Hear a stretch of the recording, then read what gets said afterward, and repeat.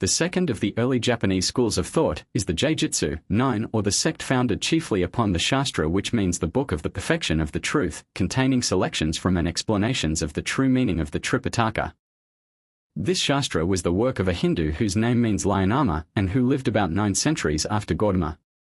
Not satisfied with the narrow views of his teacher, who may have been of the Dharmagupta school of the 4 disciplines, he made selections of the best and broadest interpretations then current in the several different schools of the smaller vehicle. The book is eclectic and attempts to unite all that was best in each of the Hinayana schools, but certain Chinese teachers consider that its explanations are applicable to the great vehicle also. Translated into Chinese in 406 AD, the commentaries upon it soon numbered hundreds, and it was widely expounded and lectured upon. Commentaries upon this Shastra were also written in Korean by D.Z. From the peninsula it was introduced into Japan. This Jaijutsu doctrine was studied by Prince Shitoku and promulgated as a division of the school called Sanron. The students of the Jaijutsu school never formed in Japan a distinct organization. The burden of the teachings of this school is pure nihilism, or the non-existence of both self and of matter. There is an utter absence of substantiality in all things. Life itself is a prolonged dream. The objects about us are mere delusive shadows or mirage, the product of the imagination alone. The past and the future are without reality, but the present state of things only stands as if it were real. That is to say, the true state of things is constantly changing, yet it seems as if the state of things were existing, even as does a circle of fire seen when a rope watch is turned round very quickly. Japanese pilgrims to China. The Risshu or Vinaya sect is one of purely Chinese origin and was founded, or rather refounded, by the Chinese priest Dsn, who lived on Mount Shunan early in the 7th century and claimed to be only reproclaiming the rules given by Gautama himself. He was well acquainted with the Tripitaka and especially versed in the Vinaya or rules of discipline.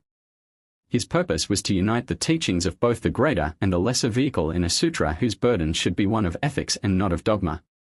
The founder of this sect was greatly honored by the Chinese emperor. Furthermore, he was honored in vision by the holy Pindala or Benzura, who praised the founder as the best man that had promulgated the discipline since Buddha himself. In later centuries, successors of the founder compiled commentaries and reproclaimed the teachings of this sect. In AD 724, 2 Japanese priests went over to China and, having mastered the Risshu doctrine, received permission to propagate it in Japan. With 82 Chinese priests they returned a few years later, having attempted, it is said, the journey 5 times and spent 12 years on the sea. On their return, they received an imperial invitation to live in the great monastery at Nara, and soon their teachings exerted a powerful influence on the court. The emperor, empress and 400 persons of note were received into the Buddhist communion by a Chinese priest of the Risshu school in the middle of the 8th century. The Mikado Shmu resigned his throne and took the vow and robes of a monk, becoming or cloistered emperor. Under imperial direction a great bronze image of the Vairocana Buddha, or perfection of morality, was erected, and terraces, towers, images and all the paraphernalia of the new kind of Buddhism were prepared. Even the earth was embroidered, as it were, with sutras and shastras. Symbolical landscape gardening, which, in its mounds and paths, variously shaped stones and lanterns, artificial cascades and streamlets, teaches the holy geography as well as the allegories and hidden truths of Buddhism, made the city of Nara beautiful to the eyes of faith as well as of sight. This sect, with its excellence in morality and benevolence, proved itself a beautifier of human life, of society and of the earth itself. Its work was an irenicon. It occupied itself exclusively with the higher ethics, the higher meditations and the higher knowledge. Interdicting what was evil and prescribing what was good, its precepts varied in number and rigor according to the status of the disciple, lay or clerical. It is by the observance of the sila, or grades of moral perfection, that one becomes a Buddha. Besides making so powerful a conquest at the southern capital, this sect was the one which centuries afterward built the first Buddhist temple in Yedo. Being ordinary human mortals, however, both monk and layman occasionally illustrated the difference between profession and practice. These 3 schools or sects, Kusha, Jaijutsu, and Risshu, may be grouped under the Hinayana or smaller vehicle, with more or less affiliation with southern Buddhism. The others now to be described were wholly of the northern division. The Hosshu, or the Dharmalakshana sect, as described by the Reverend Dairio Takashi of the Shingon sect, is the school which studies the nature of dharmas or things. The 3 worlds of desire, form and formlessness, consist in thought only, and there is nothing outside thought. 9 centuries after Gautama, Maitreya, 11 or the Buddha of kindness, came down from the heaven of the Bodhisattva to the lecture hall in the kingdom in central India at the request of the Buddha's elect and discounted 5 Shastras. After that 2 Buddhist fathers who were brothers composed many more Shastras and cleared up the meaning of the Mayan. In 629 AD, in his 29th year, the famous Chinese pilgrim, Zhenjie Huiwen studied these Shastras and sciences and returning to China in 645 AD, began his great work of translation, at which he continued for 19 years. One of his disciples was the author of 100 commentaries on sutras and Shastras.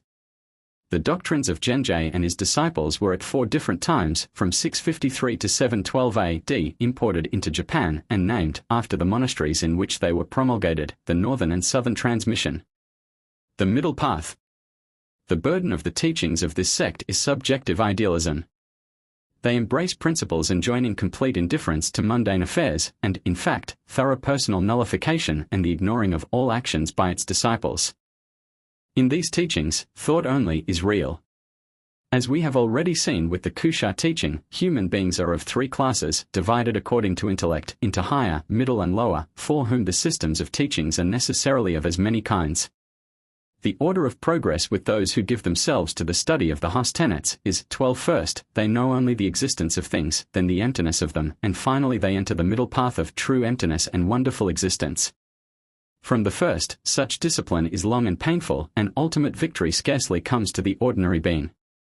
The disciple, by training in thought, by destroying passions and practices, by meditating on the only knowledge, must pass through 3 kalpas or eons. Constantly meditating and destroying the 2 obstacles of passion and cognizable things, the disciple then obtains 4 kinds of wisdom and truly attains perfect enlightenment or parinirvana. The Sanron Shu, as the 3 Shastra sect calls itself, is the sect of the teachings of Buddha's whole life. 13 other sects are founded upon single sutras, a fact which makes the student liable to narrowness of opinion. The Sanron gives greater breadth of view and catholicity of opinion. The doctrines of the greater vehicle are the principal teachings of Gautama, and these are thoroughly explained in the 3 Shastras used by this sect, which, it is claimed, contain Buddha's own words. The meanings of the titles of the 3 favorite sutras are the Middle Book, the 100, and the Book of 12 Gates. Other books of the canon are also studied and valued by this sect, but all of them are apt to be perused from a particular point of view, i.e., that of Pyrrhonism or infinite negation. There are 2 lines of the transmission of this doctrine, both of them through China, though the introduction to Japan was made from Korea in 625 AD. Not to dwell upon the detail of history, the burden of this sect's teaching is infinite negation or absolute nihilism. Truth is the inconceivable state, or, in the words of the Japanese writer, the truth is nothing but the state where thoughts come to an end. The right meditation is to perceive this truth. He who has obtained this meditation is called Buddha. This is this doctrine of the Sanron sect.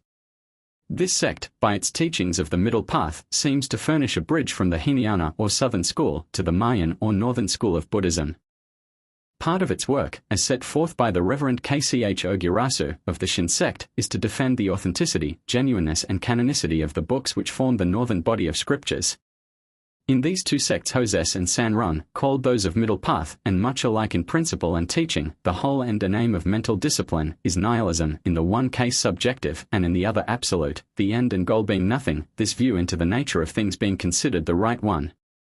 Is it any wonder that such teachings could in the long run satisfy neither the trained intellects nor the unthinking common people of Japan? Is it far from the truth to suspect that, even when accepted by the Japanese courtiers and nobles, they were received only too often in a Platonic, not to say a Pickwickian, sense? The Japanese is too polite to say no if he can possibly say yes, even when he does not mean it, while the common people all over the world, as between metaphysics and polytheism, choose the latter. Is it any wonder that, along with this propagation of nihilism as taught in the cloisters and the court, history informs us of many scandals and much immorality between the women of the court and the Buddhist monks? Such dogmas were not able to live in organized forms after the next importations of Buddhism which came in, not partly but wholly, under the name of the Mayan or Great Vehicle, or Northern Buddhism. By the new philosophy, more concrete and able to appeal more closely to the average man, these 5 schools, which, in their discussions, dealt almost wholly with noumena, were absorbed. As matter of fact, none of them is now in existence, nor can we trace them, speaking broadly, beyond the 10th century. Here and there, indeed, may be a temple bearing the name of one of the sects or grades of doctrine, and occasionally an eccentric individual who witnesses to the old metaphysics, but these are but fossils or historical relics and are generally regarded as such. Against such baldness of philosophy not only might the cultivated Japanese intellect revolt and react, but as yet the common people of Japan, despite the modern priestly boast of the care of the imperial rulers for what the bonzes still love to call the people's religion, were but slightly touched by the Indian faith. The Great Vehicle. The Kigen-shu or Avatamsaka Sutra sect is founded on a certain teaching which Gautama is said to have promulgated in 9 assemblies held at 7 different places during the second week of his enlightenment. This sutra exists in no fewer than 6 texts, around each of which has gathered some interesting mythology. The first 2 texts were held in memory and not committed to palm leaves, the second pair are secretly preserved in the Dragon Palace of Ryu, Gu 14 under the sea, and are not kept by the men of this world. The 5th text of 100,000 verses was obtained by a bodhisattva from the palace of the Dragon King of the world under the sea and transmitted to men in India. The 6th is the abridged text.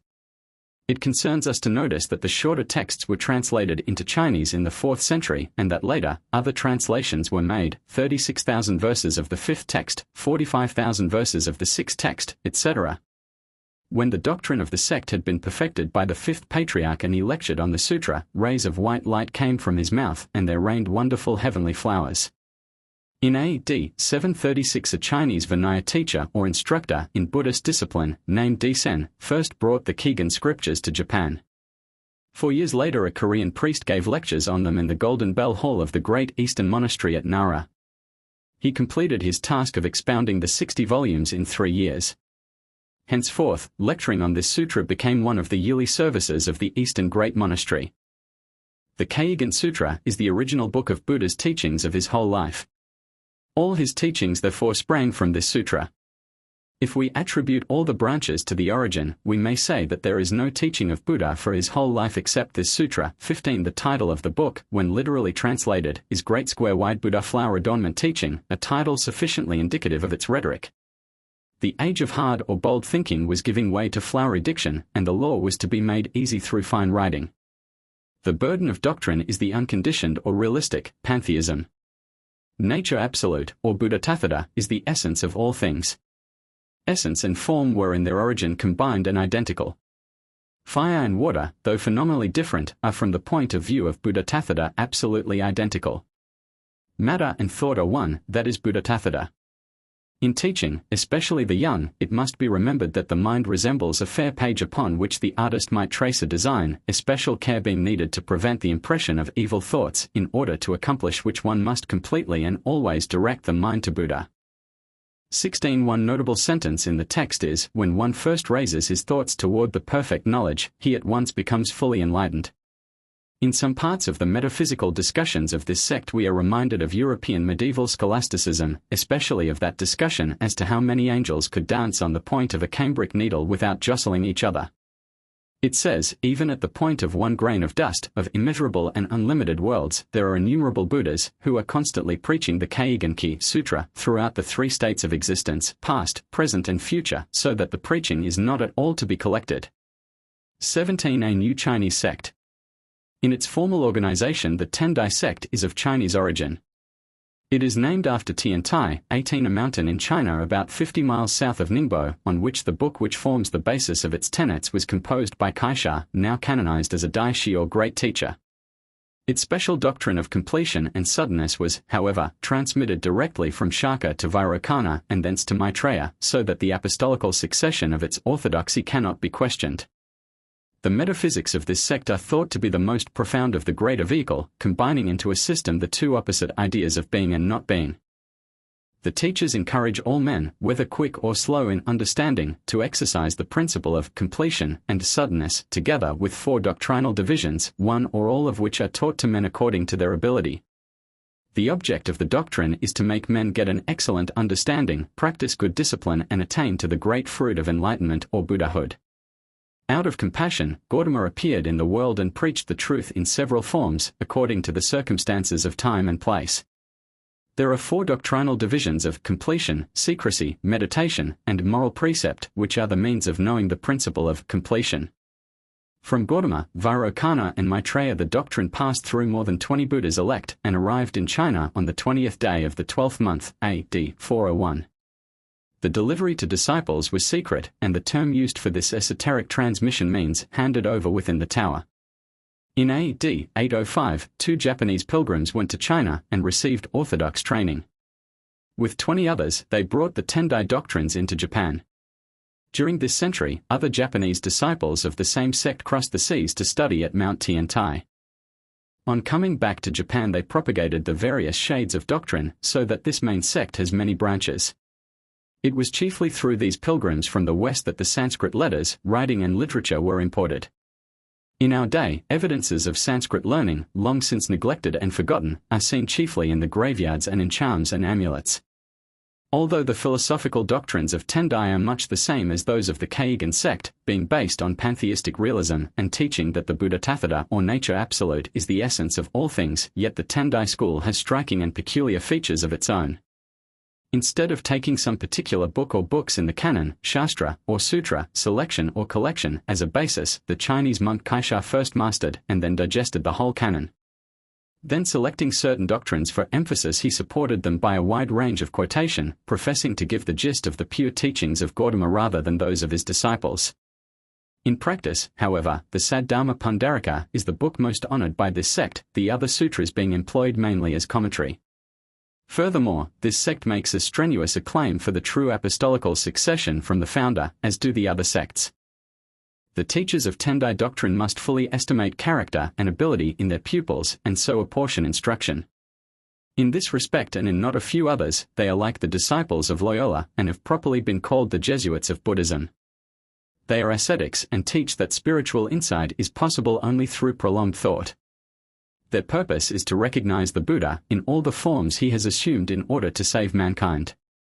Nevertheless, the highest truths are incomprehensible except to those who have already attained to Buddhahood. 19. In contrast to the Nicayoranites, who give an emotional and ultra-concrete interpretation and expression to the Great Sutra, Hokkiki, the Tendai teachers are excessively philosophical and intellectual. In its history, the Tendai sect has followed out its logic. Being realistic in pantheism, it reverences not only Gautama the historic Buddha, but also large numbers of the Hindu deities, the group of idols called Jiz, the god Fudo, and Kwannon the god or goddess of mercy, under his or her protean forms. In its early history, this sect welcomed to its pantheon the Shinto gods, who, according to the scheme of Ribu Shinto, were declared to be avatars or manifestations of Buddha. The 3 subsects still differ in their worship of the avatars selected as supreme deities, but their philosophy enables them to sweep in the Buddhas of every age and clime, name and nation. Many other personifications are found honored in the Tendai temples.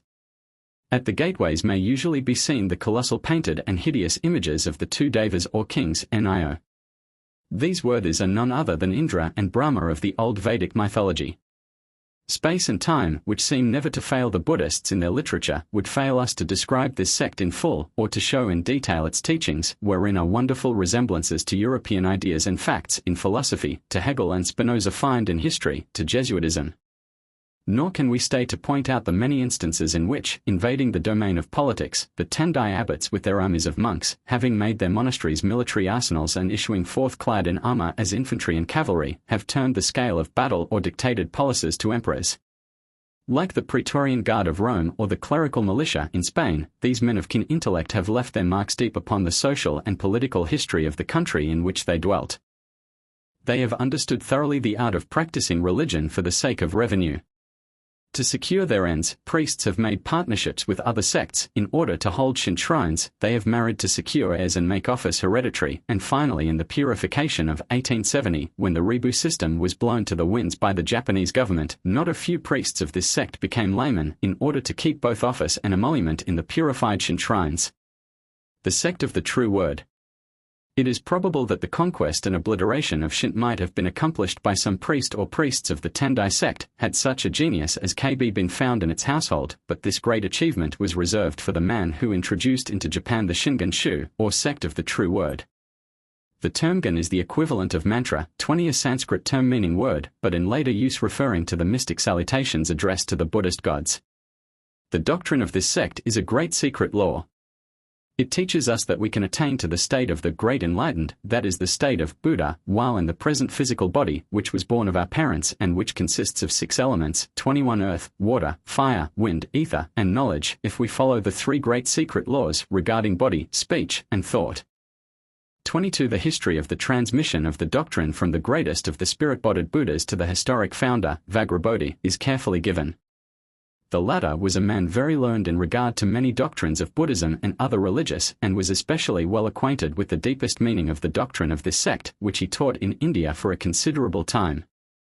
The doctrine is recorded in several sutras, yet the essential point is nothing but the mandala, or circle of the 2 parts, or, in Japanese, ribu. The great preacher, Vajrabodhi, in 720 AD, came with his disciples to the capital of China and translated the sacred books, 77 in number. This doctrine is the well-known Yogacara, which has been well set forth by Dr. Edkins in his scholarly volume on Chinese Buddhism. As yoga becomes in plain English yoke, and as mantra is from the same root as man and mind, we have no difficulty in recognizing the original meaning of these terms, the one in its nobler significance referring to union with Buddha or gnosis, and the other to the thought-taking lofty expression or being debased to hocus-pocus in charm or amulet. Like the history of so many Sanskrit words as now uttered in everyday English speech, the story of the word mantra forms a picture of mental processes and apparently of the degradation of thought, or, as some will doubtless say, of the decay of religion. The term mantra meant first a thought, then thought expressed, then a Vedakam or text, next a spell or charm. Such have been the later associations in India, China, and Japan with the term mantra. The burden of the philosophy of the Shingon, looked at from one point of view, is mysticism, and from another, pantheism. One of the forms of Buddha is the principle of everything. There are 10 stages of thought, and there are 2 parts, lengthwise and crosswise, or exoteric and esoteric. Other doctrines of Buddhism represent the first, or exoteric stage, and those of the Shingon, or true word, the second, or esoteric. The primordial principle is identical with that of Mahavairochana, one of the forms 23 of Buddha. The body, the word and the thought are the 3 mysteries, which being found in all beings, animate and inanimate, are to be fully understood only by Buddhas, and not by ordinary men. To show the actual method of intellectual procedure in order to reach Buddhahood, many categories, tables and diagrams are necessary, but the crowning tenet, most far-reaching in its practical influence, is the teaching that it is possible to reach the state of Buddhahood in this present body. As discipline for the attainment of excellence along the path marked out in the mantra sect, there are 3 mystic rites: 1. Worshipping the Buddha with the hand in certain positions called signs; 2. Repeating dharani, or mystic formulas; 3. Contemplation. KB himself and all those who imitated him practiced fasting in order to clear the spiritual eyesight. The thinking chairs, so conspicuous in many old monasteries, though warmed at intervals through the ages by the living bodies of men absorbed in contemplation, are rarely much worn by the siddhas, because almost absolute cessation of motion characterizes the long and hard thinkers of the Shingon philosophers. The idols in the Shingon temples represent many a saint and disciple, who, by perseverance in what a critic of Buddhism calls mind murder, and the use of mystic finger twistings and magic formulas, has won either the nirvana or the penultimate stage of the bodhisattva. In the sermons and discourses of Shingon, the subtle points of an argument are seized and elaborated. These are mystical on the one side, and pantheistic on the other. It is easily seen how Buddha, being in Japanese gods as well as men, and no being without Buddha, the way is made clear for that kind of a marriage between Buddhism and Shinto, in which the 2 become one, and that one, as to revenue and advantage, Buddhism. Truth made apparent by one's own thought. The Japanese of today often speak of these 7 religious bodies which we have enumerated and described as the old sects, because much of the philosophy and many of the forms and prayers are common to all, or, more accurately speaking, are popularly supposed to be, while the priests, being celibates, refrain from sake, flesh and fish, and from all intimate relations with women. Yet, although these sects are considered to be more or less conformable to the canon of the greater vehicle, and while the last 3 certainly introduce many of its characteristic features, one sect teaching that Buddhahood could be obtained even in the present body of flesh and blood, yet the idea of paradise had not been exploited or emphasized. This new gospel was to be introduced into Japan by the JD Shuo sect of the Pure Land. Before detailing the features of JD, we call attention to the fact that in Japan the propagation of the old sects was accompanied by an excessive use of idols, images, pictures, sutras, shastras and all the furniture thought necessary in a Buddhist temple. The course of thought and action in the Orient is in many respects similar to that in the Occident. In Western lands, with the ebb and flow of religious sentiment, the iconolator has been followed by the iconoclast, and the overcrowded cathedrals have been purged by the hammer and fire of the Protestant and Puritan. So in Japan we find analogous, though not exactly similar, reactions. The rise and prosperity of the believers in the Zen dogmas, which in their early history used sparingly the icon, idol and sutra, give some indication of protest against too much use of externals in religion. May we call them the Quakers of Japanese Buddhism? Certainly, theirs was a movement in the direction of simplicity. The introduction of the Zen, or contemplative sect, did, in a sense, both precede and follow that of Shingen. The word Zen is a shortened form of the term Zena, which is a transliteration into Chinese of the Sanskrit word dhyana, or contemplation. It teaches that the truth is not in tradition or in books, but in oneself. Emphasis is laid on introspection rather than on language. Look carefully within and there you will find the Buddha is its chief tenet. In the Zen monasteries, the chair of contemplation is, or ought to be, always in use. The Zen Shu movement may be said to have arisen out of a reaction against the multiplication of idols. It indicated a return to simpler forms of worship and conduct. Let us inquire how this was. It may be said that Buddhism, especially Northern Buddhism, is a vast, complicated system. It has a literature and a sacred canon which one can think of only in connection with long trains of camels to carry, or freight trains to transport, or ships a good deal bigger than the Mayflower to import. Its multitudinous rules and systems of discipline appall the spirit and weary the flesh even to enumerate them, so that, from one point of view, the making of new sects is a necessity. These are labor-saving inventions. They are attempts to reduce the great bulk of scriptures to manageable proportions. They seek to find, as it were, the mother liquor of the great ocean, so as to express the truth in a crystal. Hence the endeavors to simplify, to condense, here, by selection of sutras, rather than the whole collection, there, by emphasis on a single feature and a determination to put the whole thing in a form which can be grasped, either by the elect few or by the people at large. The Zen sect did this in a more rational way than that set forth as orthodox by later priestcraft, which taught that to the believer who simply turned round the revolving library containing the canon, the merit of having read it all would be imputed. The Rinzet tufor found near the large temples, the cunning invention of a Chinese priest in the 6th century, soon became popular in Japan. The great wooden bookcase turning on a pivot contains 6,771 volumes, that being the number of canonical volumes enumerated in China and Japan. The Zen sect teaches that, besides all the doctrines of the greater and the lesser vehicles, whether hidden or apparent, there is one distinct line of transmission of a secret doctrine which is not subject to any utterance at all.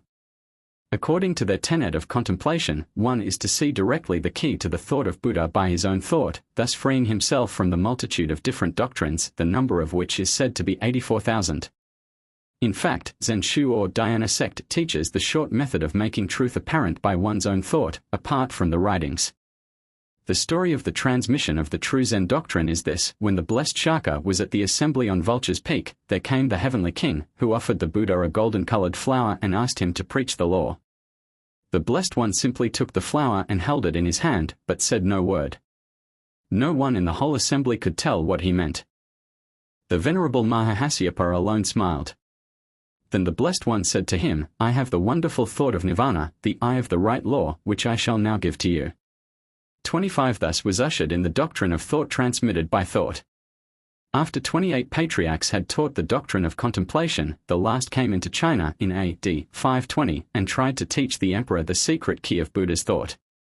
This missionary Bodhidharma was the third son of a king of the Kashas in southern India and the historic original of the tobacconist's shop sign in Japan, who is known as Dauma. The imperial Chinaman was not yet able to understand the secret key of Buddha's thought. So the Hindu missionary went to the monastery on Mount Su, where in meditation, he sat down cross-legged with his face to a wall, for 9 years, by which time, says the legend, his legs had rotted off and he looked like a snow image. During that period, people did not know him and called him simply the wall-gazing Brahmana. Afterward he had a number of disciples, but they had different views that are called the transmissions of the skin, flesh, or bone of the teacher. Only one of them got the whole body of his teachings. 2 great sects were formed, the northern, which was undivided, and the southern, which branched off into 5 houses and 7 schools. The northern sect was introduced into Japan by a Chinese priest in 729 AD, while the southern was not brought over until the 12th century. In both it is taught that perfect tranquility of body and mind is essential to salvation. The doctrine is the most sublime one, of thought transmitted by thought being entirely independent of any letters or words. Another name for them is the sect whose mind assimilates with Buddha, direct from whom it claims to have received its articles of faith. Too often this idea of Buddhaship, consisting of absolute freedom from matter and thought, means practically mind murder and the emptiness of idle reverie. Contrasting modern reality with their ancient ideal, it must be confessed that in practice there is not a little letter worship and a good deal of pedantry, for, in all the teachings of abstract principles by the different sects, there are endless puns or plays upon words in the renderings of Chinese characters. This arises from that antithesis of extreme poverty in sounds with amazing luxuriance in written expression, which characterizes both the Chinese and Japanese languages. In the temples we find that the later deities introduced into the Buddhist pantheon are here also welcome, and that the triads or groups of three precious ones, the Buddhist Trinity, so-called 26, are surrounded by gods of Chinese or Japanese origin. The Zen sect, according to its professions and early history, ought to be indifferent to worldly honors and emoluments, and indeed many of its devotees are. Its history, however, shows how poorly mortals live up to their principles and practice what they preach. Furthermore, these professors of peace and of the joys of the inner life in the ST or sub-sect have made the 25th and 26th years of Meiji, or A.D. 1893 and 1894, famous and themselves infamous by their long-continued and scandalous intestine quarrels. Of the three subsects, those called Rinzai and St. take their names from Chinese monks of the 9th century, while the third, Obaku, founded in Japan in the 17th century, is one of the latest importations of Chinese Buddhistic thought in the land of the rising sun. Japanese authors usually classify the first 6 denominations at which we have glanced, some of which are phases of thought rather than organizations, as the ancient sects. Tendai and Shingon are the medieval sects. The remaining 4, of which we shall now treat, and which are more particularly Japanese in spirit and development, are the modern sects. The Buddhism of the Japanese, a drop of spray cast by the infinite, I hung an instant there, and threw my ray to make the rainbow. A microcosm I reflecting all. Then back I fell again, and though I perished not, I was no more. The Pantheist's epitaph. Buddhism is essentially a religion of compromise. Where Christianity has one lord, Buddhism has a dozen.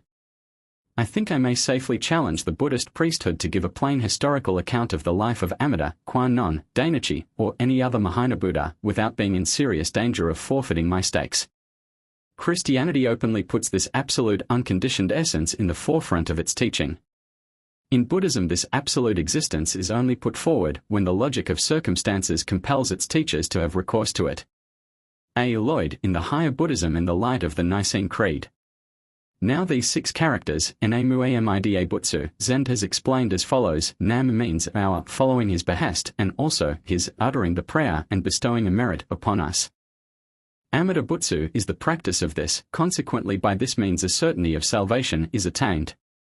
By reason of the conferring on us sentient creators of this great goodness and great merit through the utterance of the prayer, and the bestowal by Amida, the evil karma and effect of the passions accumulated through the long kalpas, since when there was no beginning, are in a moment annihilated, and in consequence, those passions and evil karma of ours all disappearing, we live already in the condition of the steadfast, who do not return, to revolve in the cycle of birth and death.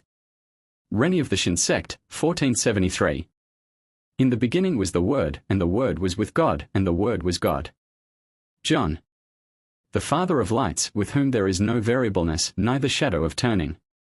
James. Chapter 9, The Buddhism of the Japanese, the Western Paradise. We cannot take space to show how, or how much, or whether at all, Buddhism was affected by Christianity, though it probably was. Suffice it to say that the JD Shu, or sect of the Pure Land, was the first of the many denominations in Buddhism which definitely and clearly set forth that especial peculiarity of Northern Buddhism, the Western Paradise. The school of thought which issued in JD Shu was founded by the Hindu, Mimyo.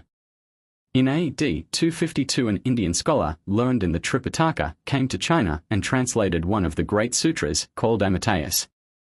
This sutra gives a history of Tathagata Amitabha, one from the first spiritual impulses which led him to the attainment of Buddhahood in remote kalpas down to the present time, when he dwells in the Western world, called the Happy, where he receives all living beings from every direction, helping them to turn away from confusion and to become enlightened.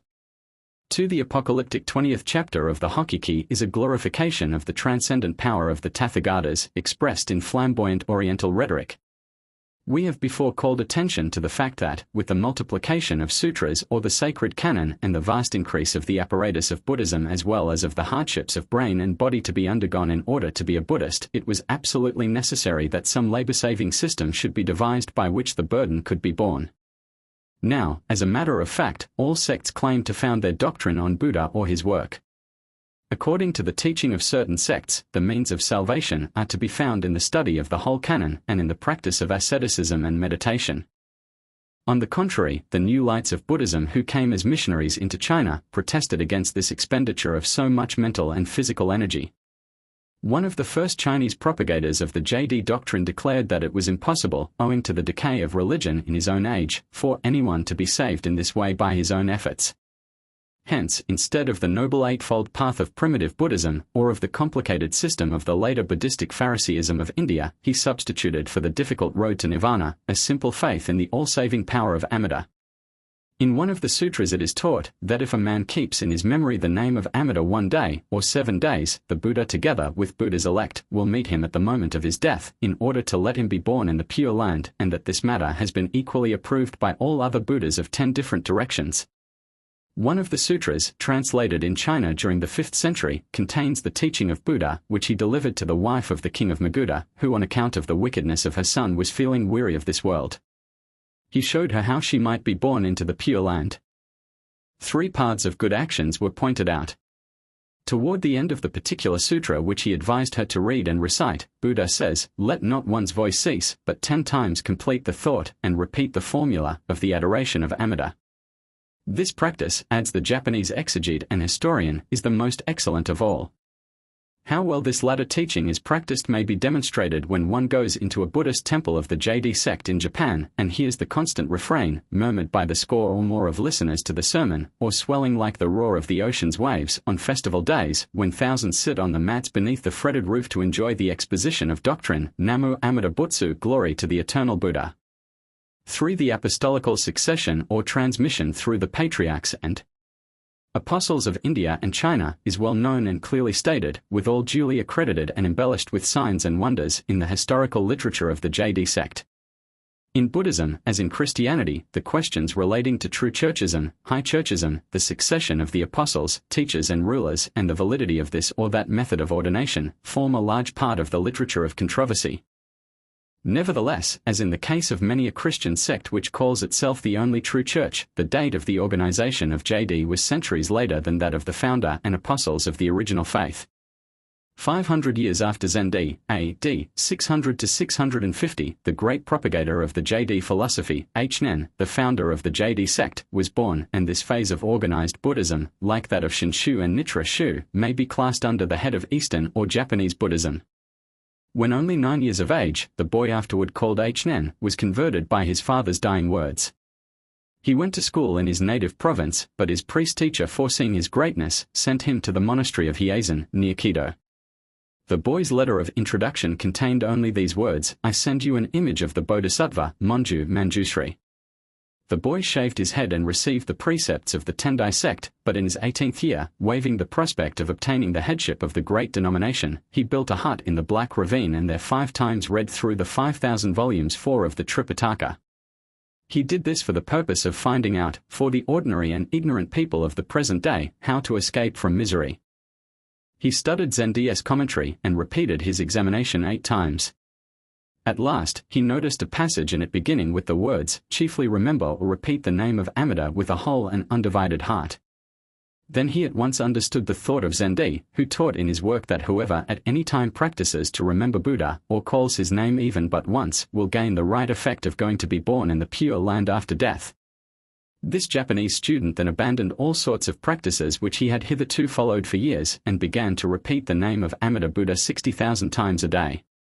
This event occurred in A.D. 1175. Hnen, founder of the Pure Land sect. This pathfinder to the Pure Land, who developed a special doctrine of salvation, is best known by his posthumous title of Hnen. During his lifetime he was very famous and became the spiritual preceptor of 3 Mikados. After his death his biography was compiled in 48 volumes by imperial order, and later, 3 other emperors copied or republished it. In the history of Japan this sect has been one of the most influential, especially with the imperial and shogunal families. In Quito the magnificent temples and monasteries of Chinin, and in Tkizjg, are the chief seats of the 2 principal divisions of this sect.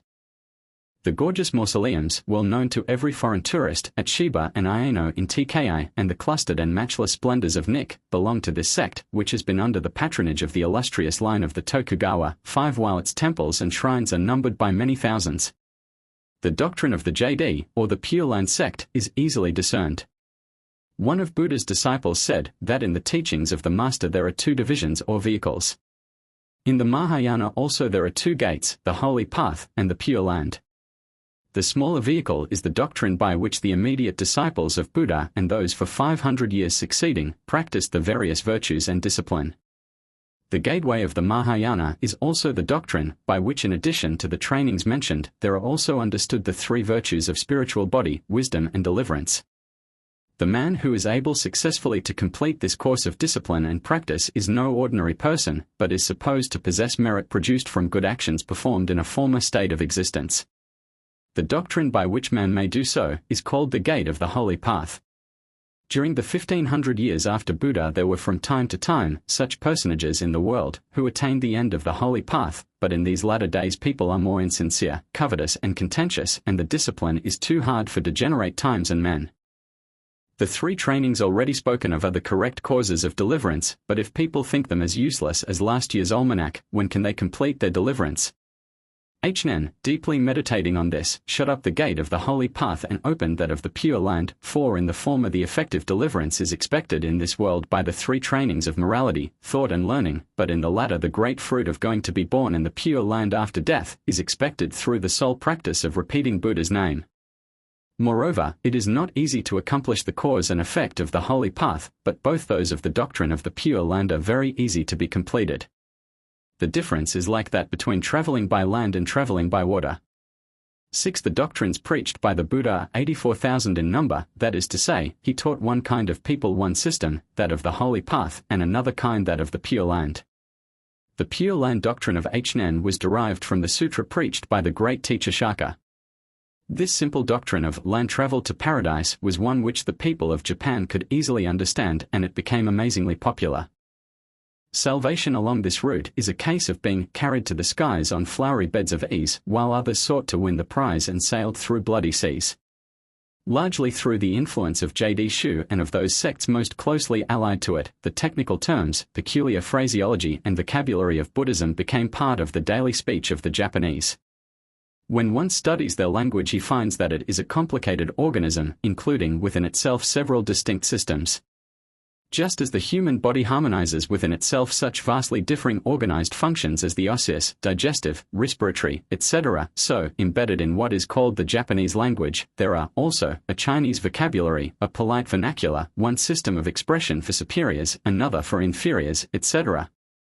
Last of all, there is, besides a peculiar system of pronunciation taught by the priests, a Buddhist language, which suggests a firmament of starry and a prairie of flowery metaphors, with intermediate deeps of space full of figurative expressions. In our own mother tongue we have something similar. The dialect of Canaan, the importations of Judaism, the eruptions of Hebraic idioms, phrases and names into Puritanism, and the ejaculations of the camp meeting, which vein and color our English speech, may give some idea of the variegated strains which make up the Japanese language. Further, the peculiar nomenclature of the Fifth Monarchy men is fully paralleled in the personal names of priests and even of laymen in Japan. Characteristics of the JD sect. Hnen teaches that the solution of abstract questions and doctrinal controversies is not needed as means of grace to promote the work of salvation. Whether the priests and their followers were learned and devout, or the contrary, mattered little as regards the final result, as all that is necessary is the continual repetition of the prayer to Amida. It may be added that his followers practice the Master's precepts with emphasis. Their incessant pounding upon wooden fish drums and bladder-shaped bells during their public exercises is as noisy as a frontier camp meeting. The rosary is a notable feature in the private devotions of the Buddhists, but the JD sect makes a special use of the double rosary, which was invented with the idea of being manipulated by the left hand only. This gave freedom to the right hand, facilitating a happy combination of spiritual and secular duty. At funerals of believers, a particular ceremony was exclusively practiced by this sect, at which the friends of the deceased sat in a circle facing the priest, making as many repetitions as possible. 7. In Mohammedan countries, blind men, who cannot look down into the surrounding gardens or housetops at the pretty women in or on them, but who have clear and penetrating voices, are often chosen as muezzins to utter the call to prayer from the minarets. On much the same principle, in old Japan, JD priests, blind to metaphysics, but handsome, elegantly dressed and with fine delivery, went about the streets singing and intoning prayers, rich presents being made to them, especially by the ladies. The JD people cultivate art and aesthetic ornamentation to a notable degree. They also understand the art of fictitious and sensational miracle-mongering. It is said that Zandi, the famous Chinese founder of this Chinese sect, when writing his commentary, prayed for a wonderful exhibition of supernatural power. Thereupon, a being arrayed as a priest of dignified presence gave him instruction on the division of the text in his first volume. Hence Zandi treats his own work as if it were the work of Buddha, and says that no one is allowed either to add or to take away even a word or sentence of the book. The Pure Land is the Western world where Amida lives. It is perfectly pure and free from faults. Those who wish to go thither will certainly be reborn there, but otherwise they will not.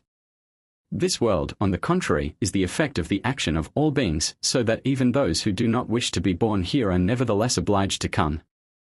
This world is called the path of pain, because it is full of all sorts of pains, such as birth, old age, disease, death, etc. This is therefore a world not to be attached to, but to be estranged and separated from. One who is disgusted with this world, and who is filled with desire for that world, will after death be born there. Not to doubt about these words of Buddha, even in the slightest degree, is called deep faith, but if one entertains the least doubts he will not be born there. Hence the saying, in the great sea of the law of Buddha, faith is the only means to enter salvation through the merits of another. In this absolute trust in the all-saving power of Amida, as compared with the ways promulgated before, we see the emergence of the Buddhist doctrine of justification by faith, the simplification of theology, and a revolt against Buddhist scholasticism. The Japanese technical term, tariki, or relying upon the strength of another, renouncing all idea of jiriki or self-power, 8 is the substance of the JD doctrine, but the expanded term tarikichin no jiriki, or self-effort depending on another, while expressing the whole dogma, is rather scornfully applied to the JDists by the men of the Shin sect. The invocation of Amida is a meritorious act of the believer, much repetition being the substance of this combination of personal and vicarious work. Hnen, after making his discovery, believing it possible for all mankind eventually to attain to perfect Buddhaship, left, as we have seen, the Tendai sect, which represented particularism and laid emphasis on the idea of the elect. Hnen taught Buddhist universalism. Belief and repetition of prayer secure birth into the Pure Land after the death of the body, and then the soul moves onward toward the perfection of Buddhahood. The Japanese were delighted to have among them a genius who could thus Japanize Buddhism, and JD doctrine went forth conquering and to conquer. From the 12th century, the tendency of Japanese Buddhism is in the direction of universalism and democracy. In later developments of JD, the pantheistic tendencies are emphasized and the syncretistic powers are enlarged. While mysticism is a striking feature of the sect and the attainment of truth is by the grace of Amida, yet the native kami of Japan are logically accepted as avatars of Buddha. History had little or no rights in the case, philosophy was dictator, and that philosophy was Hnen's. Those later Chinese deities made by personifying attributes or abstract ideas, which sprang up after the introduction of Buddhism into China, are also welcomed into the temples of this sect. That the common people really believe that they themselves may attain Buddhahood at death, and enter the Pure Land, is shown in the fact that their ordinary expression for the dead saint is Hotok, a general term for all the gods that were once human. Some popular proverbs indicate this in a form that easily lends itself to irreverence and merriment. The whole tendency of Japanese Buddhism and its full momentum were now toward the development of doctrine even to startling proportions. Instead of the ancient path of asceticism and virtue with agnosticism and atheism, we see the means of salvation put now, and perhaps too easily, within the control of all. The pathway to paradise was made not only exceedingly plain, but also extremely easy, perhaps even ridiculously so, while the door was open for an outburst of new and local doctrines unknown to India, or even to China. The rampant vigor with which Japanese Buddhism began to absorb everything in heaven, earth and sea, which it could make a worshipable object or cause to stand as a kami or deity to the mind, will be seen as we proceed. The native proverb, instead of being an irreverent joke, stands for an actual truth. Even a sardine's head may become an object of worship. Reformed Buddhism. We now look at what foreigners call Reformed Buddhism, which some even imagine has been borrowed from Protestant Christianity, notwithstanding that it is centuries older than the Reformation in Europe. The Shinshu or true sect, though really founded on the JD doctrines, is separate from the sect of the Pure Land. Yet, besides being called the Shinshu, it is also spoken of as the JD Shinshu or the true sect of the Pure Land. It is the extreme form of the Protestantism of Buddhism. It lays emphasis on the idea of salvation wholly through the merits of another, but it also paints in richer tints the sensuous delights of the Western paradise. As the term Pure Land is antithetical to that of the Holy Path, so the word Shin, or true, expresses the contrary of what are termed the temporary expedients. While some say that we should practice good works, bring our stock of merits to maturity, and be born in the Pure Land, others say that we need only repeat the name of Amida in order to be born in the Pure Land, by the merit produced from such repetition. These doctrines concerning repetitions, however, are all considered but temporary expedients. So also is the rigid classification, so prominent in the old sects, of all beings or pupils into 3 grades. As in Islam or Calvinism, all believers stand on a level. To Shinran the radical, the practices even of JD seemed complicated and difficult, and all that appeared necessary to him was faith in the desire of Amida to bless and save. To Shinran, 9 faith was the soul-saving act. To rely upon the power of the original prayer of Amitabha Buddha with the whole heart and give up all idea of jiriki or self-power, is called the truth. This truth is the doctrine of this sect of Shin. 10 in a word, not synergism, not faith and works, but faith only is the teaching of Shinshu.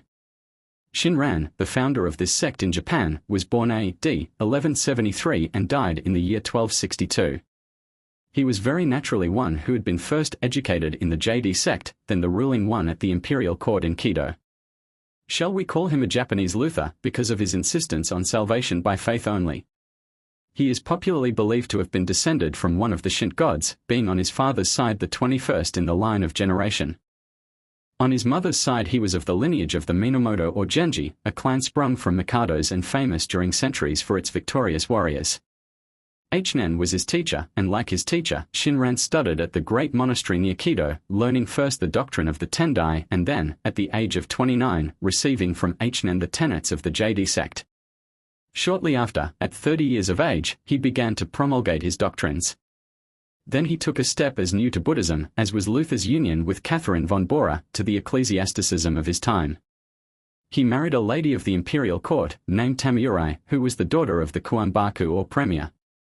Shinran thus taught by example, if not formally and by written precept, that marriage was honorable and that celibacy was an invention of the priests not warranted by primitive Buddhism. Penance, fasting, prescribed diet, pilgrimages, isolation from society whether as hermits or in the cloister, and generally amulets and charms, are all tabooed by this sect. Monasteries imposing life vows are unknown within its pale. Family life takes the place of monkish seclusion. Devout prayer, purity, earnestness of life and trust in Buddha himself as the only worker of perfect righteousness are insisted upon. Morality is taught to be more important than orthodoxy. In practice, the Shin sect even more than the JD teaches that it is faith in Buddha which accomplishes the salvation of the believer. Instead of waiting for death in order to come under the protection of Amida, the faithful soul is at once received into the care of the boundlessly compassionate. In a word, the Shin sect believes in instantaneous conversion and sanctification. Between the Roman and the Reformed soteriology of Christendom was melancholism or the cooperate union of the divine and the human will. So, the old Buddhism prior to Shinran taught a phase of synergism, or the union of faith and works. Shinran, in his Reformed Buddhism, taught the simplicity of faith. So also in regard to the sacred writings, Shinran opposed the Sanron school and the 3-grade idea. The scriptures of other sects are in Sanskrit and Chinese, which only the learned are able to read. The special writings of Shinran are in the vernacular. 3 of the sutras also have been translated into Japanese and expressed in the kana script. Singleness of purpose characterized this sect, which was often called Monto, or followers of the gate, in reference to its unity of organization and the opening of the way to all by Shinran and the doctrine taught by him. Yet, lest the gate might seem too broad, the Shin teachers insist that morality is as important as faith, and indeed the proof of it. The high priests of Shinshu have ever held a high position and wielded vast influence in the religious development of the people. While the temples of other sects are built in sequestered places among the hills, those of Shinshu are erected in the heart of cities, on the main streets and at the centers of population, the priests using every means within their power to induce the people to come to them. The altars are on an imposing scale of magnificence and gorgeous detail. No Roman Catholic church or cathedral can outshine the splendor of these temples, in which the way to the Western paradise is made so clear and plain. Another name for the sect is Ikko. After the death of Shinran, his youngest daughter and one of his grandsons erected a monastery near his tomb in the eastern suburbs of Kido, to which the Mikado gave the title of Hunguanji, or Monastery of the Original Vow. This was in allusion to the vow made by Amida that he would not accept Buddhaship except under the condition that salvation be made attainable for all who should sincerely desire to be born into his kingdom and signify their desire by invoking his name 10 times. 11. It is upon the passage in the sutra where this vow is recorded that the doctrine of the sect is based. Its central idea is that man is to be saved by faith in the mercy of the boundlessly compassionate Amida and not by works or vain repetitions. Within our own time, on November 28, 1876, the present reigning Mikado bestowed upon Shinran the posthumous title Kenshin Daishi, or Great Teacher of the Revelation of Truth. The Protestants of Japanese Buddhism. This is the sect which, being called Reformed Buddhism 12 and resembling Protestantism in so many points, both large and minute, foreigners think has been borrowed or imitated from European Protestantism. 13. As matter of fact, the foundation principles of Shinshu are at least 600 years old.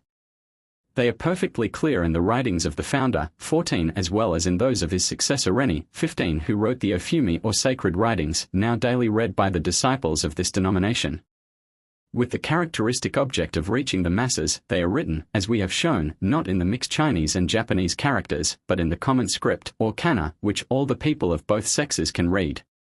Within the last 2 decades, the Shin educators have been the first to organize their schools of learning on the models of those in Christendom, so that their young men might be trained to resist Shinto or Christianity, or to measure the truth in either.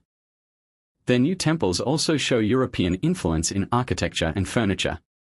Liberty of thought and action, an incoercible desire to be free from governmental, traditional, ultra-ecclesiastical, or Shinto influence. In a word, Protestantism in its pure sense is characteristic of the great sect founded by Shinran.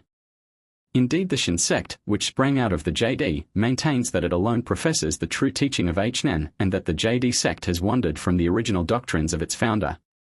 Whereas the JD or Pure Land sect believes that Amida will come to meet the soul of the believer on its separation from the body in order to conduct it to paradise, the Shin or true sect of the Pure Land believes in immediate salvation and sanctification. It preaches that as soon as a man believes in Amida, he is taken by him under him merciful protection. Some might denominate these people the Methodists of Buddhism.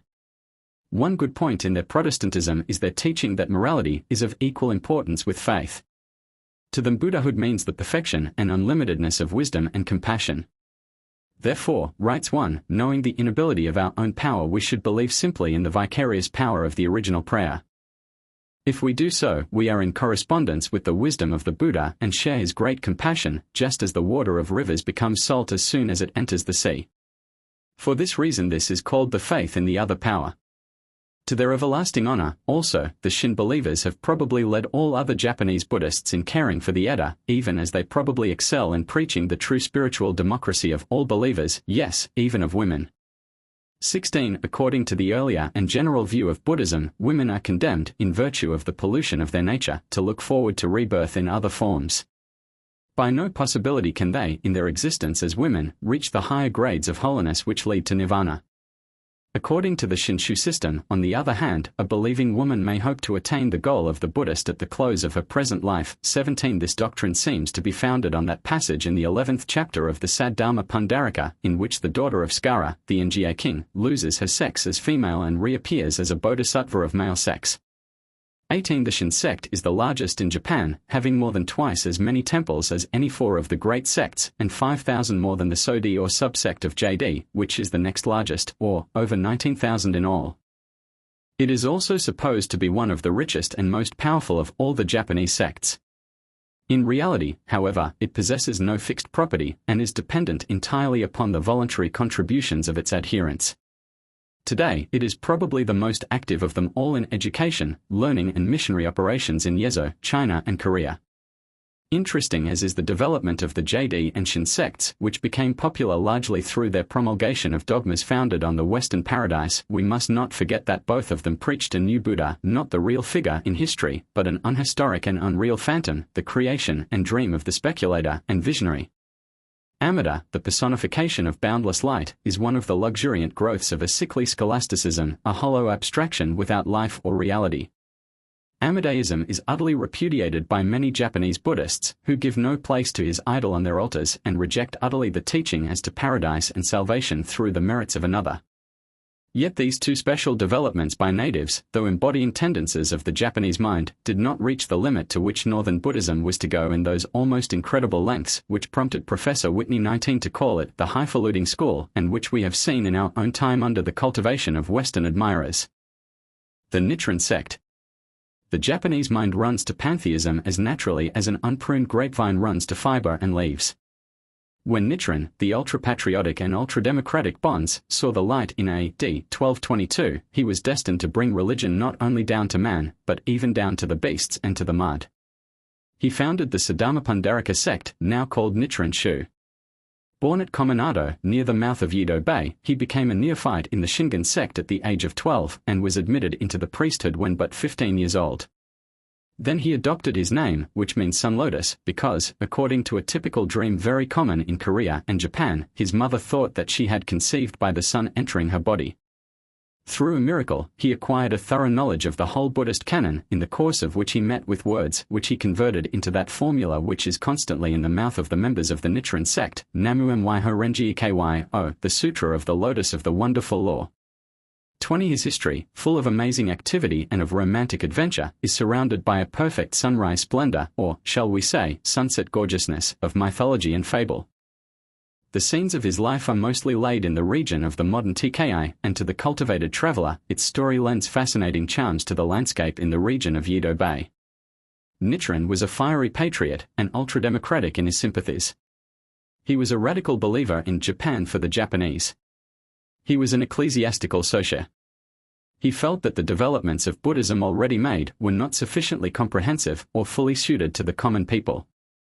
So, in A.D. 1282, he founded a new sect which gradually included within its pantheon all possible Buddhas and canonized pretty nearly all the saints, righteous men and favorite heroes known to Dai-Nippon. Nichiren first made Japan the center of the universe and then brought religion down to the lowest. He considered that the period in which he lived was the latter day of the law, and that all creatures ought to share in the merit of Buddhahood. Only the original Buddha is the real moon in the sky, but all Buddhas of the subordinate states are like the images of the moon, reflected upon the waters. All these different Buddhas, be they gods or men, beasts, birds or snakes, are to be honored. Indeed, they are both honored and worshipped in the Nichiren pantheon. Besides the historic Buddha, this sect, which is the most idolatrous of all, admits as objects of its reverence such personages as Nichiren, the founder, Keido Kiyomasa, the general who led the army of invasion in Korea and was the persecutor of the Christians, and Shishiman, a word which means 7 points of the compass or 7 faces. This Shishiman is the being that appeared to Nichiren as a beautiful woman, but disappeared from his sight in the form of a snake, 20 feet long, covered with golden scales and armed with iron teeth. It is now deified under the name meaning the great god of the 7 faces and is identified with the Hindu deity Shiva. Another idol usually seen in the Nichiren temples is Myokan. Under this name the pole star is worshipped, usually in the form of a Buddha with a wheel of a Buddha-elect. Standing on a tortoise with a sword in his right hand and with the left hand half open, a gesture which symbolizes the male and female principles in the physical world and the intelligence and the law in the spiritual world, Myokan is a striking figure. Indeed, the list of glorified animals reminds us somewhat of the ancient beast worship of Egypt. In the Nichiren hierarchy, it is as though the symbolical figures in the Book of Revelation had been deified and worshipped. It is evident that all the creatures in that Buddhist chamber of imagery, the Hokiki, that could possibly be made into gods have received apotheosis. The very book itself is also worshipped, for the Nicaironites are extreme believers in verbal inspiration and pay divine honors to each jot and tittle of the sutra, which to them is a god. They adore also the triad of the three precious ones, the Buddha, the rule or discipline, and the organization, or being, law, and church. The hideous idol, Fudo, 11-faced, horse-headed, thousand-handed, or girt in a robe of fiery flame, is believed by Buddhists to represent Avalokiteshvara, but, in recent times he has been recognized, detected and recaptured by the Shintists as Kodohira. The goddess Kishi and that miscellaneous assortment or group known as the Seven Patrons of Happiness, which form a sort of encyclopedia or museum of curiosities derived from the cults of India, China and Japan, are also components of the amazing menagerie and pantheon of this sect, in which scholasticism run mad and emotional kindness to animals become maudlin, join hands. The ultra-realism of Northern Buddhism. Like most of the other Japanese sects, the Nicaironites claim that their principles are contained in the Hokkaiki, which is considered the consummate white flower of Buddhist doctrine and literature.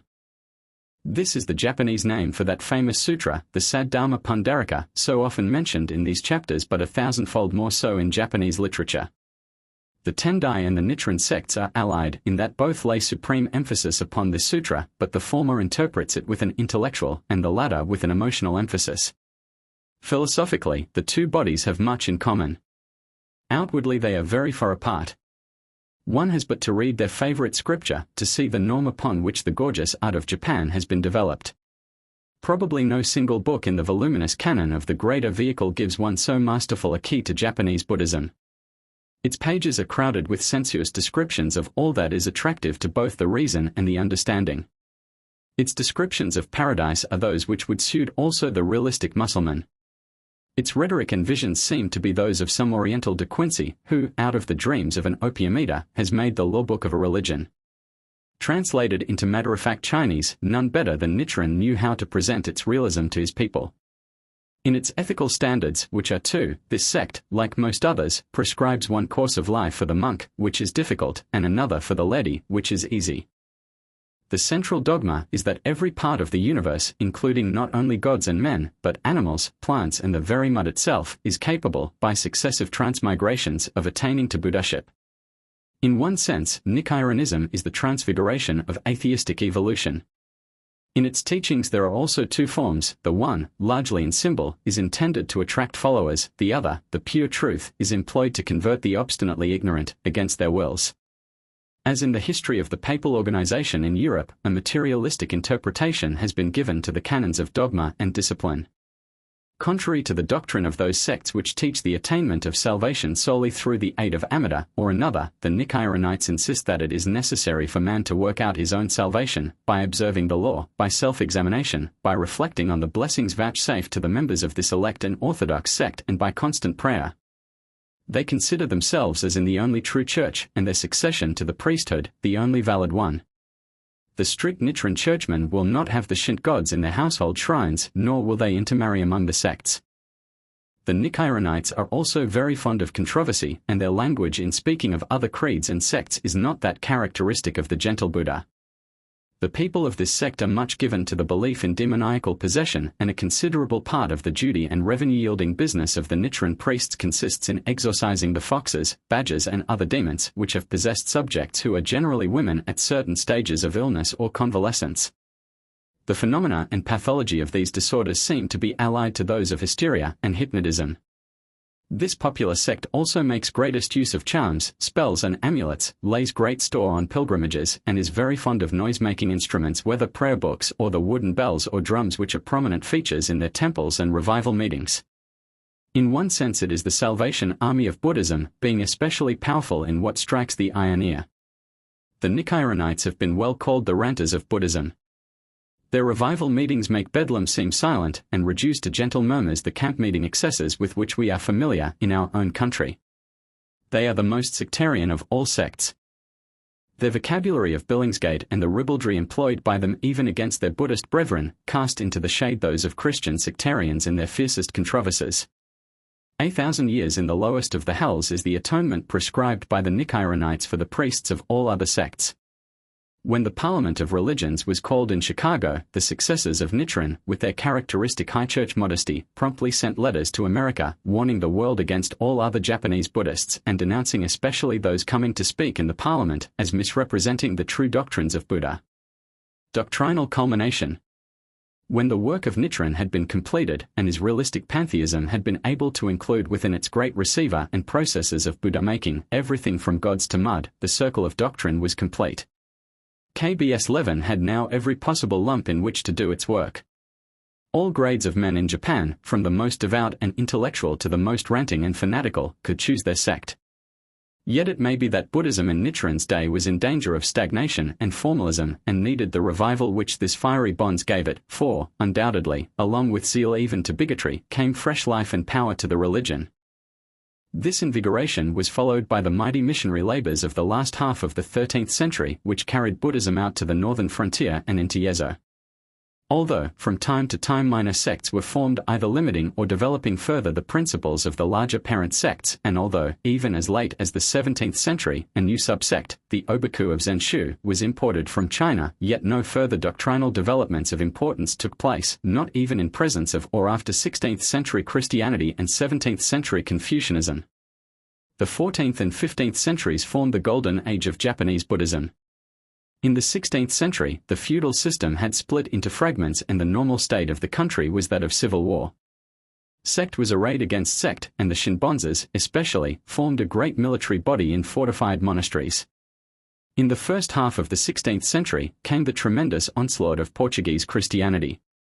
Then followed the militarism and bloody persecutions of Nobunaga. In clashing with the new Confucianism of the 17th century, Buddhism utterly weakened as an intellectual power. Though through the favor of the Yodoshuguns it recovered lands and wealth, girded itself anew as the spy, persecutor, and professed extirpator of Christianity, and maintained its popularity with the common people, it was, during the 18th century, among the educated Japanese, as good as dead. Modern Confucianism and the revival of Chinese learning resulted in 18th century skepticism and in 19th century agnosticism. The new Buddhism. In our day and time, Japanese Buddhism, in the presence of aggressive Christianity, is out of harmony with the times and the needs of 41 millions of awakened and inquiring people, and there are deep searchings of heart. Politically disestablished and its landed possessions sequestrated by the government, it has had, since 1868, a history, first of depression and then of temporary revival. Now, amid much mechanical and external activity, the employment of the press, the organization of charity, of summer schools of theology, and of young men's and other associations copied from the Christians, it is endeavoring to keep New Japan within its pale and to dictate the future. It seeks to utilize the old bottles for the new vintage.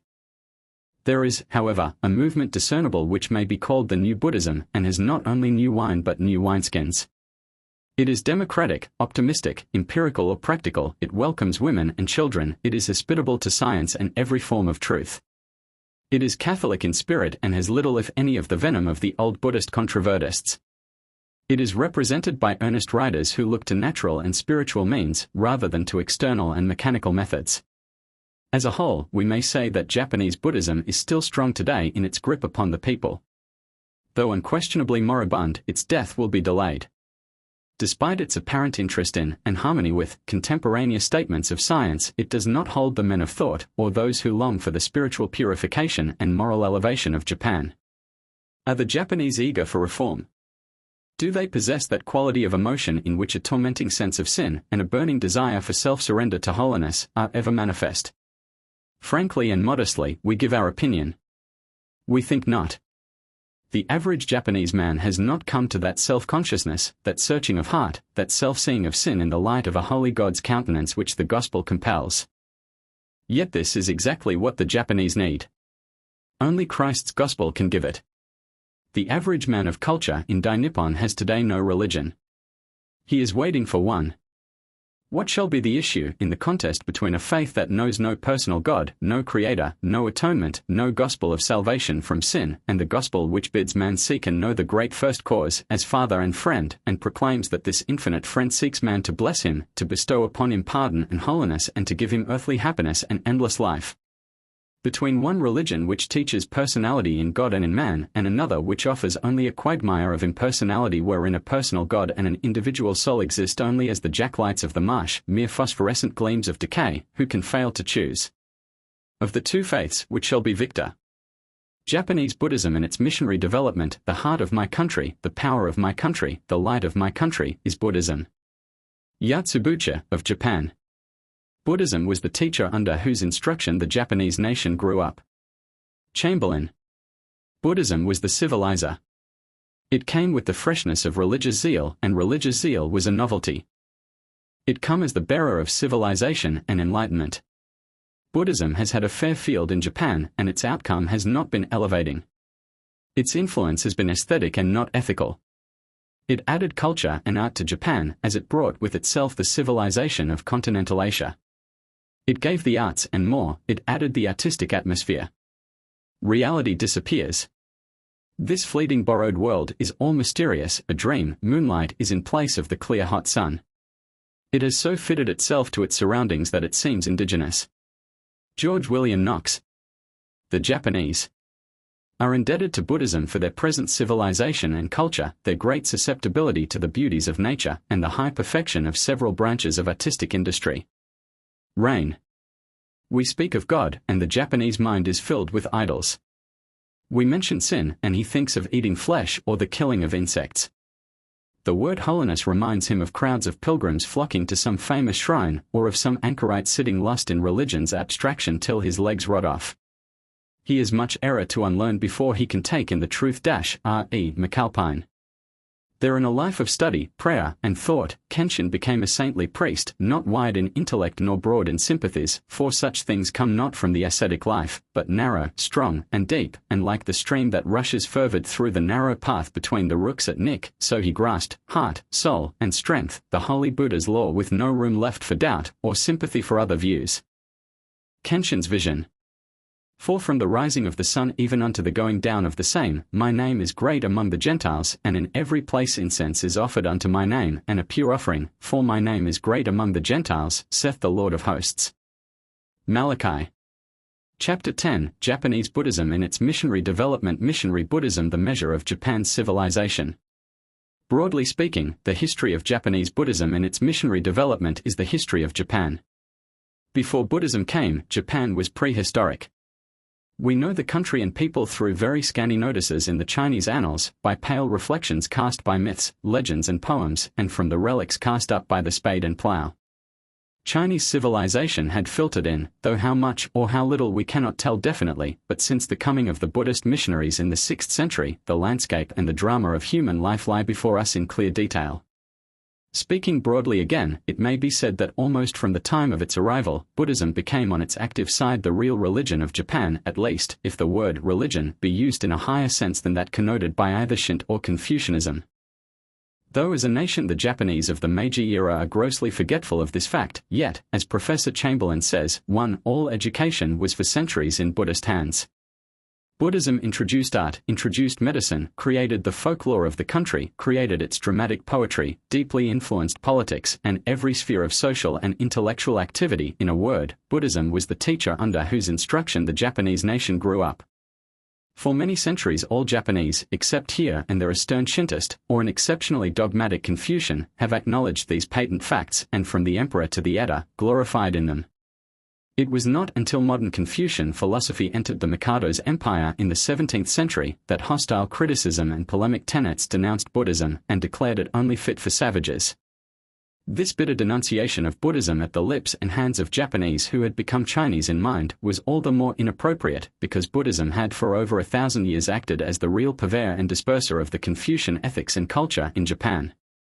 Such denunciation came with no better grace from the Edo Confucianists than from the Shinto revivalists, like Moturi, who, while execrating everything Chinese, failed to remember or impress upon his countrymen the fact that almost all which constituted Japanese civilization had been imported from the Middle Kingdom.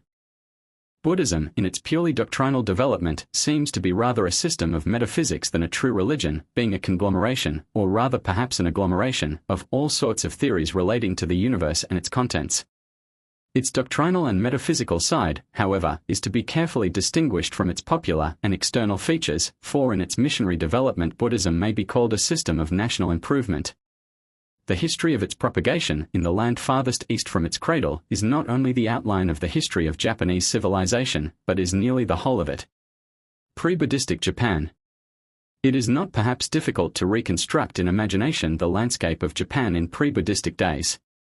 Certainly we may, with some accuracy, draw a contrast between the appearance of the face of the earth then and now. Supposing that there were as many as 1 million or 2 of souls in the Japanese archipelago of the 6th century, the same area which in the 19th century contains over 41 millions, we can imagine only here and there patches of cultivated fields or terraced gullies. There were no roads except paths or trails. The horse was probably yet a curiosity to the Aborigines, though well known to the sons of the gods. Sheep and goats then, as now, were unknown. The cow and the ox were in the land, but not numerous. Too, in architecture there was probably little but the Primevale hut. Tools were of the rudest description, yet it is evident that the primitive Japanese were able to work iron and apply it to many uses. There were other metals, though the telltale etymology of their names in Japanese metallurgy, as in so many other lines of industry and articles of daily use, points to a Chinese origin. It is the almost incredible fact that the Japanese man or woman wore on the person neither gold nor silver jewelry. In later times, decoration was added to the sword hilt and pins were thrust in the hair. Possibly a prejudice against metal touching the skin, such as exists in Korea, may account for this absence of jewelry, though silver was not discovered until A.D. 675, or gold until A.D. 749. The primitive Japanese, however, did wear ornaments of ground and polished stone, and these so numerously as to compel contrast with the severer tastes of later ages. Some of these magatama, curved jewels or perforated cylinders, were made of very hard stone which requires skill to drill, cut and polish. Among the substances used was jade, a mineral found only in Cathay. 3. Indeed, we cannot follow the lines of industry and manufactures, of personal adornment and household decoration, of scientific terms and expressions, of literary, intellectual and religious experiment, without continually finding that the Japanese borrowed from Chinese storehouses. Possibly their debt began at the time of the alleged conquest of Korea IV in the 3rd century. In Japanese life, as it existed before the introduction of Buddhism, there was, with barbaric simplicity, a measure of culture somewhat indeed above the level of savagery, but probably very little that could be appraised beyond that of the Iroquois Indians in the days of their confederacy. For though granting that there were many interesting features of art, industry, erudition, and civilization which have been lost to the historic memory, and that the research of scholars may hereafter discover many things now in oblivion, yet, on the other hand, it is certain that much of what has long been supposed to be of primitive Japanese origin and existent before the 8th century, has been more or less infused or enriched with Chinese elements, or has been imported directly from India or Persia, 5 or has crystallized into shape from the mixture of things Buddhistic and primitive Japanese. Apart from all speculation, we know that in the train of the first missionaries came artisans and instructors in every line of human industry and achievement, and that the importation of the inventions and appliances of the West then being Korea and China, and the Far West, India, was proportionately as general, as far-reaching, as sensational, as electric in its effects upon the Japanese minds, as, in our day, has been the introduction of the modern civilization of Europe and the United States. 6. The purveyors of civilization.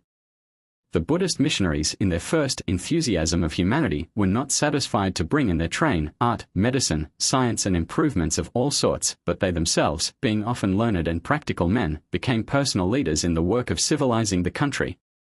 In traveling up and down the empire to propagate their tenets, they found out the necessity of better roads, and accordingly, they were largely instrumental in having them made. They dug wells, established ferries and built bridges. 7. They opened lines of communication, they stimulated traffic and the exchange of merchandise, they created the commerce between Japan and China, and they acted as peacemakers and mediators in the wars between the Japanese and Koreans. For centuries they had the monopoly of high learning. In the dark Middle Ages when civil war ruled, they were the only scholars, clerks, diplomatists, mediators and peacemakers. Japanese diet became something new under the direction of the priests. The bonzes taught the wickedness of slaughtering domestic animals and indeed, the wrong of putting any living thing to death, so that kindness to animals has become a national trait. To this day it may be said that Japanese boys and men are, at least within the limits of their light, more tender and careful with all living creatures than are those of Christendom. 8. The Bonzes improved the daily fare of the people by introducing from Korea and China articles of food hitherto unknown. They brought over new seeds and varieties of vegetables and trees. Furthermore, necessity being the mother of invention, not a few of the Shawn brethren made up for the prohibition of fish and flesh by becoming expert cooks. They so exercised their talents in the culinary art that their results on the table are proverbial. Especially did they cultivate mushrooms, which in taste and nourishment are good substitutes for fish. The Bonzes were lovers of beauty and of symbolism. They planted the lotus, and the monastery ponds became seats of splendor and delights to the eye. Their teachings, metaphysical and mystical, poetical and historical, scientific and literary, created, it may be said, the Japanese garden, which to the refined imagination contains far more than meets the eye of the alien. 9. Indeed, the Oriental imitations in earth, stone, water and verdure have a language and suggestion far beyond what the usual parterres and walks, borders and lines, fountains and statuary of a Western garden teach. It may be said that our language of flowers is more luxuriant and eloquent than theirs, yet theirs is very rich also, besides being more subtle in suggestion. The Bonzes instilled doctrine, not only by sermons, books and the emblems and furniture of the temples, but they also taught dogma and ethics by the flower ponds and plots, by the artificial landscape, and by outdoor symbolism of all kinds. To Buddhism our thanks are due, for the innumerable miniature continents, ranges of mountains, geographical outlines and other horticultural allusions to their holy lands and spiritual history, seen beside so many houses, temples and monasteries in Japan. In their floral art, no people excels the Japanese in making leaf and bloom teach history, religion, philosophy, aesthetics and patriotism. Not only around the human habitation, but within it, the new religion brought a marvelous change. Instead of the hut, the dwelling house grew to spacious and comfortable proportions, every part of the Japanese house today showing to the cultured student, especially to one familiar with the ancient poetry, the lines of its origin and development, and in the larger dwellings expressing a wealth of suggestion and meaning. The oratory and the kamadana or shelf holding the gods became features in the humblest dwelling.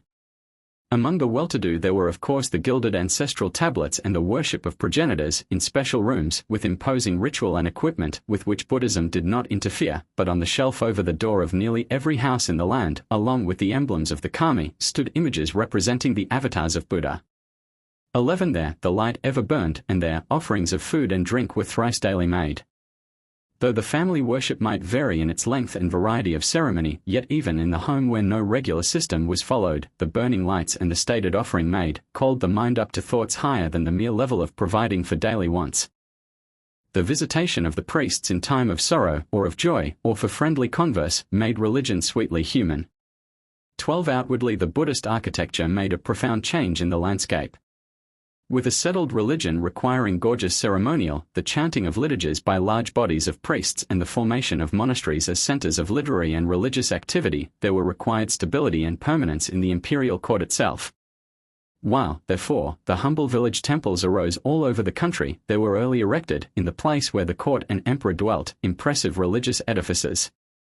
13. The custom of migration ceased, and a fixed spot selected as the capital remained such for a number of generations, until finally Hyanjie, or the place of peace, later called Kido, became the blossom capital and the sacred city for 1,000 years. At Nara, where flourished the first 6 sects introduced from Korea, were built vast monasteries, temples and images, and thence the influence of civilization and art radiated. From the first, forgetting its primitive democracy and purely moral claims, Buddhism lusted for power in the state. As early as A.D. 624, various grades were assigned to the priesthood by the government. 14. The sects eagerly sought and laid great stress upon imperial favor. To this day they keenly enjoyed the canonization of their great teachers by letters patent from the throne. Ministers of art. On the establishment of the imperial capital at Kido, toward the end of the 8th century, we find still further development and enlargement of those latent artistic impulses with which the Heavenly Father endowed his Japanese child. That capacity for beauty, both in appreciation and expression, which in our day makes the land of dainty decoration the resort of all those who would study Oriental art in unique fullness and decorative art in its only living school, a school founded on the harmonious marriage of the people and the nature of the country, is discernible from quite early ages. The people seem to have responded gladly to the calls for gifts and labor. The direction from which it is supposed all evils are likely to come is the northeast, this special point of the compass being in Pan-Asian spiritual geography the focus of all malign influences. Accordingly, the Mikado Kwamu, in A.D. 788, built on the highest mountain called Hiei a superb temple and monastery, giving it in charge of the Tendai sect, that there should ever be a bulwark against the evil that might otherwise swoop upon the city. Here, as on castellated walls, should stand a watchman, who, by the recitation of the sacred liturgies, would keep watch and ward. In course of time this great mountain became a city of 3,000 edifices and 10,000 monks, from which the droning of litanies and the chanting of prayers ascended daily, and where the chief industries were, the counting of beads on rosaries and the burning of incense before the altars. This was in the long bright day of a prosperity which has been nourished by vast sums obtained from the government and nobles. One notes the contrast at the end of our century, when disestablished as a religion and its bonzes reduced to beggary, Hiesan is used as the site of a summer school of Christian theology. Along with the blossoming of the lotus in every part of the empire, bloomed the grander flowers of sculpture, of painting and of temple architecture. It was because of the carpenter's craft in building temples that he won his name of Daiku, or the great workman. The artificers of the sunny islands cultivated an ambition, not only to equal but to excel, their continental brethren of the saw and hammer. Yet the carpenter was only the leader of great hosts of artisans that were encouraged, of craftsmen that were educated and of industries that were called into being by the spread of Buddhism. 15. It was not enough that village temples and town monasteries should be built, under an impulse that meant volumes for the development of the country. The ambitious leaders chose sightly spots on mountains whence were lovely vistas of scenery, on which to erect temples and monasteries, while it seemed to be their further ambition to allow no mountain peak to be inaccessible. With armies of workmen, supported by the contributions of the faithful who had been aroused to enthusiasm by the preaching of the bonzes, great swaths were cut in the forest, abundant timber was felled, rocky plateaus were levelled, and elegant monastic edifices were reared, soon to be filled with eager students and young men in training for the priesthood. Whether the pilgrimage 16 be of Shinto or of Buddhist origin, or simply a contrivance of human nature to break the monotony of life, we need not discuss. It is certain that if the custom be indigenous, the imported faith adopted, absorbed and enlarged it. The peregrinations made to the great temples and to the mountain tops, being meritorious performances, soon filled the roads with more or less devout travellers.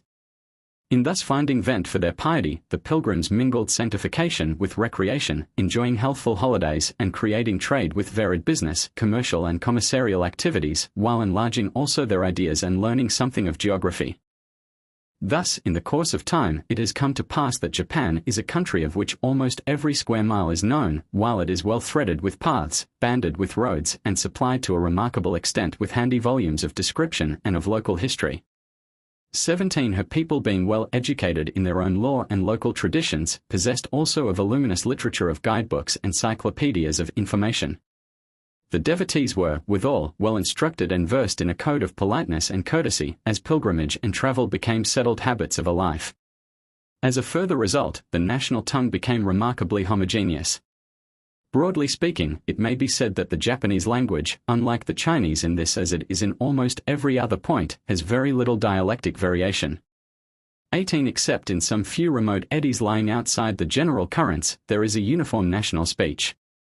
This is largely owing to that annual movement of pilgrims in the summer months especially, habitual during many centuries. Buddhism coming to Japan by means of the great vehicle, or with the features of the northern development, was the fertile mother of art. In the exterior equipment of the temple, instead of the Shin thatch, the Terra or Buddhist edifice called for tiles on its sweeping roof, with ornamental terracotta at the end of its imposing roof ridge, or for sheets of copper soon to be made verdant, then somber and then sable by age and atmosphere.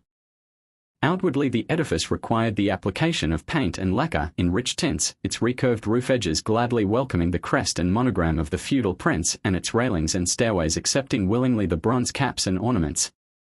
In front of its main edifice was the imposing gateway with proportions almost as massive as the temple itself, with prodigal wealth of curiously fitted and richly carved, painted and gilded supports and mortisings, with all the fancies and adornments of the carpenter's art, and having as its frontlet and blazon the splendidly gilt name, style or title. Often these were impressive to eye and mind, to an extent which the terse Chinese or curt monosyllables could scarcely suggest to an alien. 19. The number, forms and positions of the various parts of the temple easily lent themselves to the expression of the elaborate symbolism of the India faith. Resemblances between Buddhism and Christianity. Within the sacred edifice, everything to strike the senses was lavishly displayed. The passion of the East, as opposed to Greek simplicity, is for decoration, yet in Japan, decorative art, though sometimes bursting out in wild profusion or running to unbridled lengths, was in the main a regulated mass of splendor in which harmony ruled. Differing though the Buddhist sects do in their temple furniture and altar decorations, they are, most of them, so elaborately full in their equipment as to suggest repeatedly the similarity between the Roman Catholic organization, altars, vestments and ritual, and those of Buddhism, and remarks on this point seem almost commonplace. Almost everything in Roman Catholicism is found in Buddhism, and one may even say, vice versa, at least in things exterior. We take the liberty of transcribing here a passage from the chapter entitled Christianity and Foreigners in the Mikado's Empire, written 20 years ago.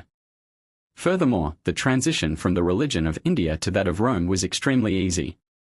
The very idols of Buddha served, after a little alteration with the chisel, 4 images of Christ. The Buddhist saints were easily transformed into the 12 apostles. The cross took the place of the torii. It was emblazoned on the helmets and banners of the warriors and embroidered on their breasts. The Japanese soldiers went forth to battle like Christian crusaders. In the roadside shrine Kwannon, the goddess of mercy, made way for the Virgin, the Mother of God. Buddhism was beaten with its own weapons. Its own artillery was turned against it. Nearly all the Christian churches were native temples, sprinkled and purified. The same bell, whose boom had so often quivered the air announcing the orisons and matins of paganism, was again blessed and sprinkled, and called the same hearers to Mass and confession. The same lavatory that fronted the temple served for holy water or baptismal font, the same censer that swung before Amida could be refilled to waft Christian incense. The new convert could use unchanged his old beads, bells, candles, incense, and all the paraphernalia of his old faith in celebration of the new.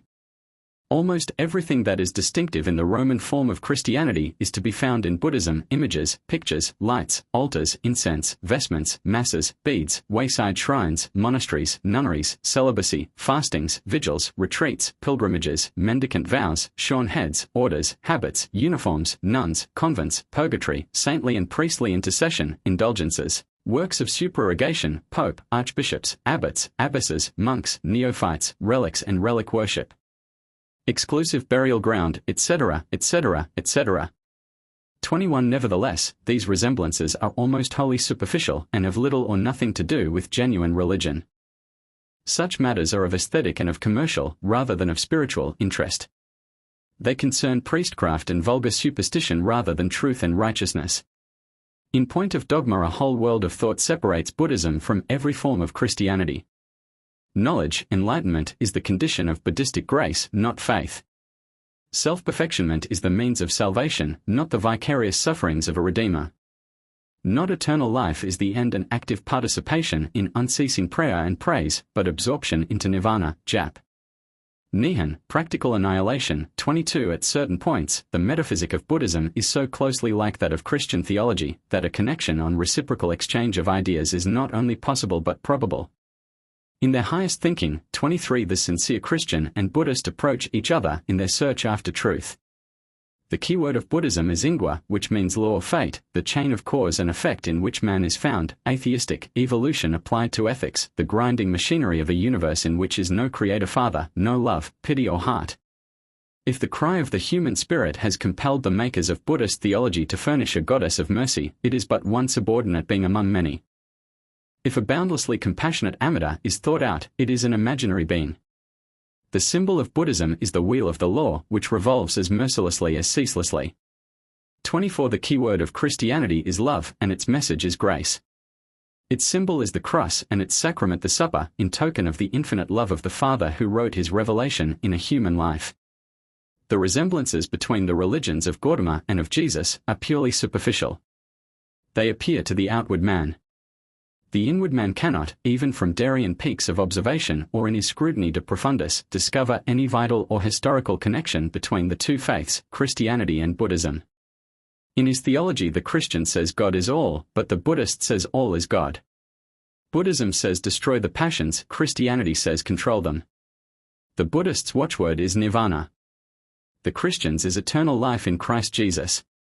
25. The temples and their symbolism. In the vast airy halls of a Buddhist temple one will often see columns made of whole tree trunks, sheeted with gold and supporting massive ceilings which are empaneled and gorgeous with every hue and tint known to the palette. Besides the coloring, carving and gilding, the rich symbolism strikes the eye and touches the imagination. It is a pleasing study for one familiar with the background and world of Buddhism to note their revelation and expression in art, as well as to discern what the varying sects accept or reject. There is the lotus in leaf, bud, flower and calyx, 26 the diamond in every form, real and imaginary, with the Vajra or emblem of conquest, while on the altars, beside the central image, be it that of Shaka or of Amida, are bodhisattvas or Buddhas by brevet, beings in every state of existence, as well as deities of many names and forms. Abstract ideas and attributes are expressed in the art language not only of Japan, Korea and China, but also in that of India and even of Persia and Greece. 27 Until one wonders how an Aryan religion, like Buddhism, could have so conquered and unified the many nations of Chinese Asia. He wonders, indeed, until he remembers how it has itself been transformed and changed in popular substance, from lofty metaphysics and ethics into pantheism for the shorn and into polytheism for the unshorn. Looking at early Japanese pictures with the eye of the historian, as well as of the connoisseur of art, one will see that the first real school of Japanese art was Buddhistic. The modern school of pictorial art, named from the monkish phrase, ukiyo, pictures of the passing world, is indeed very interesting to the Western student, because it seems to be more in touch with the human nature of the whole world, as distinct from what is local, Chinese, or sectarian. Yet, casting a glance back of the medieval Kano, Chinese and Yamato Tosa styles, he finds that Buddhism gave Japan her first examples of and stimulus to pictorial art. 28 He sees further that instead of the monochrome of Chinese exotic art, or the first rude attempts of the native pencil, Buddhism began Japanese sculpture, carving and nearly every other form of plastic or pictorial representation, in which are all the elements of northern Buddhism, as so lavishly represented, for example, in that great sutra which is the book, par excellence, of Japanese Buddhism, the Saddharma Pundarika. Turning from text to art, we behold the golden lakes of joy, the mountain of gems, the floating female angels with their marvelous drapery and lovely faces, the gentle benignity of the goddesses of mercy, the rays of light and the glory streaming from face and head of the holy ones, the splendors of costume, the varied beauties of the lotus, the hosts of ministering intelligences, the luxuriant symbolism, the purple clouds, the wheel of the law, the swastika 29 or double cross and the Vajra 30. Or diamond trefoil. All that color, perfume, sensuous delights, art and luxury can suggest, are here, together with all the various orders of beings that inhabit the Buddhist universe, and these are set forth in their fullness and detail. In the 6 conditions of sentient existence are devas or gods, men, asuras or monsters, pretas or demons, beasts and beings in hell. In portraying these, the artists and sculptors do not always slavishly follow tradition or uniformity. The critical eye notes nearly as much genius, wit and variety as in the medieval cathedral architecture of Europe. Probably the most popular groups of idols are those of the 7 or the 33 Kwannon, of the 6 Jizo 31 or compassionate helpers, and of the 16 or the 500 Rakan 32 or circles of primitive disciples of Gautama. The angelic beings and sweetly singing birds of paradise are also favorite subjects of the artists. One who has lived alongside the great temples, who knows the daily routine and sees what powerful engines of popular instruction they are, who has been present at the great festivals and looked upon the mighty kitchens and refectories in operation, and who has gone in and out among their monasteries and examined their records, their genealogies and their relics, can see how powerfully Buddhism has molded the whole life of the people through long ages. The village temple is often the epitome and repository of the social life of the people now living and of the story of their ancestors for generations upon generations past. It is the historico-genealogical society, the museum, the repository of documents and trophies, the place of national thanksgiving and praise, of public sorrow and farewell, a place of rendezvous and separation, the starting point of procession, and the center of festival and joy, and thus it is linked with the life of the people. In other respects, also, the temple is like the old village cathedral of medieval Europe. It is in many sects the center of popular pleasure of all sorts, both reputable and disreputable. Not only shops and bazaars, fairs and markets, games and sports, cluster round it, but also curiosities and works of popular art, the relics of war, and the trophies of travel and adventure. Except that Buddhism, outside of India, never had the unity of European Christianity, the Buddhist temple is the mirror and encyclopedia both of history and of contemporary life. As fame and renown are necessary for the glory of the place or the structure, favorite gods, or rather their idols, are frequently carried about on starring tours. At the opening to public view of some famous image or relic, a great festival or revival called Kai-Ch is held, which becomes a scene of trade and merrymaking like that of the medieval fair or kermesse in Europe. The Far Oriental is able as skillfully as his Western confrere to mix business and religion and to suppose that gain is godliness. Further, the manufacture of legend becomes a thriving industry, while the not infrequent sensation of a popular miracle is manipulated by the bonzes, for priestcraft in all ages and climes is akin throughout the world. It is no wonder that some honest Japanese, incensed at the shams utilized by the religious, has struck out like coin the proverb that rings true: good doctrine needs no miracle. The bell and the cemetery. The Buddhist missionaries, and especially the founders of temples, thoroughly understood the power of natural beauty to humble, inspire, and soothe the soul of man. The instinctive love of the Japanese people for fine scenery was made an ally of faith. The sites for temples were chosen with reference to their imposing surroundings or impressive vistas. Whether as spark arresters and protectives against fire, or to compel reverent awe, the loftiest evergreen trees are planted around the sacred structure.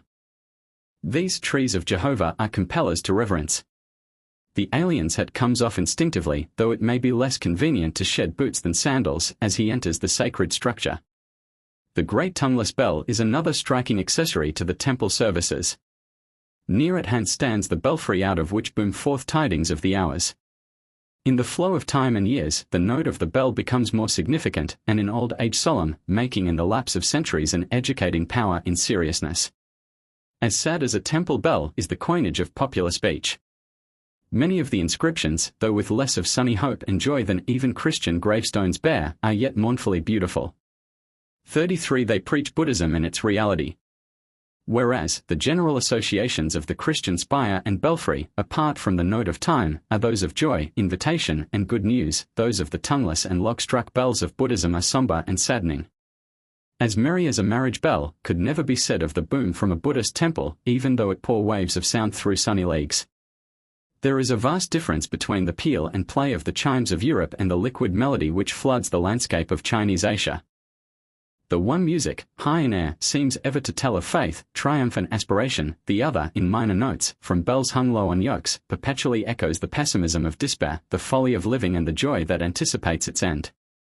Above all, the temple holds and governs the cemetery 34 as well as the cradle, while from it emanate influences that enwrap and surround the villager, from birth to death. Since the outlawry of Christianity, and especially since the division of the empire into Buddhist parishes, the bonzes have had the oversight of birth, death, marriage and divorce.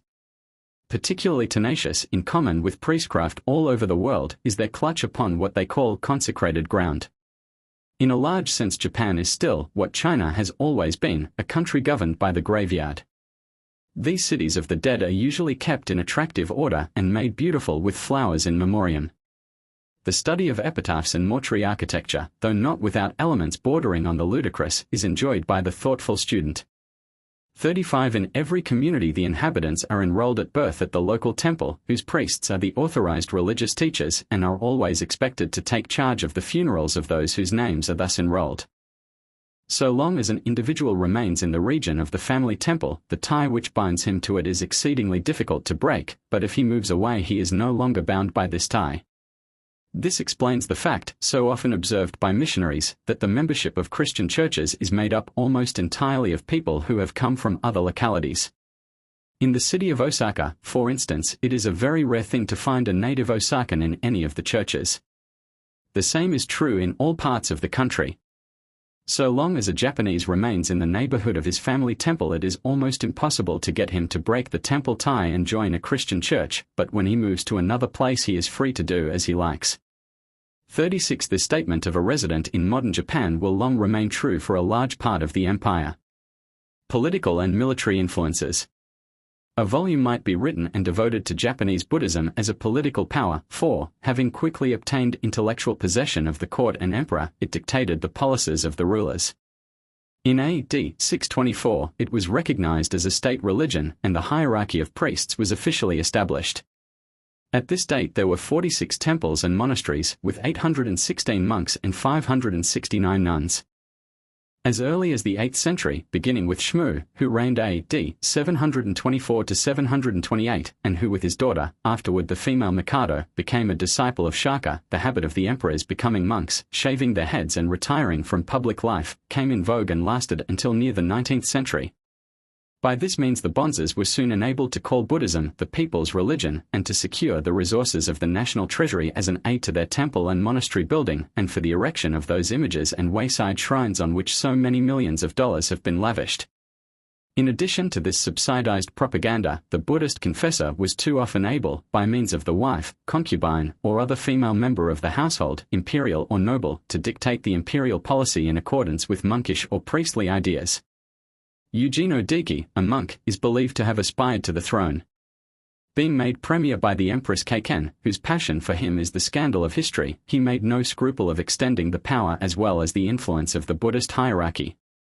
Buddhism had also a distinct influence on the military history of the country, 37, and this was greatest during the civil wars of the rival Mikados, 1336 to 1392, when the whole country was a camp and two lines of nominees claimed to be descendants of the sun goddess. Japan's only foreign wars have been in the neighboring peninsula of Korea, and thither the bonzes went with the armies in the expeditions of the early centuries and in that great invasion of 1592 to 1597, which has left a scar even to this day on the Korean mind. At home, Buddhist priests only too gladly accompanied the imperial armies of conquest and occupation. During centuries of activity in the southwest and in the far east and extreme north, the military brought the outlying portions of the empire, throughout the whole archipelago, under the sway of the Yamato tribe and the Mikado's dominion. The Sean Clarks not only lived in camp, ministered to the sick and shrived the dying soldier, but wrote texts for the banners, furnished the amulets and war cries, and were ever assistant and valuable in keeping up the temper and morals of the armies. 38 No sooner was the campaign over and peace had become the order of the day than the enthusiastic missionaries began to preach and to teach in the pacified region. They set up the shrines and started the school and built the temple, usually, indeed, with the aid of the law and the government, acting as agents of a politico-ecclesiastical establishment, yet with energy and consecration. In later feudal days, when the soldier classes obtained the upper hand, overawed the court and Mikado and gradually supplanted the civil authority, introducing feudalism and martial law, the bonzes often represented the popular and democratic side.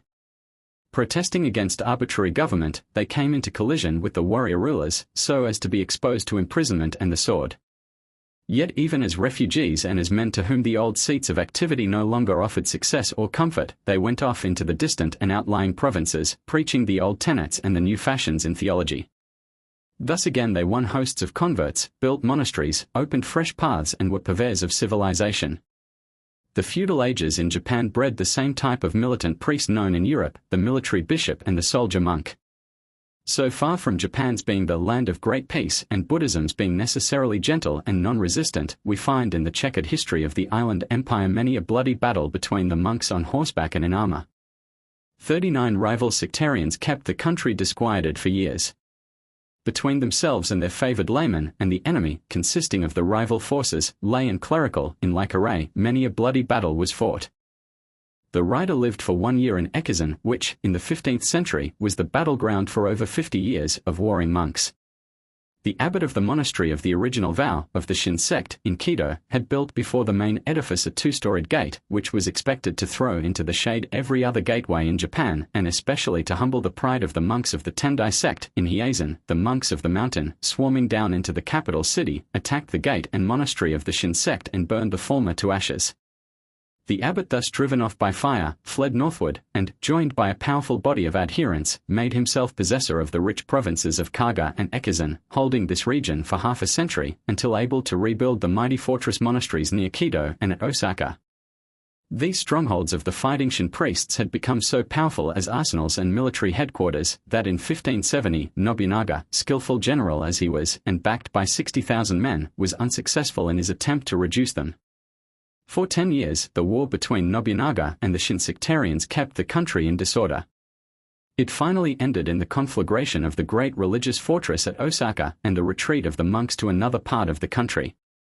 By their treachery and incendiarism, the Shaolins prevented the soldiers from enjoying the prizes. To detail the whole history of the fighting monks would be tedious. They have had a foothold for many centuries and even to the present time in every province except that of Satsuma. There, because they treacherously aided the great Hideyoshi to subdue the province, the fiery clansman, never during Tokugawa days, permitted a Buddhist priest to come. 40. Literature and education. In its literary and scholastic development, Japanese Buddhism on its popular educational side deserves great praise. Although the Buddhist Canon 41 was never translated into the vernacular, 42, and while the Library of Native Buddhism, in the way of commentary or general literature, reflects no special credit upon the priests, yet the historian must award them high honor, because of the part taken by them as educators and schoolmasters. 43. Education in ancient and medieval times was, among the laymen, confined almost wholly to the imperial court, and was considered chiefly to be, either as an adjunct to polite accomplishments, or as valuable especially in preparing young men for political office. 44. From the first introduction of letters until well into the 19th century, there was no special provision for education made by the government, except that, in modern and recent times in the castle towns of the daimios, there were schools of Chinese learning for the samurai.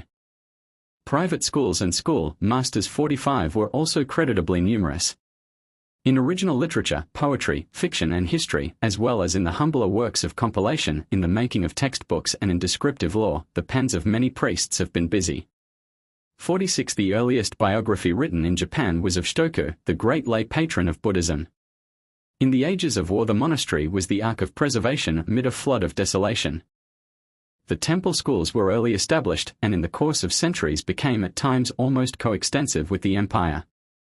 Besides the training of the neophytes in the Chinese language and the vernacular, there were connected with thousands of temples, schools in which the children, not only of the well-to-do, but largely of the people, were taught the rudiments of education, chiefly reading and writing. Most of the libraries of the country were those in monasteries.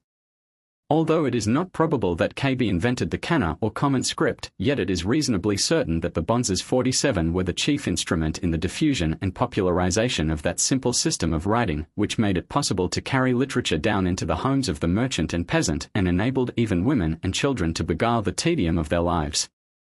Thus the people expanded their thoughts through the medium of the written and later of the printed page.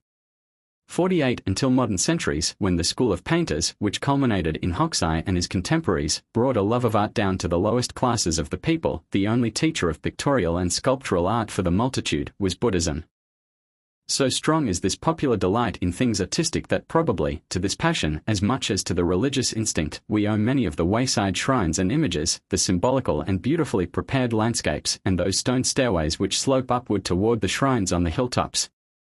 In Japan, art is not a foreign language, it is vernacular.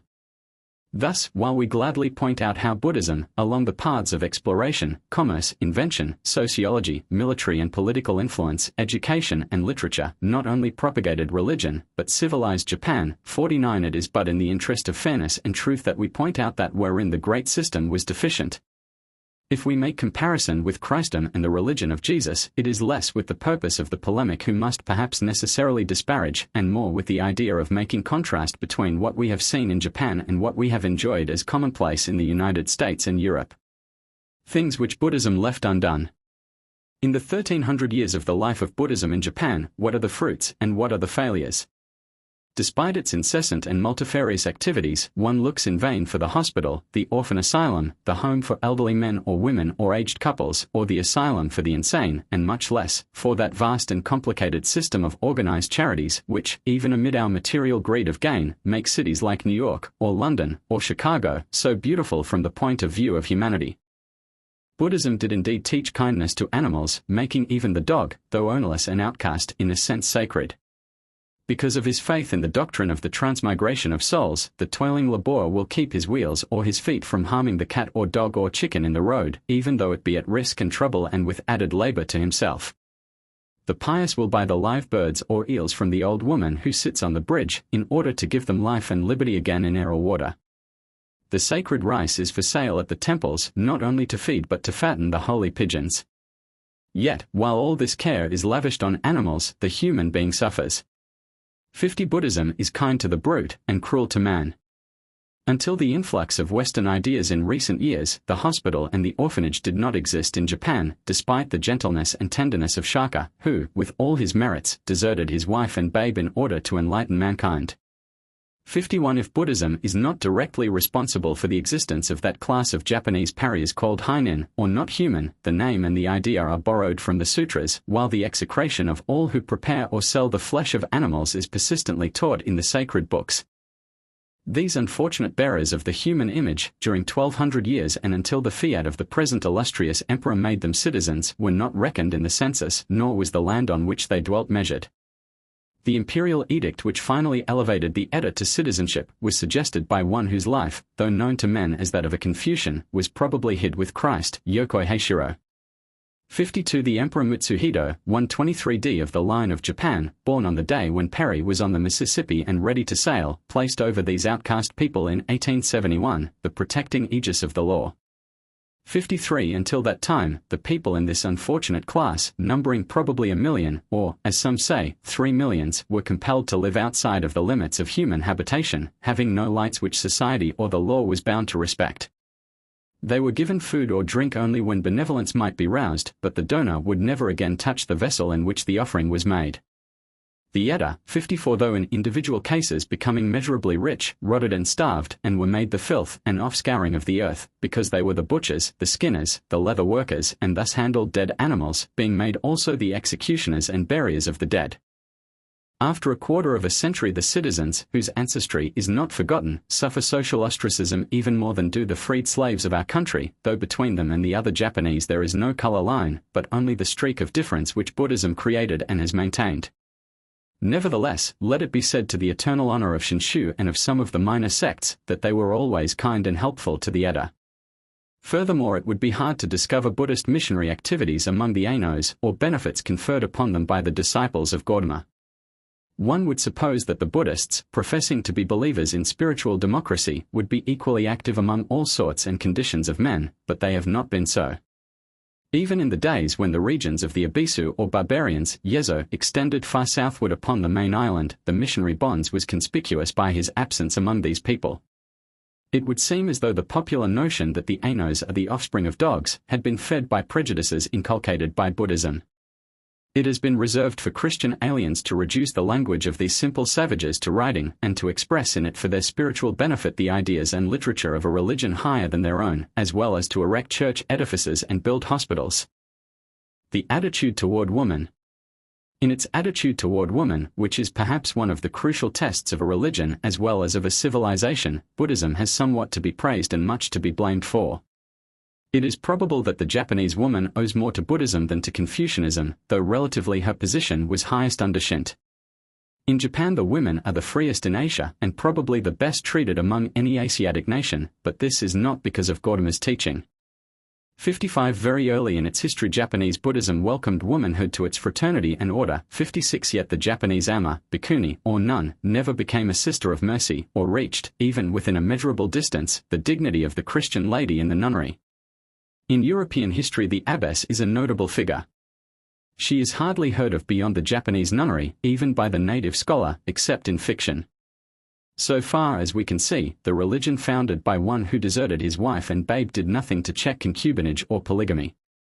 It simply allowed these things, or ameliorated their ancient barbaric conditions through the law of kindness.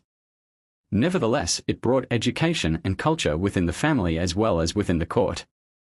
It would be an interesting question to discuss how far the age of classic vernacular prose or the early medieval literature of romance, which is almost wholly the creation of woman, 57, is due to Buddhism, or how far the credit belongs, by induction or reaction, to the Chinese movement in favor of learning. Certainly, the faith of India touches and feeds the imagination far more than does that of China. Certainly also, the animating spirit of most of the popular literature is due to Buddhistic culture. The Shin sect, which permits the marriage of the priests and preaches the salvation of woman, probably leads all others in according honor to her as well as in elevating her social position. Buddhism, like Roman Catholicism, and as compared to Confucianism, which is Protestant and masculine, is feminine in its type. In Japan the place of the Holy Virgin Mary is taken by Kwannon, the goddess of mercy, and her shrine is one of the most popular of all. Much the same may be said of Benten, the queen of the heaven and mistress of the seas. The angels of Buddhism are always feminine, and, as in the unscriptural and pagan conception of Christian angels, have wings. 58 So also in the legends of Gautama, in the Buddhist lives of the saints, and in legendary lore as well as in glyptic and pictorial art, the female being transfigured in loveliness is a striking figure. Nevertheless, after all is summed up that can possibly be said in favor of Buddhism, the position it accords to woman is not only immeasurably beneath that given by Christianity, but is below that conceded by Shinto, which knows not only goddesses and heroines, but also priestesses and empresses. 59 According to the popular ethical view as photographed in language, literature, and art, jealousy is always represented by a female demon. Indeed, most of the tempters, devils, and transformations of humanity into malign beings, whether pretas, asuras, oni, foxes, badgers, or cats, are females. As the Chinese ideographs associate all things weak or vile with women, so the telltale words of Japanese daily speech are but reflections of the dogmas coined in the Buddhist mint. In Japanese, chastity means not moral cleanliness without regard to sex, but only womanly duties. For, while the man is allowed a loose foot, the woman is expected not only to be absolutely spotless, but also never to show any jealousy, however wide the husband may roam, or however numerous may be the concubines in his family. In a word, there is the double standard of morals, not only of priest and lady, but of man and woman. The position of the Japanese woman even of today, despite that eagerness once shown to educate her, an eagerness which soon cooled in the government schools, but which keeps an even pulse in the Christian home and college, is still relatively one of degradation as compared with that of her sister in Christendom. For this, the mid-Asian religion is not wholly responsible, yet it is largely so. Influence on the Japanese character. In regard to the influence of Buddhism upon the morals and character of the Japanese, there is much to be said in praise and much also in criticism. It has aided powerfully to educate the people in habits of gentleness and courtesy, but instead of aspiration and expectancy of improvement, it has given to them that spirit of hopeless resignation which is so characteristic of the Japanese masses. Buddhism has so dominated common popular literature, daily life and speech, that all their mental procedure and their utterance is cast in the molds of Buddhist doctrine.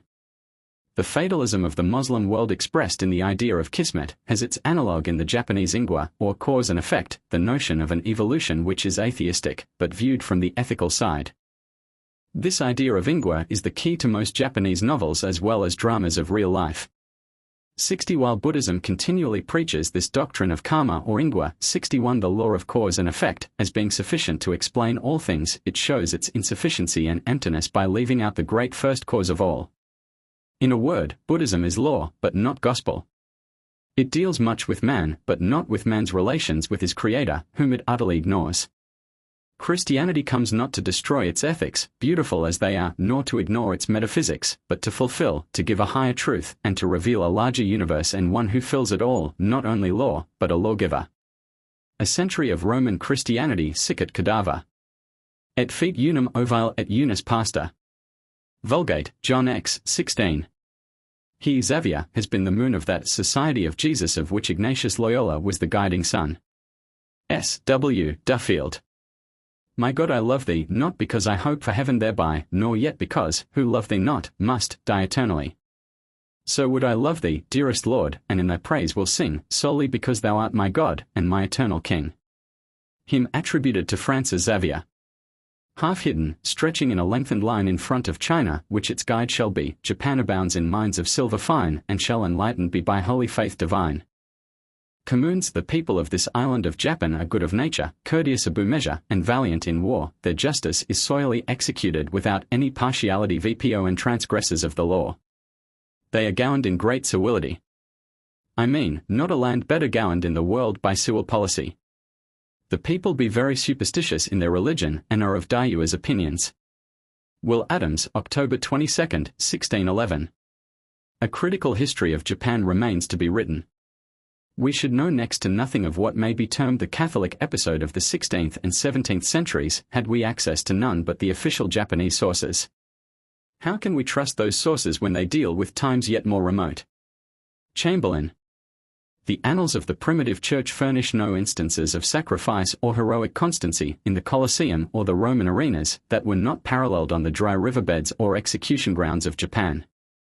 They rest from their labors and their works do follow them. Revelation. Chapter 11, A Century of Roman Christianity. Darkest Japan. The story of the first introduction and propagation of Roman Christianity in Japan during the 16th and 17th centuries has been told by many writers, both old and new, and in many languages. Recent research upon the soil, one both natives and foreigners making contributions, has illustrated the subject afresh. Relics and memorials found in various churches, monasteries and palaces on both sides of the Pacific and the Atlantic have cast new light upon the fascinating theme. Both Christian and non-Christian Japanese of today, in their travels in the Philippines, China, Formosa, Mexico, Spain, Portugal and Italy, being keenly alert for memorials of their countrymen, have met with interesting trovers. The descendants of the Japanese martyrs and confessors now recognize their own ancestors in the picture galleries of Italian nobles, and in Christian churches see lettered tombs bearing familiar names, or in Western museums discern Far Eastern works of art brought over as presents or curiosities centuries ago.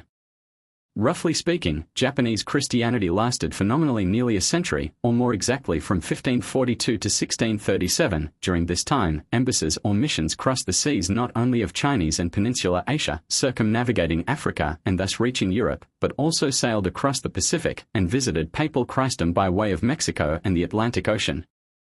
This century of southern Christianity and of commerce with Europe enabled Japan, which had previously been almost unheard of, except through the vague accounts of Marco Polo and the semi-mythical stories by way of China, to leave a conspicuous mark, first upon the countries of southern Europe and later upon Holland and England. As in European literature Cathay became China and Zipango or Zipangu was recognized as Japan, so also the curiosities, the artistic fabrics, the strange things from the ends of the earth, soon became familiar in Europe. Besides the traffic in mercantile commodities, there were exchanges of words. The languages of Europe were enriched by Japanese terms, such as soy, moxa, goban, Japan, lacquer or varnish, etc., while the tongue of Nippon received an infusion of new terms, too, and a notable list of inventions was imported from Europe.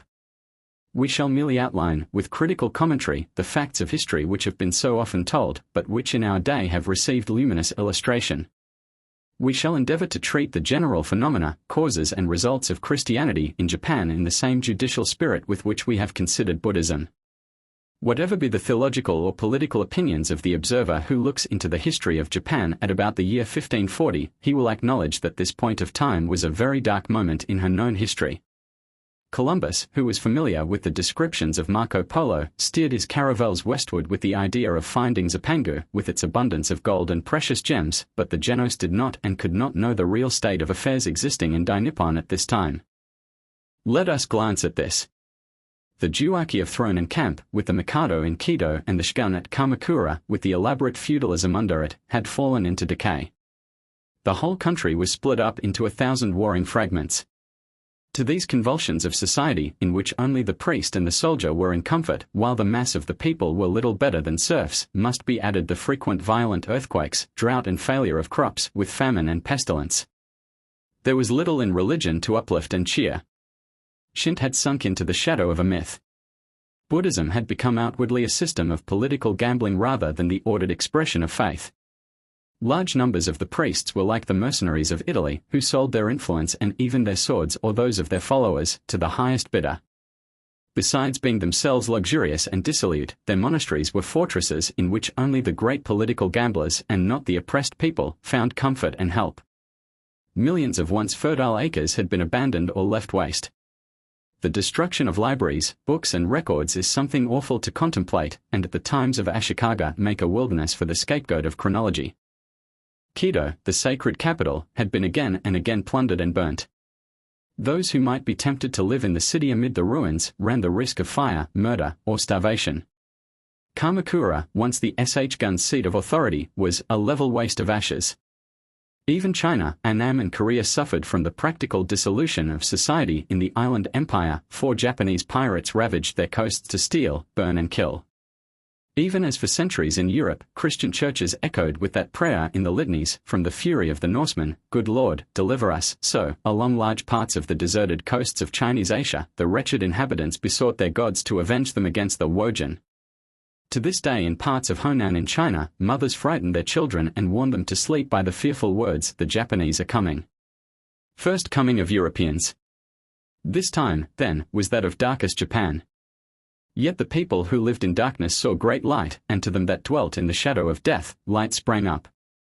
When Pope Alexander VI bisected the known world, assigning the western half, including America, to Spain, and the eastern half, including Asia and its outlying archipelagos, to the Portuguese, the latter sailed and fought their way around Africa to India and past the Golden Chersonese. In 1542, exactly 50 years after the discovery of America, Nippon was reached. Mendez Pinto, on a Chinese pirate junk which had been driven by a storm away from her companions, set foot upon an island called Tanegashima. This name among the country folks is still synonymous with guns and pistols, for Pinto introduced firearms and powder. During 6 months spent by the mendacious Pinto on the island, the imitative people made no fewer than 600 matchlocks or arquebuses. Clearing 1,200% on their cargo, the 3 Portuguese loaded with presents returned to China. Their countrymen quickly flocked to this new market, and soon the beginnings of regular trade with Portugal were inaugurated. On the other hand, Japanese began to be found as far west as India. To Malacca, while Francis Xavier was laboring there, came a refugee Japanese named Anjiro. The disciple of Loyola and this child of the land of the rising sun met. Xavier, ever restless and ready for a new field, was fired with the idea of converting Japan. Anjiro, after learning Portuguese and becoming a Christian, was baptized with the name of Paul. The heroic missionary of the Cross and Keys then sailed with his Japanese companion and in 1549 landed at Kagoshima, for the capital of Satsuma. As there was no central government then existing in Japan, the entrance of the foreigners, both lay and clerical, was unnoticed. Having no skill in the learning of languages and never able to master one foreign tongue completely, Xavier began work with the aid of an interpreter. The jealousy of the daimyo, because his rivals had been supplied with firearms by the Portuguese merchants, and the plots and warnings of those Buddhist priests, who were later crushed by the Satsuma clansmen as traders, compelled Xavier to leave this province. He went first to Hirado, 5 next to Nagate, and then to Bungo, where he was well received. Preaching and teaching through his Japanese interpreter, he formed Christian congregations, especially at Yamaguchi. Thus, within a year, the great apostle to the Indies had seen the quick sprouting of the seed which he had planted. His ambition was now to go to the imperial capital, Quito, and there advocate the claims of Christ, of Mary and of the Pope. Thus far, however, Xavier had seen only a few seaports of comparatively successful daimios. Though he had heard of the unsettled state of the country because of the long-continued intestine strife, he evidently expected to find the capital a splendid city. Despite the armed bands of roving robbers and soldiers, he reached Quito safely, only to find streets covered with ruins, rubbish and unburied corpses, and a general situation of wretchedness. He was unable to obtain audience of either the shogun or the mikado. Even in those parts of the city where he tried to preach, he could obtain no hearers in this time of war and confusion. So after 2 weeks he turned his face again southward to Bungo, where he labored for a few months, but in less than 2 years from his landing in Japan, this noble but restless missionary left the country to attempt the spiritual conquest of China. 1 year later, December 2, 1551, he died on the island of Shanshan, or Sanxian, in the Canton River, a few miles west of Macau. Christianity flourishes. Nevertheless, Xavier's inspiring example was like a shining star that attracted scores of missionaries. There being in this time of political anarchy and religious paralysis none to oppose them, their zeal, within 5 years, bore surprising fruits. They wrote home that there were 7 churches in the region around Quito, while a score or more of Christian congregations had been gathered in the southwest. In 1581 there were 200 churches and 150,000 native Christians. 2 daimios had confessed their faith, and in the Mikado's minister, Nobunaga, 1534–1582, the foreign priests found a powerful supporter. 7 This hater and scourge of the Buddhist priesthood openly welcomed and patronized the Christians and gave them eligible sites on which to build dwellings and churches. In every possible way he employed the new force, which he found pliantly political, as well as intellectually and morally a choice weapon for humbling the bonzes, whom he hated as serpents. The Buddhist church militant had become an army with banners and fortresses. Nobunaga made it the aim of his life to destroy the military power of the hierarchy and to humble the priests for all time. He hoped at least to extract the fangs of what he believed to be a politico-religious monster which menaced the life of the nation. Unfortunately, he was assassinated in 1582. To this day the memory of Nobunaga is execrated by the Buddhists. They have deified Kato Kiyomasa and Ieyasu, the persecutors of the Christians. To Nobunaga they give the title of Bakudono, or Lord Fool. In 1583, an embassy of 4 young noblemen was dispatched by the Christian Damus of Kyushu, the second largest island in the empire, to the Pope to declare themselves spiritual, though as some of their countrymen suspected, political, vassals of the Holy See. It was in the 3 provinces of Bungo, Omura and Arima that Christianity was most firmly rooted. After an absence of 8 years, in 1590, the envoys from the oriental to the occidental ends of the earth returned to Nagasaki, accompanied by 17 more Jesuit fathers, an important addition to the many Portuguese religious of that order already in Japan. Yet, although there was to be still much missionary activity, though printing presses had been brought from Europe for the proper diffusion of Christian literature in the Romanized colloquial, though there were yet to be built more church edifices and monasteries, and Christian schools to be established, a sad change was nigh. Much seed which was yet to grow in secret had been planted, like the exotic flowers which even yet blossom and shed their perfume in certain districts of Japan, and which the traveller from Christendom instantly recognizes, though the Portuguese Christian church or monastery centuries ago disappeared in fire, or fell to the earth and disappeared. Though there were to be yet wonderful flashes of Christian success, and the missionaries were to travel over Japan even up to the end of the main island and accompany the Japanese army to Korea, yet it may be said that with the death of Nobunaga at the hands of the traitor Akechi, we see the high-water mark of the flood tide of Japanese Christianity. Akechi reigned 3 days, but after him were to arise a ruler and central government jealous and hostile. After this flood was to come slowly but surely the ebb tide, until it should leave, outwardly at least, all things as before. The Jesuit fathers, with instant sensitivity, felt the loss of their champion and protector, Nobunaga. The rebel and assassin, Akechi, ambitious to imitate and excel his master, promised the Christians to do more for them even than Nobunaga had done, provided they would induce the daimyo Tokoyama to join forces with his. It is the record of their own friendly historian, and not of an enemy, that they, led by the Jesuit Father Organtin, attempted this persuasion. To the honor of the Christian Japanese Tokoyama, he refused. 9 On the contrary, he marched his little army of 1,000 men to Quito, and, though opposed to a force of 8,000, held the capital city until Hideyoshi, the loyal general of the Mikado, reached the court city and dispersed the assassins' band. Hideyoshi soon made himself familiar with the whole story, and his kinai took in the situation. This man on horseback, master of the situation and moulder of the destinies of Japan, Hideyoshi, 1536–1598, was afterward known as the Taik, or retired regent. The rarity of the title makes it applicable in common speech to this one person. Greater than his dead master, Nobunaga, and ingenious in the arts of war and peace, Hideyoshi compelled the warring daimyo, even the proud lord of Satsuma, to yield to his power, until the civil minister of the emperor, reverently bowing, could say, "All under heaven, peace." Now, Japan had once more a central government, intensely jealous and despotic, and with it the new religion must sooner or later reckon. Religion apart from politics was unknown in the land of the gods. Yet, in order to employ the vast bodies of armed men hitherto accustomed to the trade of war, and withal jealous of China and hostile to Korea, Hideyoshi planned the invasion of the little peninsular kingdom by these veterans whose swords were restless in their scabbards. After months of preparation, he dispatched an army in 2 great divisions, one under the Christian general Konishi and one under the Buddhist general Kato. After a brilliant campaign of 18 days, the rivals, taking different routes, met in the Korean capital. In the masterly campaign which followed, the Japanese armies penetrated almost to the extreme northern boundary of the kingdom.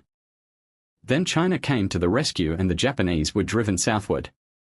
During the 6 or 7 years of war, while the invaders crossed swords with the natives and their Chinese allies and devastated Korea to an extent from which she has never recovered, there were Jesuit missionaries attending the Japanese armies.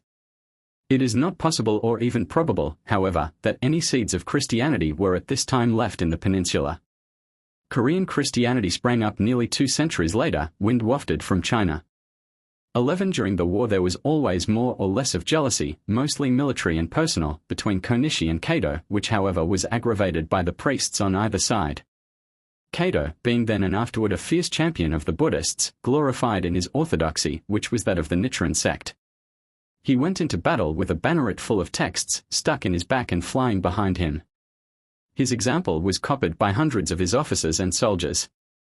On their flags and guidons was inscribed the famous apostrophe of the Nichiren sect, so often heard in their services and revivals today, Namu Miho Renji-iki, and borrowed from the Saddharma Pundarika, glory be to the salvation-bringing lotus of the true law. The hostility of Hideyoshi. Konishi, on the other hand, was less numerously and perhaps less influentially backed by and made the champion of the European Brethren, and as all the negotiations between the invaders and the allied Koreans and Chinese had to be conducted in the Chinese script, the alien fathers were, as secretaries and interpreters, less useful than the native Japanese bonzes. Yet this jealousy and hostility in the camps of the invaders proved to be only correlative to the state of things in Japan.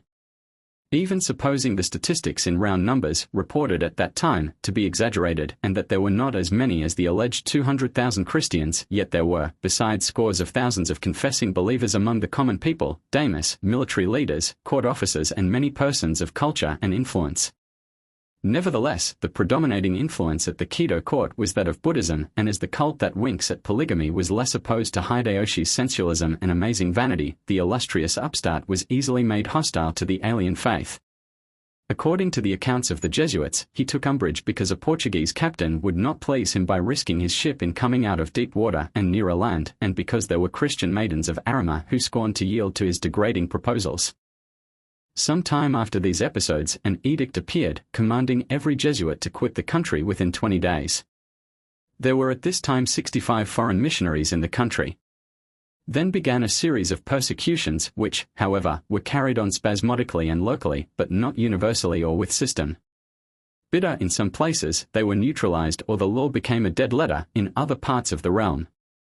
It is estimated that 10,000 new converts were made in the single year, 1589, that is, the second year after the issue of the edict, and again in the next year, 1590.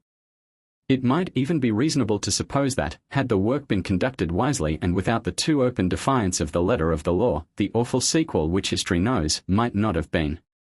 Let us remember that the Duke of Alva, the tool of Philip II, failing to crush the Dutch Republic, had conquered Portugal for his master.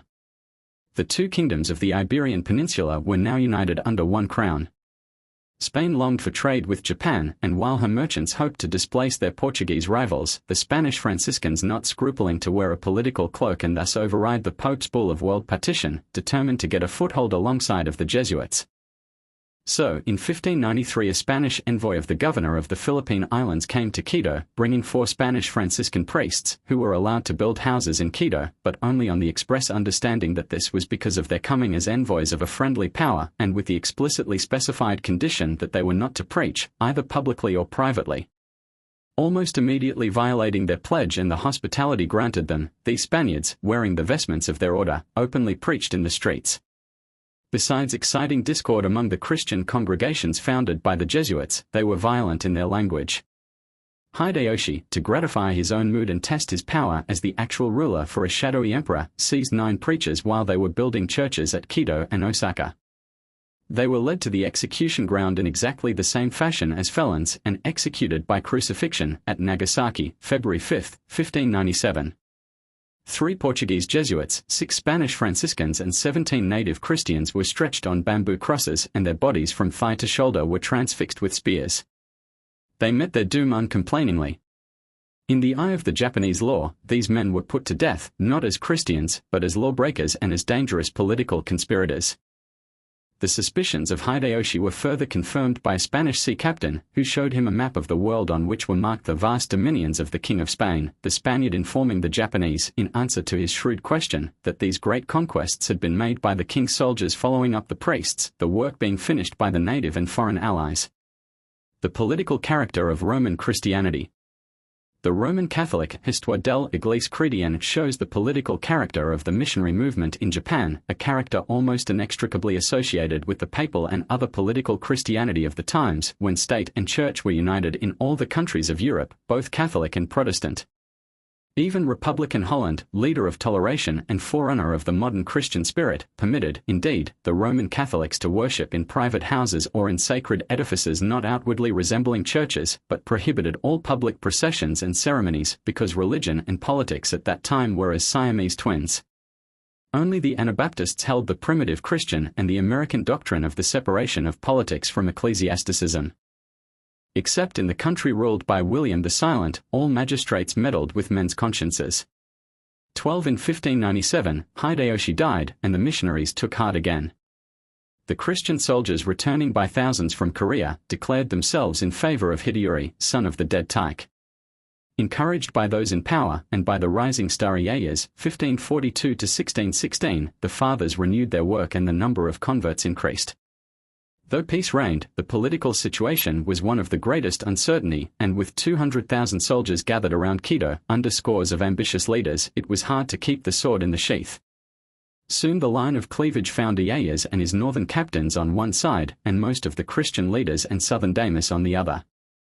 In October 1600, with 75,000 men, the future unifier of Japan stood on the ever-memorable field of Sekigahara. The opposing army, led largely by Christian commanders, left their fortress to meet the one whom they considered a usurper in the open field. In the battle which ensued, probably the most decisive ever fought on the soil of Japan, 10,000 men lost their lives. The leading Christian generals, beaten, but refusing out of principle because they were Christians, to take their own lives by harakiri, knelt willingly at the common blood pit and had their heads stricken off by the executioner. Then began a new era in the history of the empire, and then were laid by Ieyas the foundation lines upon which the Japan best known to Europe has existed for nearly 3 centuries. The creation of a central executive government strong enough to rule the whole empire and hold down even the southern and southwestern daimios made it still worse for the converts of the European teachers, because in the land of the gods government is ever intensely pagan. In adjusting the feudal relations of his vassals in Kyushu, Ieyas made great changes, and thus the political status of the Christians was profoundly altered. The new daimios, carrying out the policy of their predecessors who had been taught by the Jesuits, but reversing its direction, began to persecute their Christian subjects and to compel them to renounce their faith. One of the leading opposers of the Christians and their most cruel persecutor was Cato, the zealous Nicaronite.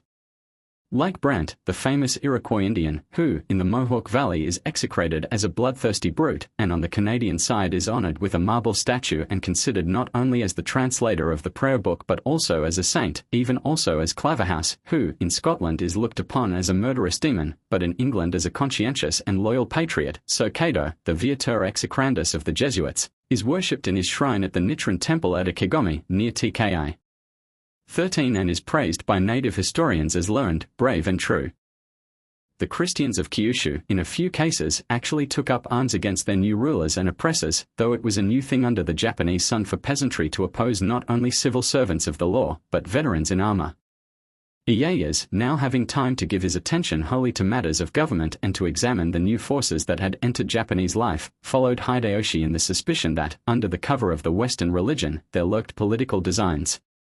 He thought he saw confirmation of his theories, because the foreigners still secretly or openly paid court to Hideyori, and at the same time freely dispersed gifts and gold as well as comfort to the persecuted.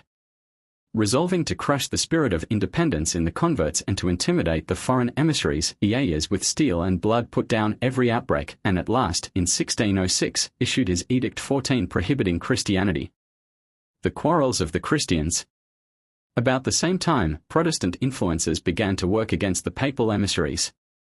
The new forces from the triumphant Dutch Republic, which having successfully defied Spain for a whole generation had reached Japan even before the Great Truce, were opposed to the Spaniards and to the influence of both Jesuits and Franciscans. Hollanders at Lisbon, obtaining from the Spanish archives charts and geographical information, had boldly sailed out into the eastern seas and carried the orange, white and blue flag to the ends of the earth, even to Nippon. Between Prince Maurice, son of William the Silent, and the envoys of Ieyas, there was made a league of commerce as well as of peace and friendship. Will Adams, 15 the English pilot of the Dutch ships, by his information given to Ieyas, also helped much to destroy the Jesuits' influence and to hurt their cause, while both the Dutch and English were ever busy in disseminating both correct information and polemic exaggeration, forging letters and delivering up to death by fire the padres when captured at sea. In general, however, it may be said that while Christian converts and the priests were roughly handled in the south, yet there was considerable missionary activity and success in the north. Converts were made and Christian congregations were gathered in regions remote from Quito and Yedo, which latter place, like St. Petersburg in the west, was being made into a large city. Even outlying islands, such as Sado, had their churches and congregations. The anti-Christian policy of the Tokugawas. The quarrels between the Franciscans and Jesuits, 16 however, were probably more harmful to Christianity than were the whispers of the Protestant Englishmen or Hollanders. In 1610, the wrath of the government was especially aroused against the Bataran, as the people called the padres, by their open and persistent violation of Japanese law.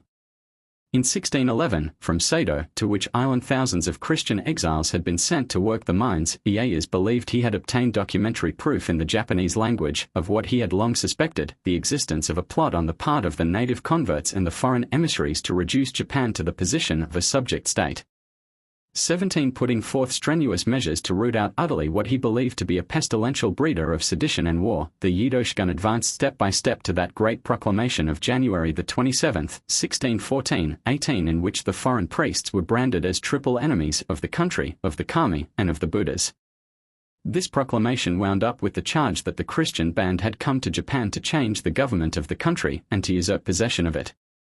Whether or not he really had sufficient written proof of conspiracy against the nation's sovereignty, it is certain that in this state paper, Ieyasu shrewdly touched the springs of Japanese patriotism. Not desiring, however, to shed blood or provoke war, he tried transportation. 300 persons, namely 22 Franciscans, Dominicans and Augustines, 117 foreign Jesuits, and nearly 200 native priests and catechists, were arrested, sent to Nagasaki, and thence shipped like bundles of combustibles to Macau. Yet, as many of the foreign and native Christian teachers hid themselves in the country and as others who had been banished returned secretly and continued the work of propaganda, the crisis had not yet come.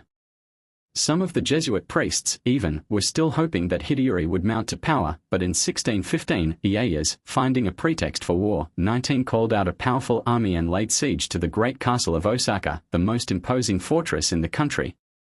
In the brief war which ensued, it is said by the Jesuit fathers that 100,000 men perished. On June 9, 1615, the castle was captured and the citadel burned. After thousands of Hideyori's followers had committed harakiri, and his own body had been burned into ashes, the Christian cause was irretrievably ruined.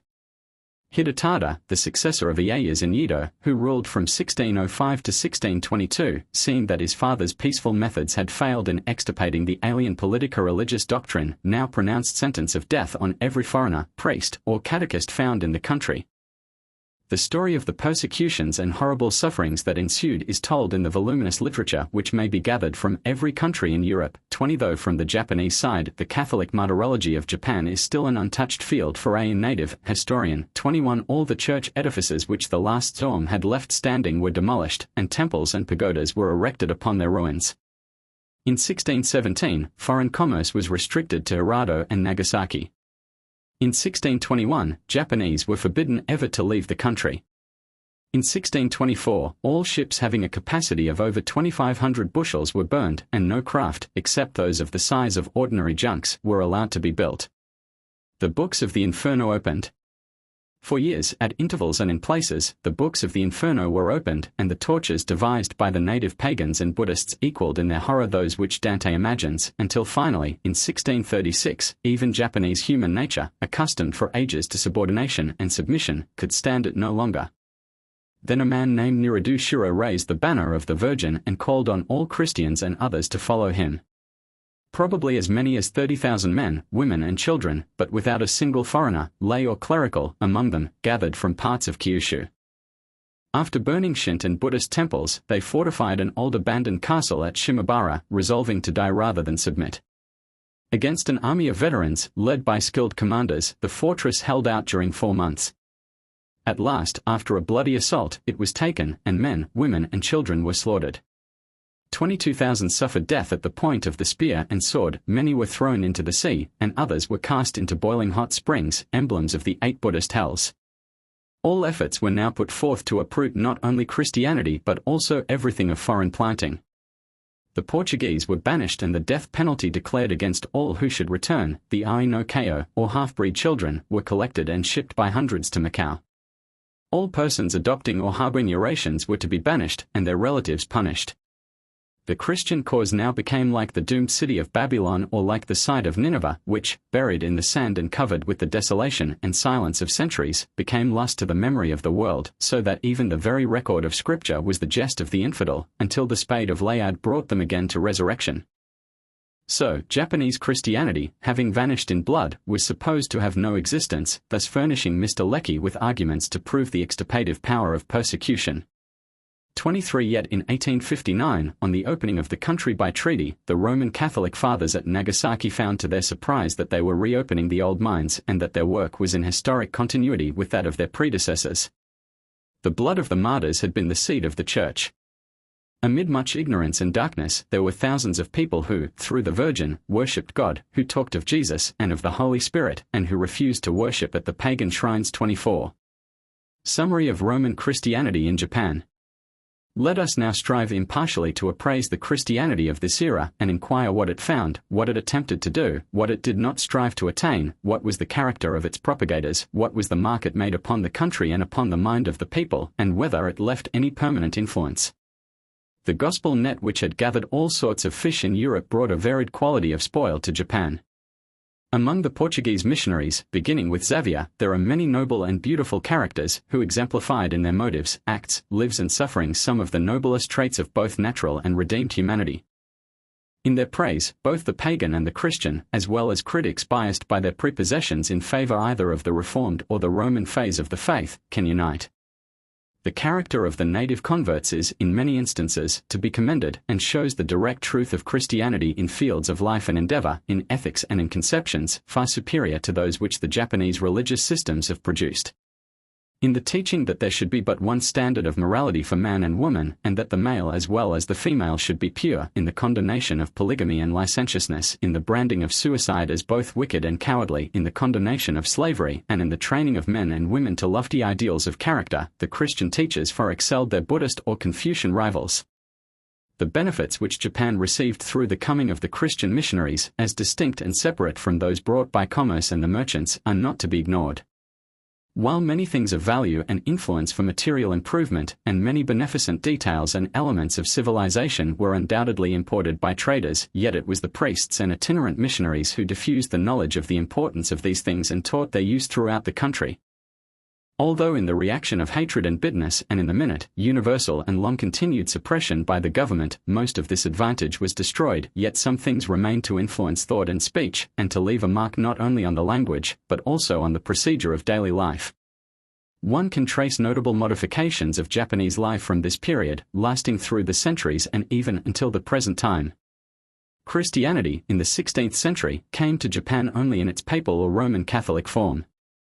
While in it was infused much of the power and spirit of Loyola and Xavier, yet the impartial critic must confess that this form was military, oppressive and political. 25 Nevertheless, though it was impure and saturated with the false principles, the vices and the embodied superstitions of corrupt southern Europe, yet, such as it was, Portuguese Christianity confronted the worst condition of affairs, morally, intellectually and materially, which Japan has known in historic times.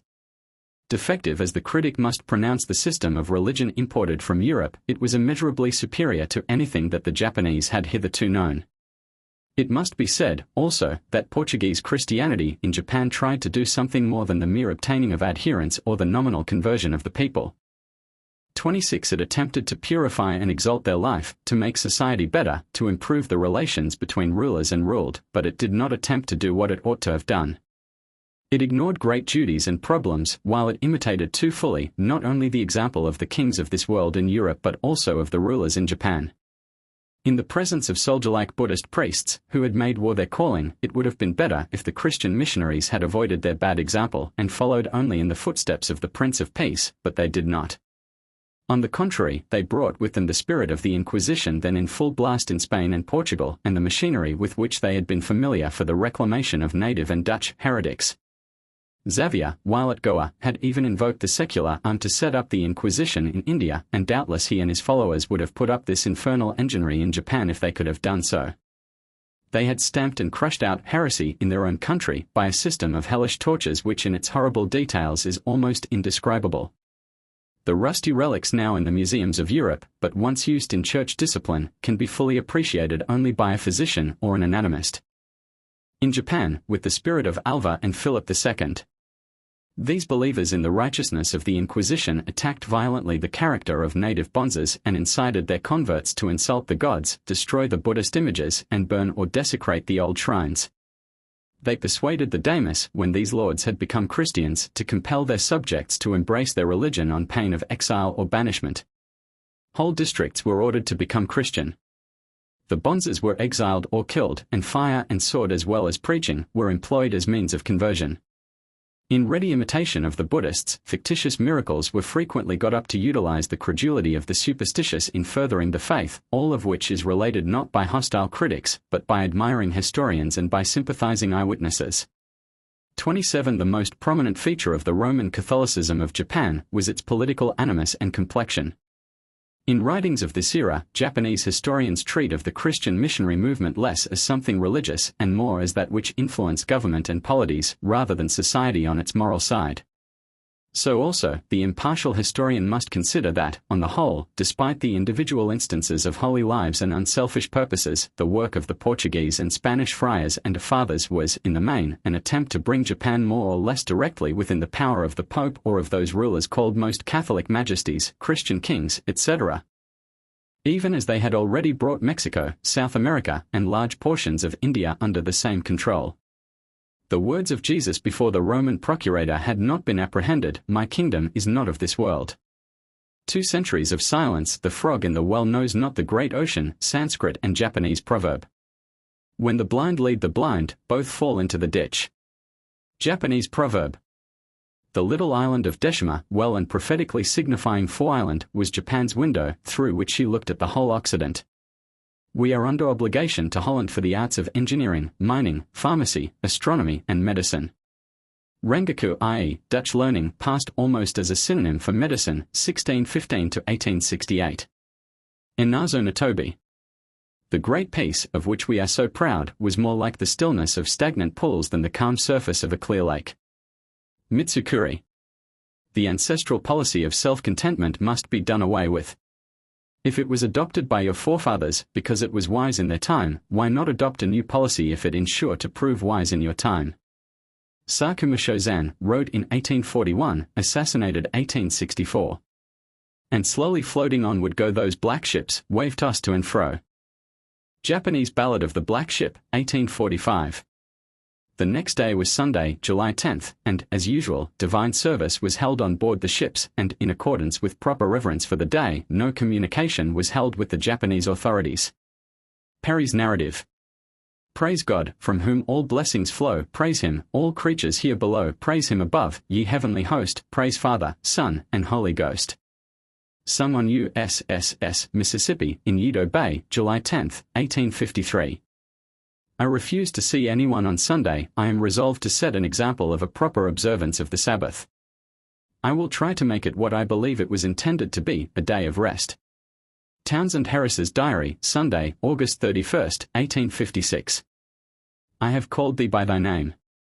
I have surnamed thee, though thou hast not known me. I am the Lord, and there is none else, besides me there is no God.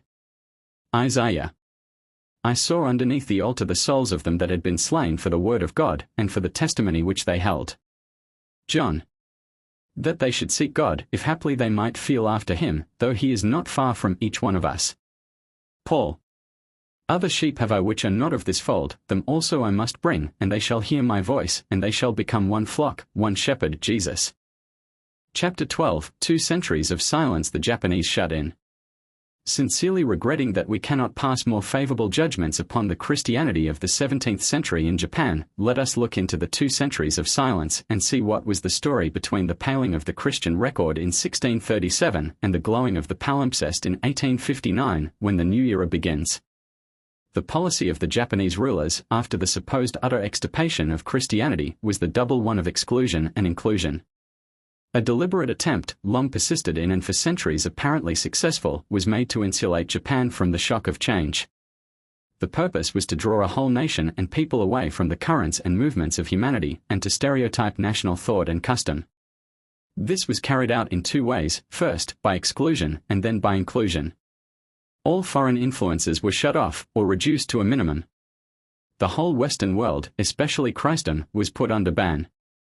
Even the apparent exception made in favor of the Dutch was with the motive of making isolation more complete and of securing the perfect safety which that isolation was expected to bring. 4. Having built, not indeed with brick and mortar, but by means of edict and law, both open and secret, a great wall of exclusion more powerful than that of China's, it was necessary that there should be a porthole, for both sally and exit, and a slit for vigilant scrutiny of any attempt to force seclusion or violate the frontier. Hence, the Hollanders were allowed to have a small place of residence in front of a large city and at the head of a landlocked harbour. There, the foreigners being isolated and under strict guard, the government could have, as it were, a nerve which touched the distant nations and could also, as with a telescope, sweep the horizon for signs of danger. So, in 1640, the Hollanders were ordered to evacuate Hirado and occupy the little outer island called Deshima in front of the city of Nagasaki and connected therewith by a bridge. Any ships entering this hill-girdled harbour, it was believed, could be easily managed by the military resources possessed by the government. Vessels were allowed yearly to bring the news from abroad and exchange the products of Japan for those of Europe. The English, who had in 1617 opened a trade and conducted a factory for some years, were unable to compete with the Dutch, and about 1624, after having lost in the venture £40,000 sterling, withdrew entirely from the Japanese trade. The Dutch were thus left without a rival from Christendom. Japan ceased her former trade and communications with the Philippine Islands, Annam, Siam, the Spice Islands and India, too, and begun to restrict trade and communication with Korea and China. The Koreans, who were considered as vassals or semi-vassals, came to Japan to present their congratulations on the accession of each new shogun, and some small trade was done at Fusan under the superintendence of the daimyo of Tsushima. Even this relation with Korea was rather one of watchfulness. It sprang from the pride of a victor rather than from any desire to maintain relations with the rest of the world. As for China, the communication with her was astonishingly little, only a few junks crossing yearly between Nankin and Nagasaki, so that, with the exception of one slit in their tower of observation, the Japanese became well isolated from the human family. This system of exclusion was accompanied by an equally vigorous policy of inclusiveness. It was deliberately determined to keep the people from going abroad, either in their bodies or minds. All seaworthy ships were destroyed. Under pain of imprisonment and death, all natives were forbidden to go to a foreign country, except in the rare cases of urgent government service. By settled precedents, it was soon made to be understood that those who were blown out to sea or carried away in stress of weather need not come back. If they did, they must return only on Chinese and Korean vessels, and even then would be grudgingly allowed to land. It was given out, both at home and to the world, that no shipwrecked sailors or waifs would be welcomed when brought on foreign vessels. This inclusive policy directed against physical exportation was still more stringently carried out when applied to imports affecting the minds of the Japanese. The government deliberately attempted to establish a society impervious to foreign ideas from without and fostered within by all sorts of artificial legislation. This isolation affected every department of private and public life. Methods of education were cast in a definite mold, even matters of dress and household architecture were strictly regulated by the state, and industries were restricted or forced into specified channels, thus retarding economic developments, starving of the mind. In the science of keeping life within stunted limits and artificial boundaries, the Japanese genius excels. It has been well said that the Japanese mind is great in little things and little in great things. To cut the taproot of a pine shoot, and, by regulating the allowance of earth and water, to raise a pine tree which when 50 years old shall be no higher than a silver dollar, has been the proud ambition of many an artist in botany. In like manner, the Tokugawa shoguns, 1604 to 1868, determined to so limit the supply of mental food, that the mind of Japan should be of those correctly dwarfed proportions of puniness, so admired by lovers of artificiality and unconscious caricature. Philosophy was selected as a chief tool among the engines of oppression, and as the main influence in stunting the intellect. All thought must be orthodox according to the standards of Confucianism, as expounded by Chu Hai.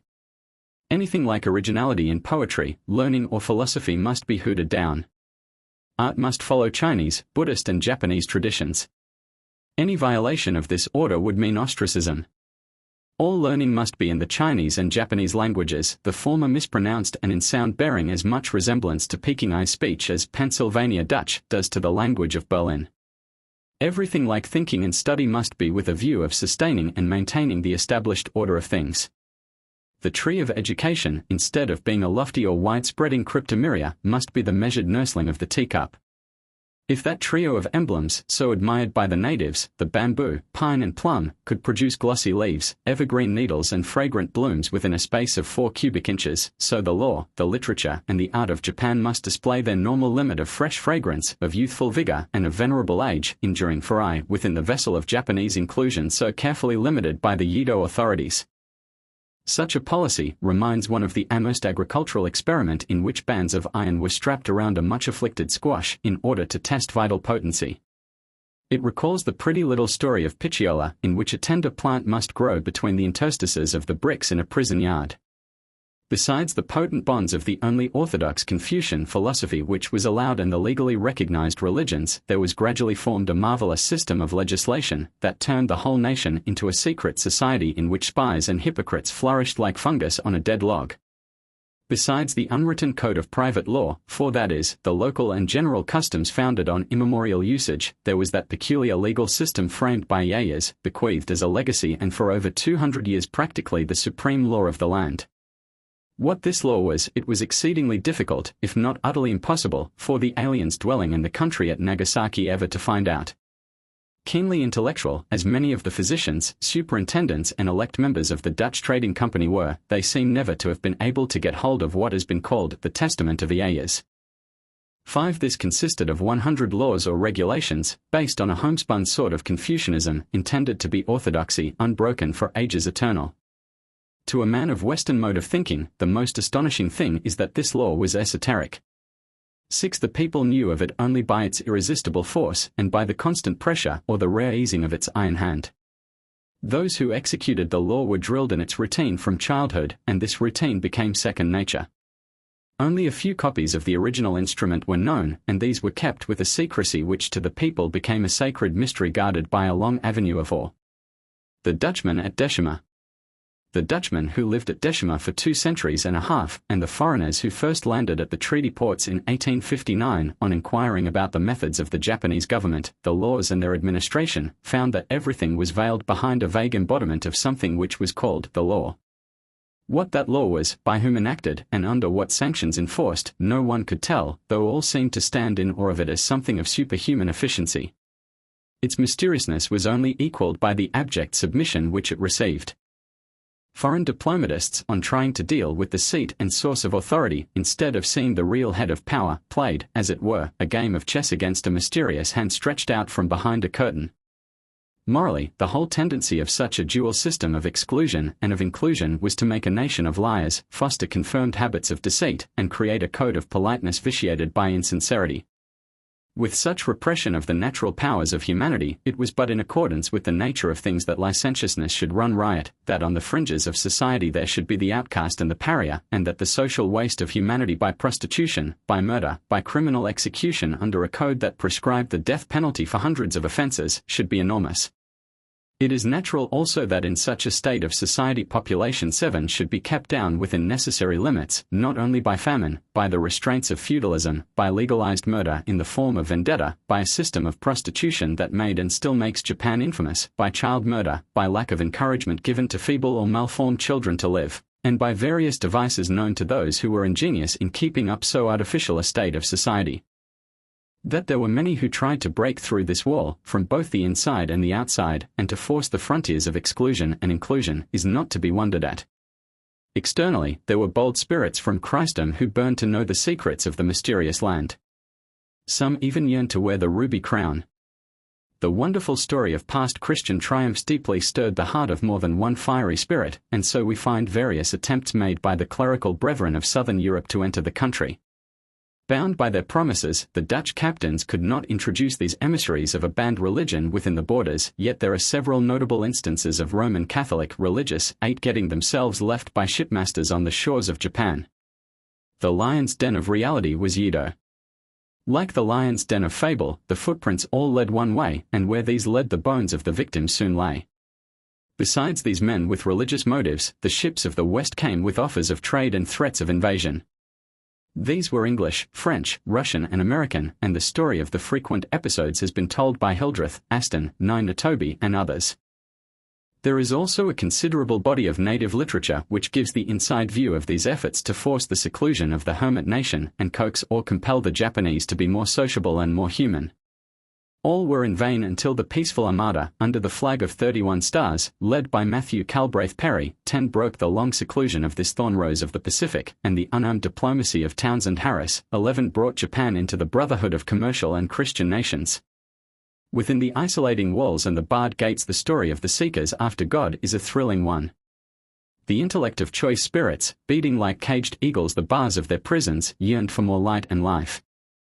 Though an eagle be starving, says the Japanese proverb, it will not eat grain, and so, while the mass of the people and even the erudite were content with ground food, even the chopped straw and husks of materialistic Confucianism and decayed Buddhism, there were noble souls who soared upward to exercise their God-given powers and to seek nourishment fitted for that human spirit which goeth upward and not downward, and which, ever in restless discontent, seeks the infinite. Protests of inquiring spirits. There is no stronger proof of the true humanity and the innate godlikeness of the Japanese, of their worthiness to hold and their inherent power to win a high place among the nations of the earth, than this longing of a few elect ones for the best that earth could give and heaven bestow. We find men in travail of spirit, groping after God if haply they might find him, following the ways of the spirit along lines different, and in pathways remote, from those laid down by Confucius and his materialistic commentators, or by Buddha and his parodists or caricaturists. The story of the philosophers who mutinied against the iron clamps and governmentally nourished system of the Sado College expounders is yet to be fully told. 12. It behoves some Japanese scholar to tell it. How earnest truth-seeking Japanese protested and rebelled against the economic fallacies, against the political despotism, against the abominable usurpations, against the false strategies and against the inherent immoralities of the Tokugawa system, has of late years been set forth with tantalizing suggestiveness, but only in fragments, by the native historians. Heart-rending is the narrative of these men who studied, who taught, who examined, who sifted the mountains of chaff in the native literature and writings, who made long journeys on foot all over the country, who furtively traveled in Korea and China, who boarded Dutch and Russian vessels, who secretly read forbidden books, who tried to improve their country and their people. These men saw that their country was falling behind not only the nations of the West, but, as it seemed to them, even the nations of the East. They felt that radical changes were necessary in order to reform the awful poverty, disease, licentiousness, national weakness, decay of bodily powers, and the creeping paralysis of the samurai intellect and spirit. How they were ostracized, persecuted, put under ban, hounded by the spies, thrown into prison, how they died of starvation or of disease, how they were beheaded, crucified, or compelled to commit harakiri, how their books were purged by the censors, or put under ban or destroyed, 13 and their maps, writings and plates burned, has not yet been told. It is a story that, when fully narrated, will make a volume of extraordinary interest. It is a story which both Christian and human interests challenge some native author to tell. During all this time, but especially during the first half of the 19th century, there was one steady goal to which the aspiring student ever kept his faith, and to which his feet tended. There was one place of pilgrimage, toward which the sons of the morning moved, and which, despite the spy and the informer and the vigilance of governors, fed their spirits, and whence they carried the sacred fire, or bore the seed whose harvest we now see. That goal of the pilgrim band was Nagasaki, and the place where the light burned and the sacred flames were kindled was Deshima. The men who helped to make true patriots, daring thinkers, inquirers after truth, bringers in of a better time, yes, and even Christians and preachers of the good news of God, were these Dutchmen of Deshima. A handful of salt in a stagnant mass. The Nagasaki Hollanders were not immaculate saints, neither were they sooty devils. They did not profess to be Christian missionaries. On the other hand, they were men not devoid of conscience nor of sympathy with aspiring and struggling men in a hermit nation, eager for light and truth. The Dutchman during the time of hermit Japan, as we see him in the literature of men who were hostile in faith and covetous rivals in trade, is a repulsive figure. He seems to be a brutal wretch, seeking only gain, and willing to sell conscience, humanity and his religion, for pelf. In reality, he was an ordinary European, probably no better, certainly no worse, than his age or the average man of his country or of his continent. Further, among this average dozen of exiles in the interest of commerce, science or culture, there were frequently honorable men far above the average European, and shining examples of Christianity and humanity. Even in his submission to the laws of the country, the Dutchman did no more, no less, but exactly as the Damis, 14 who like himself were subject to the humiliations imposed by the rulers in Yedo.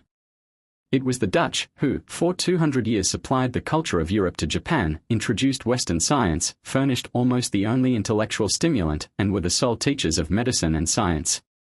15. They trained up hundreds of Japanese to be physicians who practiced rational medicine and surgery.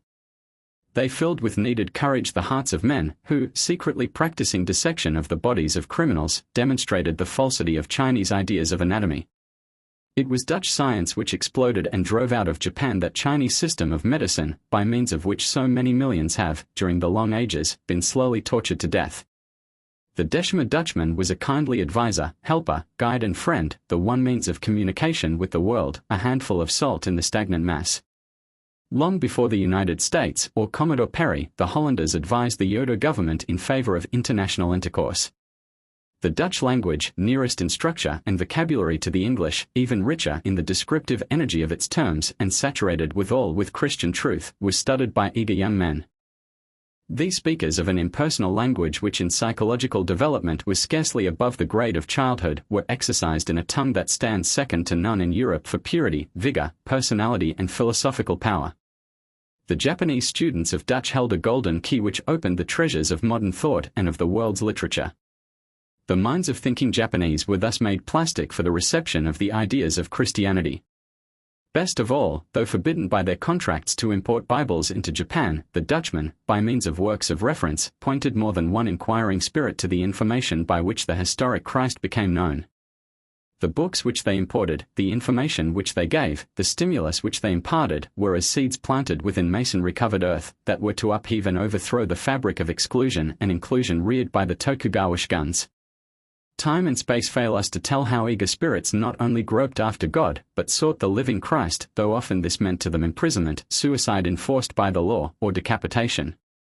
Yet over all Japan, long before the broad pennant of Perry was mirrored on the waters of Yedo Bay, there were here and there masses of leavened opinion, spots of kindled light, and fields upon which the tender green sprouts of new ideas could be detected. Today, as inquiry among the oldest of the Christian leaders and scores of volumes of modern biography shows, the most earnest and faithful among the preachers, teachers and soldiers in the Christian army were led into their new world of ideas through Dutch culture. The fact is revealed in repeated instances that, through father, grandfather, uncle, or other relative, some pilgrim to the Dutch at Nagasaki, came their first knowledge, their initial promptings, the environment or atmosphere, which made them all sensitive and ready to receive the Christian truth when it came in its full form from the living missionary and the vital Word of God. Someone has well said that the languages of modern Europe are nothing more than Christianity expressed with differing pronunciation and vocabulary. To him who will receive it, the mastery of any one of the languages of Christendom is, in a large sense, a revelation of God in Christ Jesus. Seekers after God. Pathetic, even to the compulsion of tears, is the story of these seekers after God. We, who today are surrounded by every motive and inducement to Christian living and by every means and appliance for the practice of the Christian life, may well consider for a moment the struggle of earnest souls to find out God. Think of this one who finds a Latin Bible cast up on the shore from some broken ship, and bearing it secretly in his bosom to the Hollander, gains light as to the meaning of its message. Think of the nobleman, Watanabe Aboru, 16, who, by means of the Japanese interpreter of Dutch, Takeno Choye, is thrilled with the story of Jesus of Nazareth who helped and healed and spake as no other man spake, teaching with an authority above that of the masters Confucius or Buddha. Think of the Daimyo of Mido, 17, who, proud in lineage, learned and scholarly, and surrounded by a host of educated men, is yet unsatisfied with what the wise of his own country could give him and gathers around him the relics unearthed from the old persecutions. From a picture of the Virgin, a fragment of a litany, or it may be a part of a breviary, he tries to make out what Christianity is. Think of Yokoi Heishiro, 18, learned in Confucius and his commentators, who seeks better light, sends to China for a Chinese translation of the New Testament, and in his lectures on the Confucian ethics, to the delight and yet to the surprise of his hearers who hear grander truth than they are able to find in text or commentary, really preaches Christ and prophesies that the time will come when the walls of isolation being leveled, the brightest intellects of Japan will welcome this same Jesus and his doctrine. Think of him again, when unable to purify the Augean stables of Yedo's moral corruption, because the time was at hand for other cleansing agencies, he retires to his home, content a while with his books and flowers. Again, see him summoned to the capital, to sit at Quito, like aged Franklin among the young statesmen of the Constitution in Philadelphia, with the Mikado's youthful advisers in the new government of 1868. Think of him pleading for the elevation of the Pariah Edda, accursed and outcast through Buddhism, to humanity and citizenship. Then hear him urge eloquently the right of personal belief and argue for toleration under the law of opinions which the Japanese then stigmatized as evil and devilish, but which we, and many of them now, call sound and Christian. Finally, behold him at night in the public streets, assaulted by assassins and given quick death by their bullet and blades. See his grey head lying severed from his body and in its own gore, the wretched murderers thinking they have stayed the advancing tide of Christianity, but at home there dwells a little son destined in God's providence to become an earnest Christian and one of the brilliant leaders of the native Christianity of Japan in our day. The Buddhist Inquisitors. During the nation's period of thorn rose-like seclusion, the three religions recognized by the law were Buddhism, Shinto and Confucianism. Christianity was the outlawed sect. All over the country, on the highroads, at the bridges, and in the villages, towns and cities, the fundamental laws of the country were written on wooden tablets called kosatsu. These, framed and roofed for protection from the weather, but easily before the eyes of every man, woman and child, and written in a style and language understood of all, denounced the Christian religion as an accursed sect, and offered gold to the spy and informer. 19 While once a year every samurai was required to swear on the true faith of a gentleman that he had nothing to do with Christianity. From the 17th century, the country having been divided into parishes, the Inquisition was under the charge of the Buddhist priests who penetrated into the house and family and guarded the graveyards, so that neither earth nor fire should embrace the carcass of a Christian, nor his dust or ashes defile the ancestral graveyards. Twice, in 1686 and in 1711, were the rewards increased and the Buddhist bloodhounds of Japan's Inquisition set on fresh trails. On one occasion, at Osaka, in 1839, a rebellion broke out which was believed, though without evidence, to have been instigated in some way by men with Christian ideas and was certainly led by Ushio, the bitter opponent of Buddhism, of Tokugawa, and of the prevalent Confucianism. Possibly, the uprising was aided by refugees from Korea. Those implicated were, after speedy trial, crucified or beheaded. In the southern part of the country the ceremony of abumi or trampling on the cross, 21, was long performed. Thousands of people were made to pass through a wicket, beneath which and on the ground lay a copper plate engraved with the image of the Christ and the cross.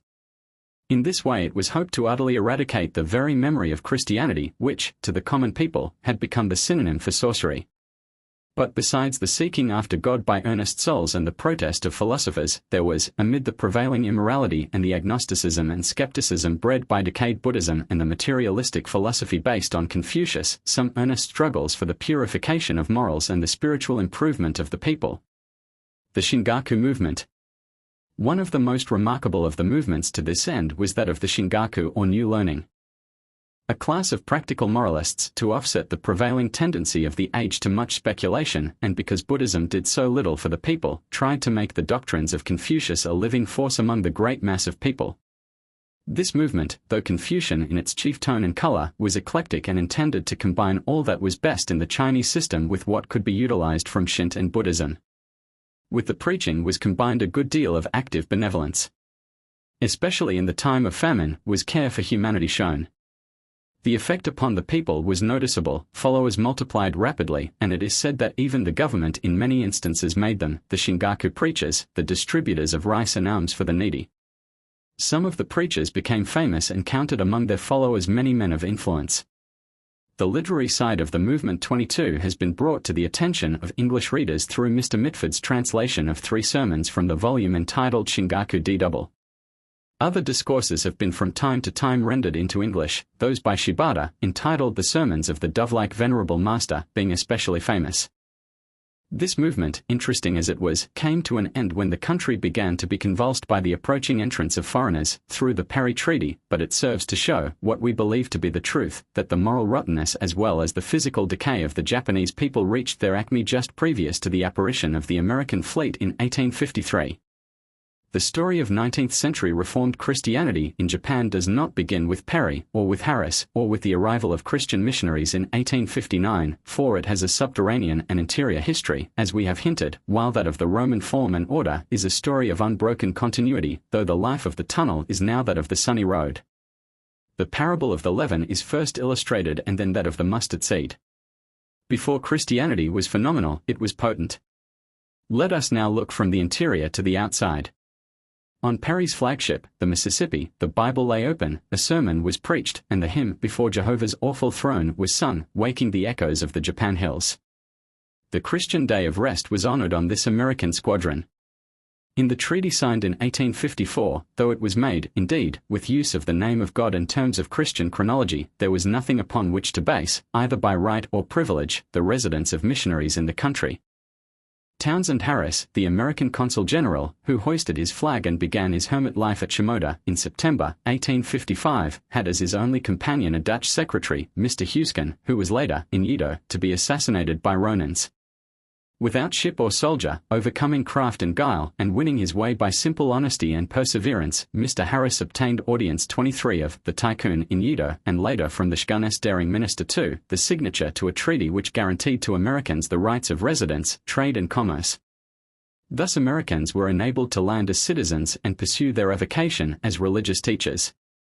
As the government of the United States of America knows nothing of the religion of American citizens abroad, it protects all missionaries who are law-abiding citizens without regard to creed. 24. Japan once more missionary soil. The first missionaries were on the ground as soon as the ports were open. Though surrounded by spies and always in danger of assassination and incendiarism, they began their work of mastering the language. To do this without trained teachers or apparatus of dictionary and grammar was then an appalling task.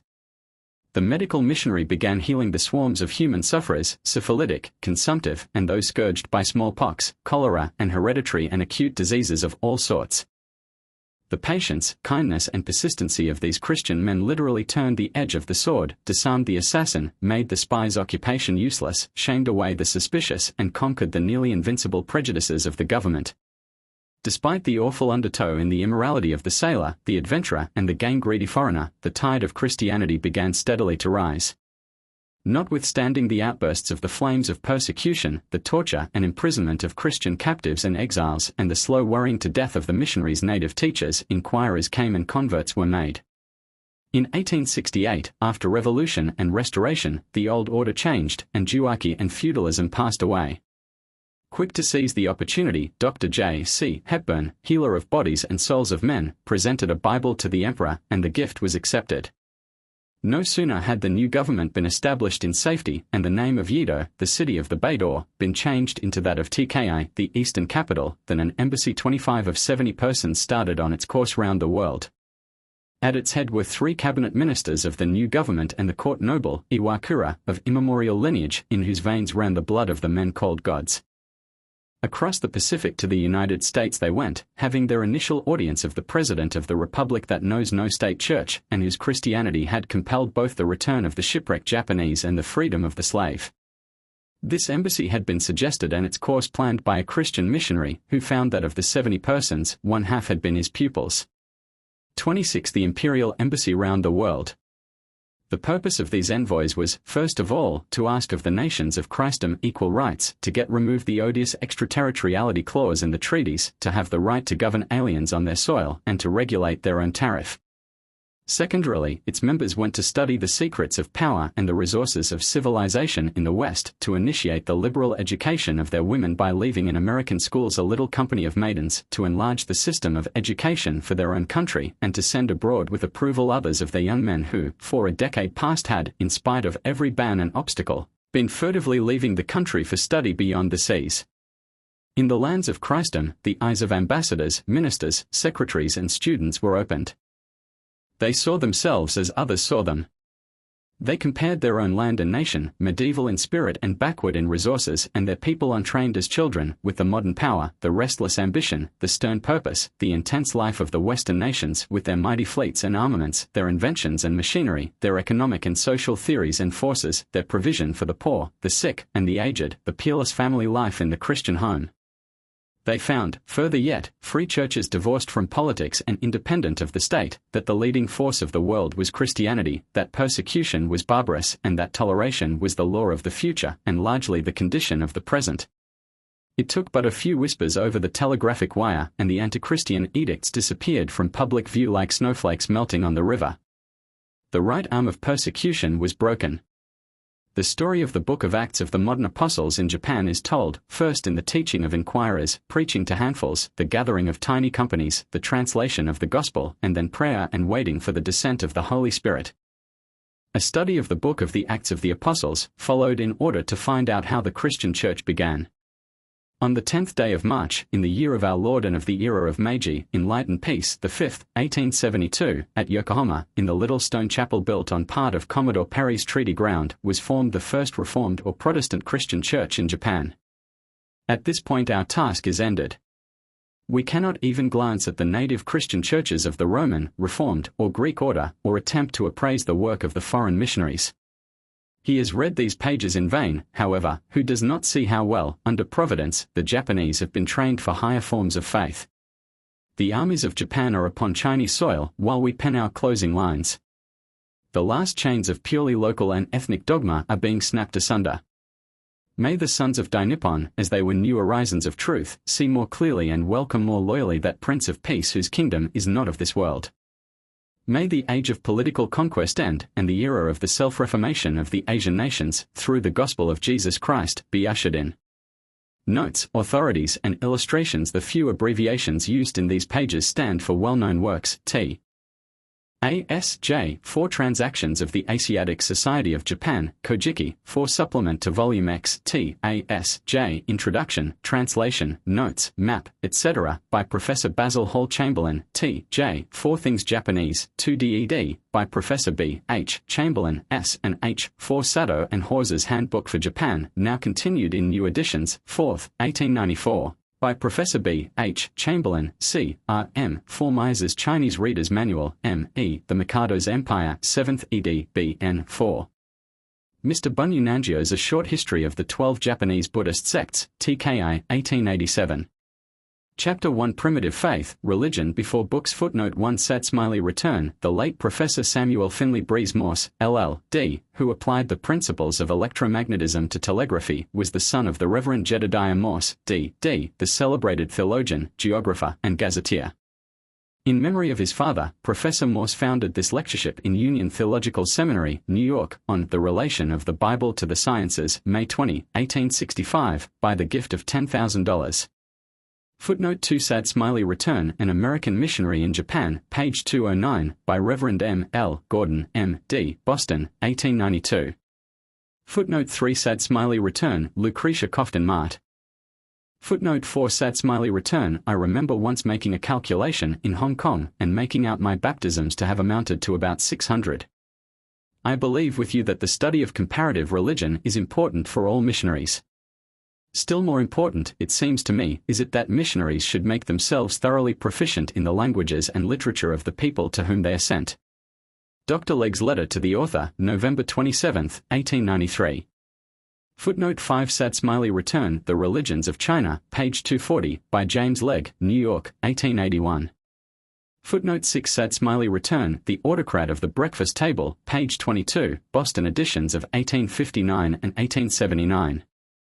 Footnote 7 Smiley Return, one of the many names of Japan is that of the country ruled by a slender sword, in allusion to the clumsy weapons employed by the Chinese and Koreans.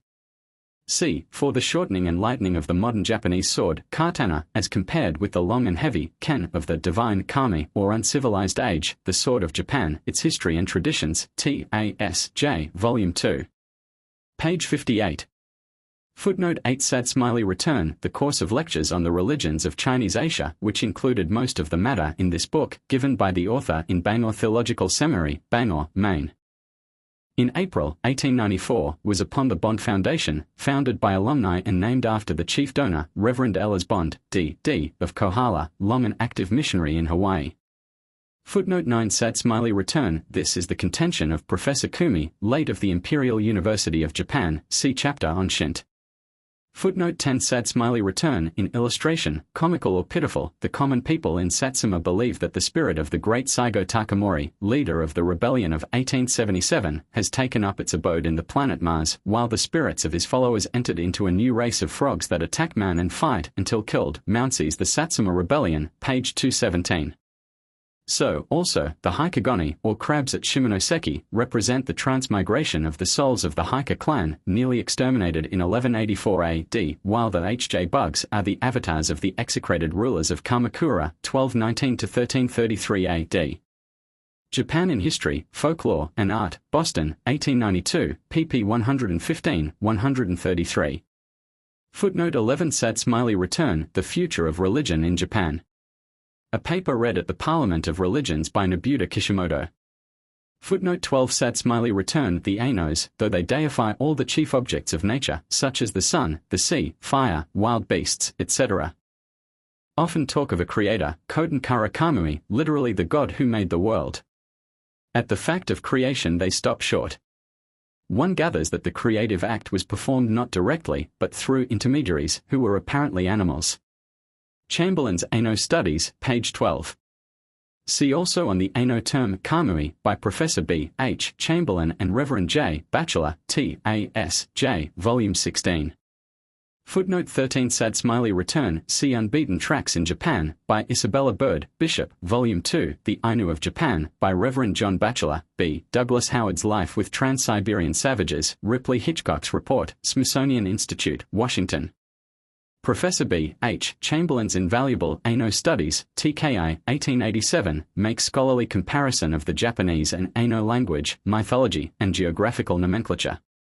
Footnote 14 Sad Smiley Return, M.E. The Mythical Zoology of Japan, pp 477-488. C. R. M. Passon. Footnote 15 Sad Smiley Return, see the valuable article entitled Demoniacal Possession, T.J., page 106, and the author's Japanese Fox Myths, Lippincott's Magazine, 1873. Footnote 16 Sad Smiley Return, see the Aino Animal Stories and Evidences of Beast Worship in Chamberlain's Aino Studies. For this element in Japanese life, see the Kojiki and the author's Japanese Fairy World.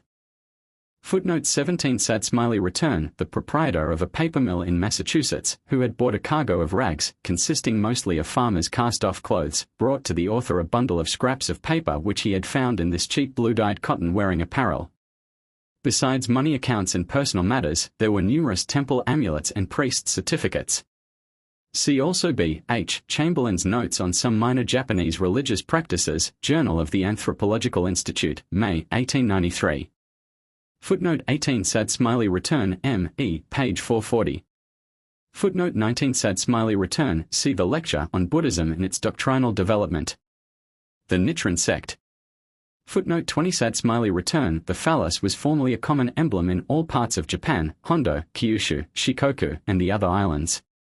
Bayard Taylor noticed it in the Ryukyu, Luchu Islands, Perry's expedition to Japan, page 196, Bayard Taylor's expedition in Luchu, M.E., page 33, note, Rains Japan, page 432, Diary of Richard Cox, volume 1, page 283. The native guidebooks and gazetteers do not allude to the subject. Although the author of this volume has collected considerable data from personal observations and the testimony of personal friends concerning the vanishing nature worship of the Japanese, he has, in the text, scarcely more than glanced at the subject. In a work of this sort, intended both for the general reader as well as for the scientific student of religion, it has been thought best to be content with a few simple references to what was once widely prevalent in the Japanese archipelago. Probably the most thorough study of Japanese phallicism yet made by any foreign scholar is that of Edmund Buckley, A.M., Ph.D., of the Chicago University, lecturer on Shinto, the ethnic faith of Japan, and on the science of religion. Dr. Buckley spent 6 years in central and southwestern Japan, most of the time as instructor in the Doshisha University, Kido. He will publish the results of his personal observations and studios in a monograph on phallicism, which will be on sale at Chicago University, in which the Buckley collection illustrating Shinto worship has been deposited. Footnote 21 Sad Smiley Return, Mr. Takahashi Go, in his Shinto Shinron, or New Discussion of Shinto, accepts the derivation of the word karma from cabe, mold, mildew, which, on its appearance, excites wonder. For Harada's discussion, C.T. A.S. J. Volume 3. Appendix, page 48. In a striking paper on the early gods of Japan in a recent number of the Philosophical Magazine, published in TKI, a Japanese writer, Mr. Kenji Harade, states also that the term kami does not necessarily denote a spiritual being, but is only a relative term meaning above or high, but this respect towards something high or above has created many imaginary deities as well as those having a human history. See also T. A. S. J. Volume 22. Part 1, page 55, note. Footnote 22 Sad Smiley Return, there remains something of the Shinto heart after 1200 years of foreign creeds and dress. The worship of the marvelous continues. Exaggerated force is most impressive. So the ancient gods, heroes and wonders are worshipped still. The simple countryfolk clap their hands, bow their heads, mumble their prayers, and offer the fraction of a cent to the first European-built house they see. Philosophy in Japan, Past and Present, by Dr. George W. M. Knox. Footnote 23. Sad Smiley Return, M.E., page 474. Honda the Samurai, pp. 256-267. Footnote 24. Sad Smiley Return, Kojiki, pp. 127, 136, 213, 217. Footnote 25. Sad Smiley Return, C.S. and H., pp. 39, 76. The appearance of anything unusual at a particular spot is held to be a sure sign of the presence of divinity. Near the spot where I live in Keio Ishikawa, TKI, is a small miya, built at the foot of a very old tree, that stands isolated on the edge of a rice field. The spot looks somewhat insignificant, but upon inquiring why a shrine has been placed there, I was told that a white snake had been found at the foot of the old tree. As it is, the religion of the Japanese consists in the belief that the productive ethereal spirit, being expanded through the whole universe, every part is in some degree impregnated with it, and therefore, every part is in some measure the seat of the deity. Legendos Progressive Japan, page 258. Footnote 26. Sad Smiley Return, De Verflowing de Grenzen, by Dr. Abraham Kuyper, Amsterdam, 1892, translated by Reverend T. Hendrik de Vries in the Methodist Review, New York, July-September, 1893. Chapter 2. Shinto, Myths and Ritual. Footnote 1. Sad Smiley Return, the scholar who has made profound researches in all departments of Japanese learning, but especially in the literature of Shinto, is Mr. Ernest Sado, now the British minister at Tanya. He received the degree of B.A. from the London University. After several years' study and experience in China, Mr. Sado came to Japan in 1861 as student interpreter to the British legation, receiving his first drill under Reverend S. R. Brown, D.D., author of A Grammar of Colloquial Japanese. To ceaseless industry, this scholar, to whom the world is so much indebted for knowledge of Japan, has added philosophic insight. Besides unearthing documents whose existence was unsuspected, he has cleared the way for investigators and comparative students by practically removing the barriers reared by archaic speech and writing. His papers in the T.A.S.J. on the Shinto shrines at Ice, the revival of pure Shinto, and ancient Japanese rituals, together with his handbook for Japan, form the best collection of materials for the study of the original and later forms of Shinto. Footnote 2. Sad Smiley Return, the scholar who above all others has, with rare acumen united to laborious and prolonged toil, illuminated the subject of Japan's chronology and early history is Mr. W. G. Aston of the British Civil Service. He studied at the Queen's University, Ireland, receiving the degree of M.A. He was appointed student interpreter in Japan, August 6, 1864. He is the author of A Grammar of the Written Japanese Language, and has been a student of the comparative history and speech and writing of China, Korea, and Japan during the past 30 years. See his valuable papers in the T.A.S.J. and the Learned Societies in Great Britain. In his paper on Early Japanese History, T.A.S.J., Volume 16. pp. 39-75, he recapitulates the result of his researches in which he is, in the main, supported by critical native scholars and by the late William Bramsen in his Japanese Chronological Tables, TKI 1880. He considers A.D. 461 as the first trustworthy date in the Japanese annals. We quote from his paper, Early Japanese History, T.A.S.J., Volume 16. Page 73. 1. The earliest date of the accepted Japanese chronology, the accuracy of which is confirmed by external evidence, is A.D. 461. 2. Japanese history, properly so called, can hardly be said to exist previous to A.D. 500.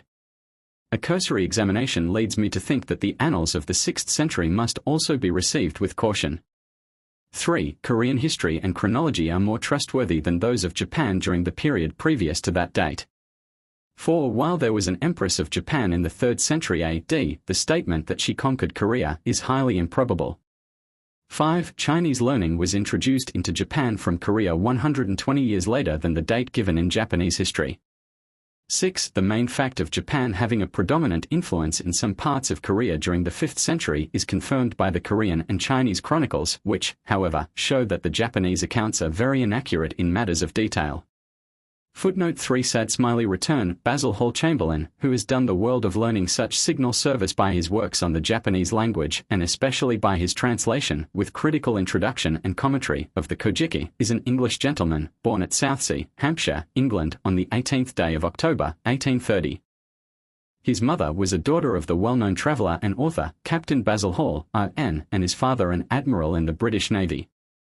He was educated for Oxford, but instead of entering, for reasons of health, he spent a number of years in Western mid-Southern Europe, acquiring a knowledge of various languages and literatures. His coming to Japan in May 1873 was rather the result of an accident, a long sea voyage and a trial of the Japanese climate having been recommended. The country and the field of study suited the invalid well. After teaching for a time in the Naval College, the Japanese honored themselves and this scholar by making him, in April 1886, professor of philology at the Imperial University. His works, the classical poetry of the Japanese, his various grammars and handbooks for the acquisition of the language, his handbook for Japan, his Aino studies, things Japanese, papers in the T.A.S.J., and his translation of the Kojiki are all of a high order of value. They are marked by candor, fairness, insight, and a mastery of difficult themes that makes his readers his constant debtors. Footnote 4 Sad smiley return If the term Altaic be held to include Korean and Japanese, then Japanese assumes prime importance as being by far the oldest living representative of that great linguistic group, its literature antedating by many centuries the most ancient productions of the Manchus, Mongols, Turks, Hungarians, or Finns. Chamberlain, Simplified Grammar, Ind Rod, page 6.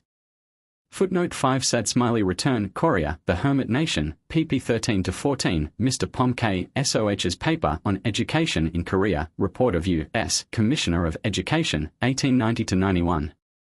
Footnote 6 Sad smiley return T.A.S.J. Volume 16, page 74, Bramson's Chronological Tables, Ind Rod, page 34, T.J., page 32.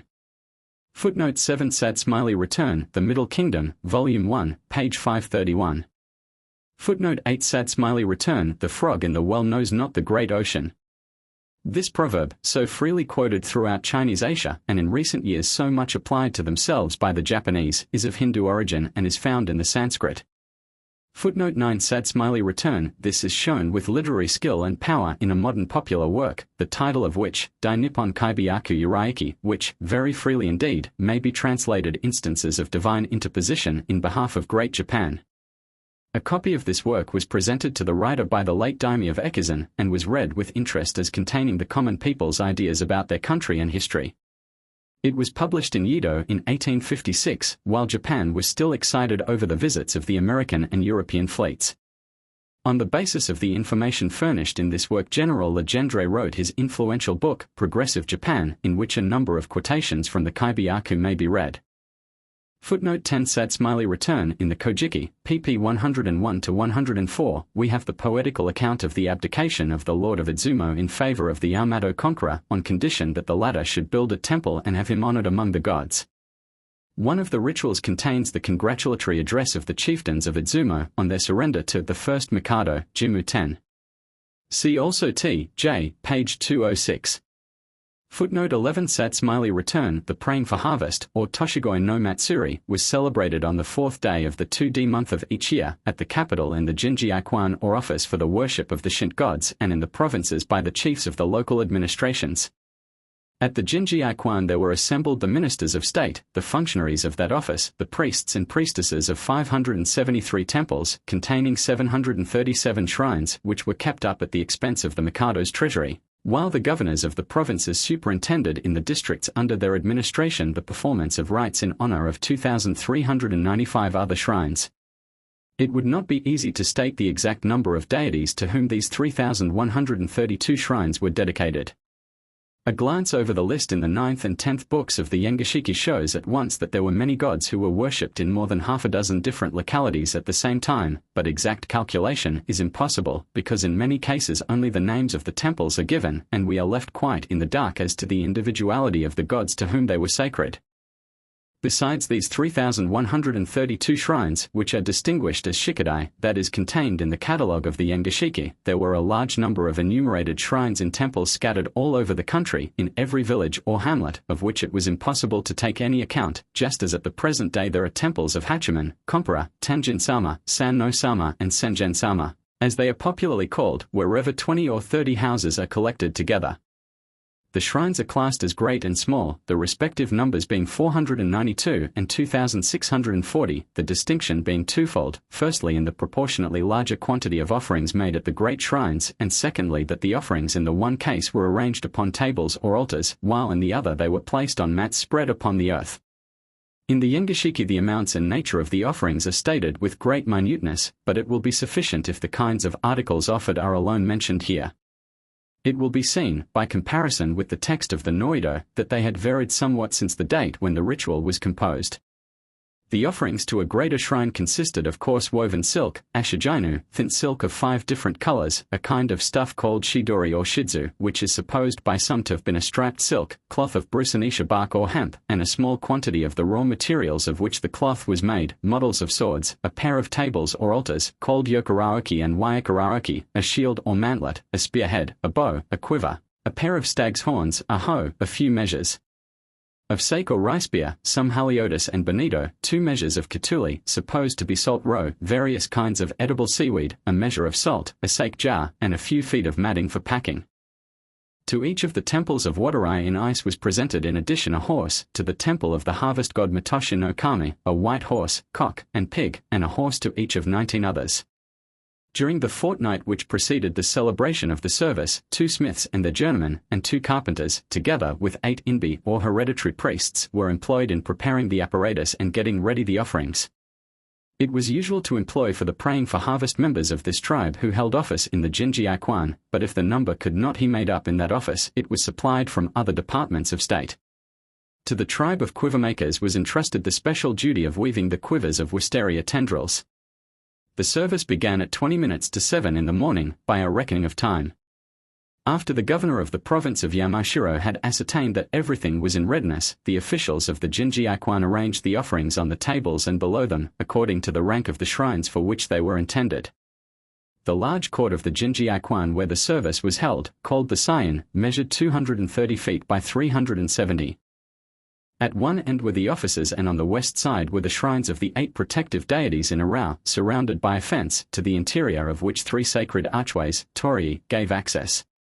In the center of the court a temporary shed was erected for the occasion, in which the tables or altars were placed. The final preparations being now complete, the ministers of state, the virgin priestesses and priests of the temples to which offerings were sent by the Mikado, entered in succession, and took the places severally assigned to them. The horses which formed a part of the offerings were next brought in from the Mikado's stable, and all the congregation drew near, while the reader recited or read the Noido. This reader was a member of the priestly family or tribe of Nakatomi, who traced their descent back to Amino-Koyan, one of the principal advisors attached to the sun goddess's grandchild when he first descended on earth.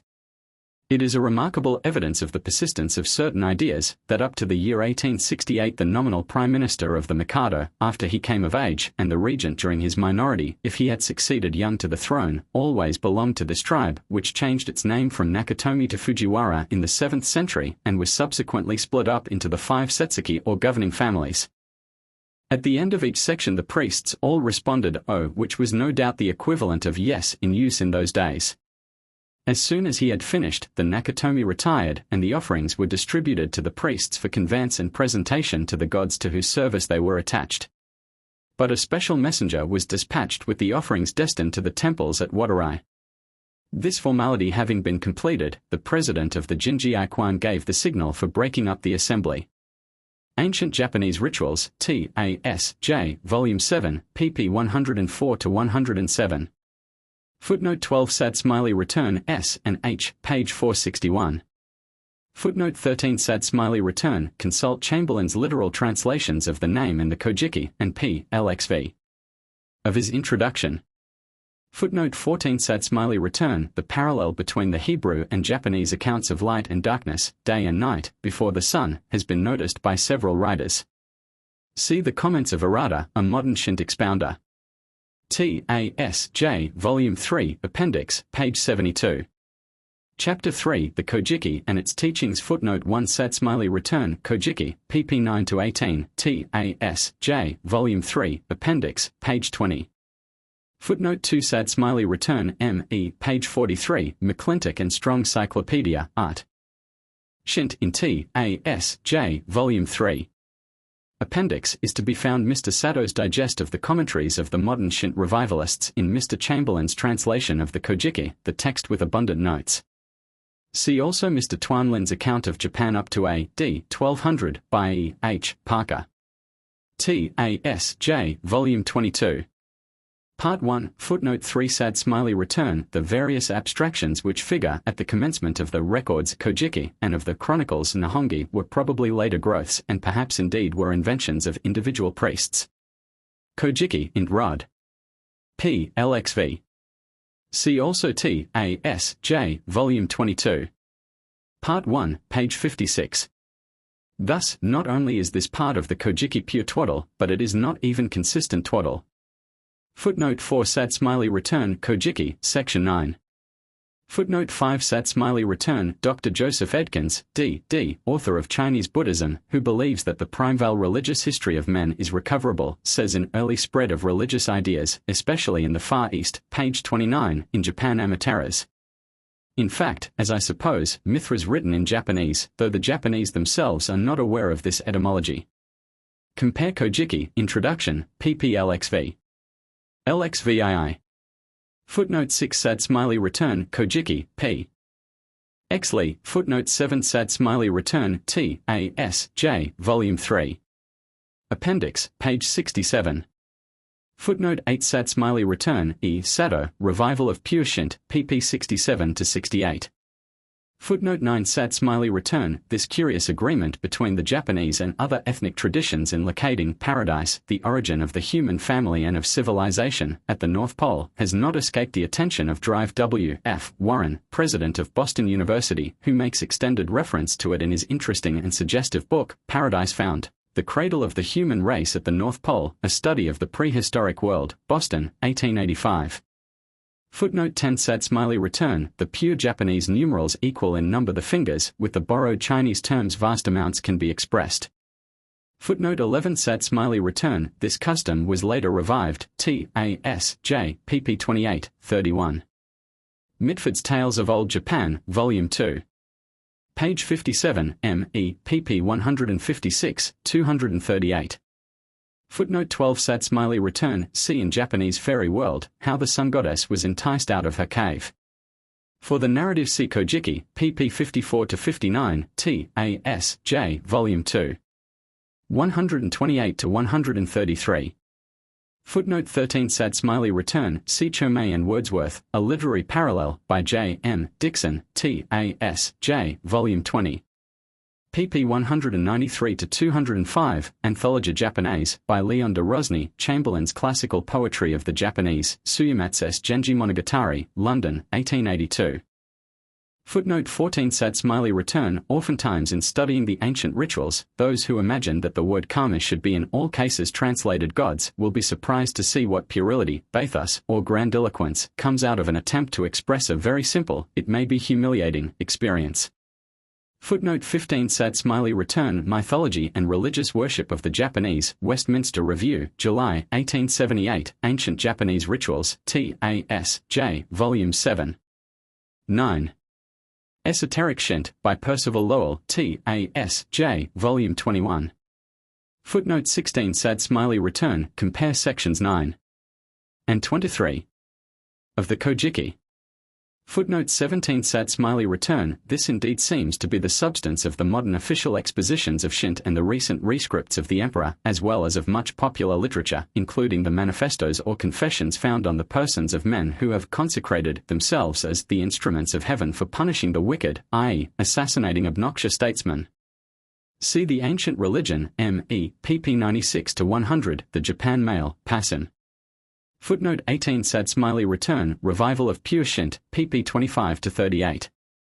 Footnote 19. Sad Smiley Return, Japanese Homes, by E. S. Morse, pp. 228-233, note, page 832. Footnote 20 Sad Smiley Return Chamberlain's Ano Studies, p. 12. Footnote 21 Sad Smiley Return Geological Survey of Japan, by Benj S. Lyman, 1878-9. Footnote 22 Sad Smiley Return The Shell Mounds of Amori and the Tokyo Times, January 18, 1879, by Edward S. Morse, Japanese Fairy World, pp. I-78, 191, 196.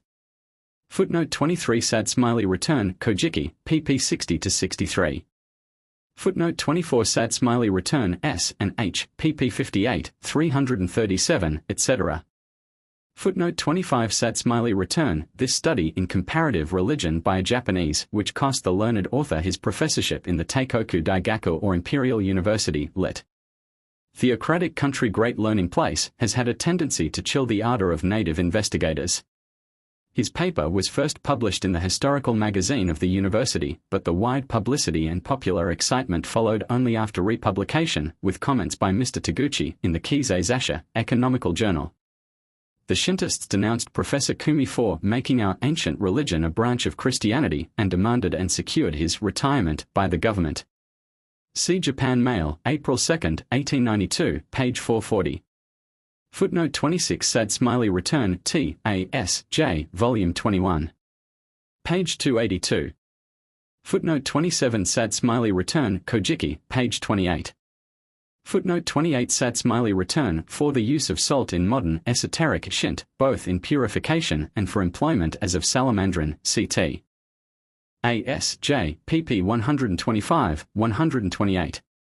Footnote 29 Sad Smiley Return In the official census of 1893, 9 Shint sects are named, each of which has its own Kwancho or presiding head, recognized by the government. The sectarian peculiarities of Shint have been made the subject of study by very few foreigners. Mr. Sato names the following: the Uetsu sect was founded by Toshida Kaintomo. His signature appears as the end of a 10-volume edition, issued A.D. 1503, of the litiges extracted from the Yengishiki or Book of Ceremonial Law, first published in the era of Yengi, or Engi, A.D. 901-922. He is supposed to be the one who added the kana, or common vernacular script letters, to the Chinese text and thus made the Noido accessible to the people. The little pocket prayer books, folded in an accordion-like manner, are very cheap and popular. The sect is regarded as heretical by strict Shintists, as the system Uetsu consists mainly of a Buddhist superstructure on a Shint foundation. Yoshida applied the tenets of the Shingon or True Word sect of Buddhists to the understanding and practice of the ancient God way. The Suiga sect teaches a system which is a combination of Uetsu and of the modern philosophical form of Confucianism as elaborated by Chuhai and known in Japan as the Taishu philosophy. The founder was Yamazaki Ansai, who was born in 1618 and died in 1682. By combining the forms of the Yoshida sect, which is based on the Buddhism of the Shingon sect, with the materialistic philosophy of Chuhai, he adapted the old God way to what he deemed modern needs. In the Deguchi sect, the ancient belief is explained by the Chinese Book of Changes, or divination. Deguchi Nobuyoshi, the founder, was God warden or Kanushi of the Geiku or Outer Palace Temple at Ice. He promulgated his views about the year 1660, basing them upon the book called Iki by the Japanese and Yiking by the Chinese.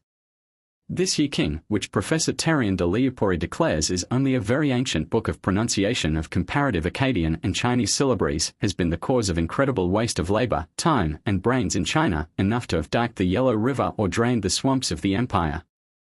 It is the chief basis of Chinese superstition and the greatest literary barrier to the advance of civilization. It has also made much mischief in Japan. Deguchi explained the myths of the Age of the Gods by divination or Iki, based on the Chinese books. As late as 1893 there was published in TKA a work in Japanese with good translation info English, on scientific morality, or the practical guidance of life by means of divination, the Takashima Ekiden, or monograph on the Iki of Mr. Takashima, by S. Sugiura. The Jiko sect, according to its representative at the World's Parliament of Religions at Chicago, is the practical. It lays stress less upon speculation and ritual and more upon the realization of the best teachings of Shint. It was founded by Hasegawa Kikugi, who was born at Nagasaki in 1541. Living in a cave in Fujiyama, he received inspiration through the miraculous power of the mountain. It believes in one absolute deity, often mentioned in the Kojiki, which, self-originated, took the embodiment of two deities, one with the male nature and the other female, though these two deities are nothing but forms of the one substance and unite again in the absolute deity. These gave birth to the Japanese archipelago, the sun and moon, the mountains and streams, the divine ancestors, etc. According to the teachings of this sect, the peerless mountain, Fuji, ought to be reverenced as the sacred abode of the Divine Lord and as the brains of the whole globe. The believer must make Fuji the example and emblem of his thought and action. He must be plain and simple as the form of the mountain, making his body and mind pure and serene as Fuji itself. The present world with all its practical works must be respected more than the future world. We must pray for the long life of the country, lead a life of temperance and diligence, cooperating with one another in doing good. Statistics of Shintism. From the official Résumé statistique de l'Empire du Japon, 1894. In 1801 there were 9 administrative heads of sects, 75,877 preachers, priests, and shrine keepers, with 1,158 male and 228 female students. There were 163 national temples of superior rank and 136,652 shrines or temples in cities and prefectures, a total of 193,153, served by 14,700 persons of the grade of priests.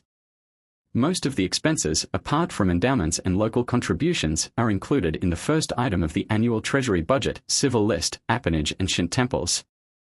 Chapter 4 The Chinese Ethical System in Japan. Footnote 1 Smiley return. He was fond of saying that Princeton had never originated a new idea, but this meant no more than that Princeton was the advocate of historical Calvinism in opposition to the modified and provincial Calvinism of a later day. Francis L. Patton, in Schaff-Herzog Encyclopedia, article on Charles Hodge. Footnote 2 Smiley return. We use Dr. James Legg's spelling, by whom these classics have been translated into English. See Sacred Books of the East, edited by Max Muller. Footnote 3 Smiley return. The canon or four classics has a somewhat varied literary history of transmission, collection, and redaction, as well as of exposition and of criticism, both lower and higher. As arranged under the Han Dynasty, B.C. 206, A.D. 23, it consisted of I. The commentary of Tso Kinming, a disciple who expounded Confucius's book, The Annals of State of Lu 2. The commentary of Kuliang upon the same work of Confucius, 3. The old text of the Book of History, 4. The Odes, collected by Mao Chun, to whom is ascribed the test of the Odes as handed down to the present day.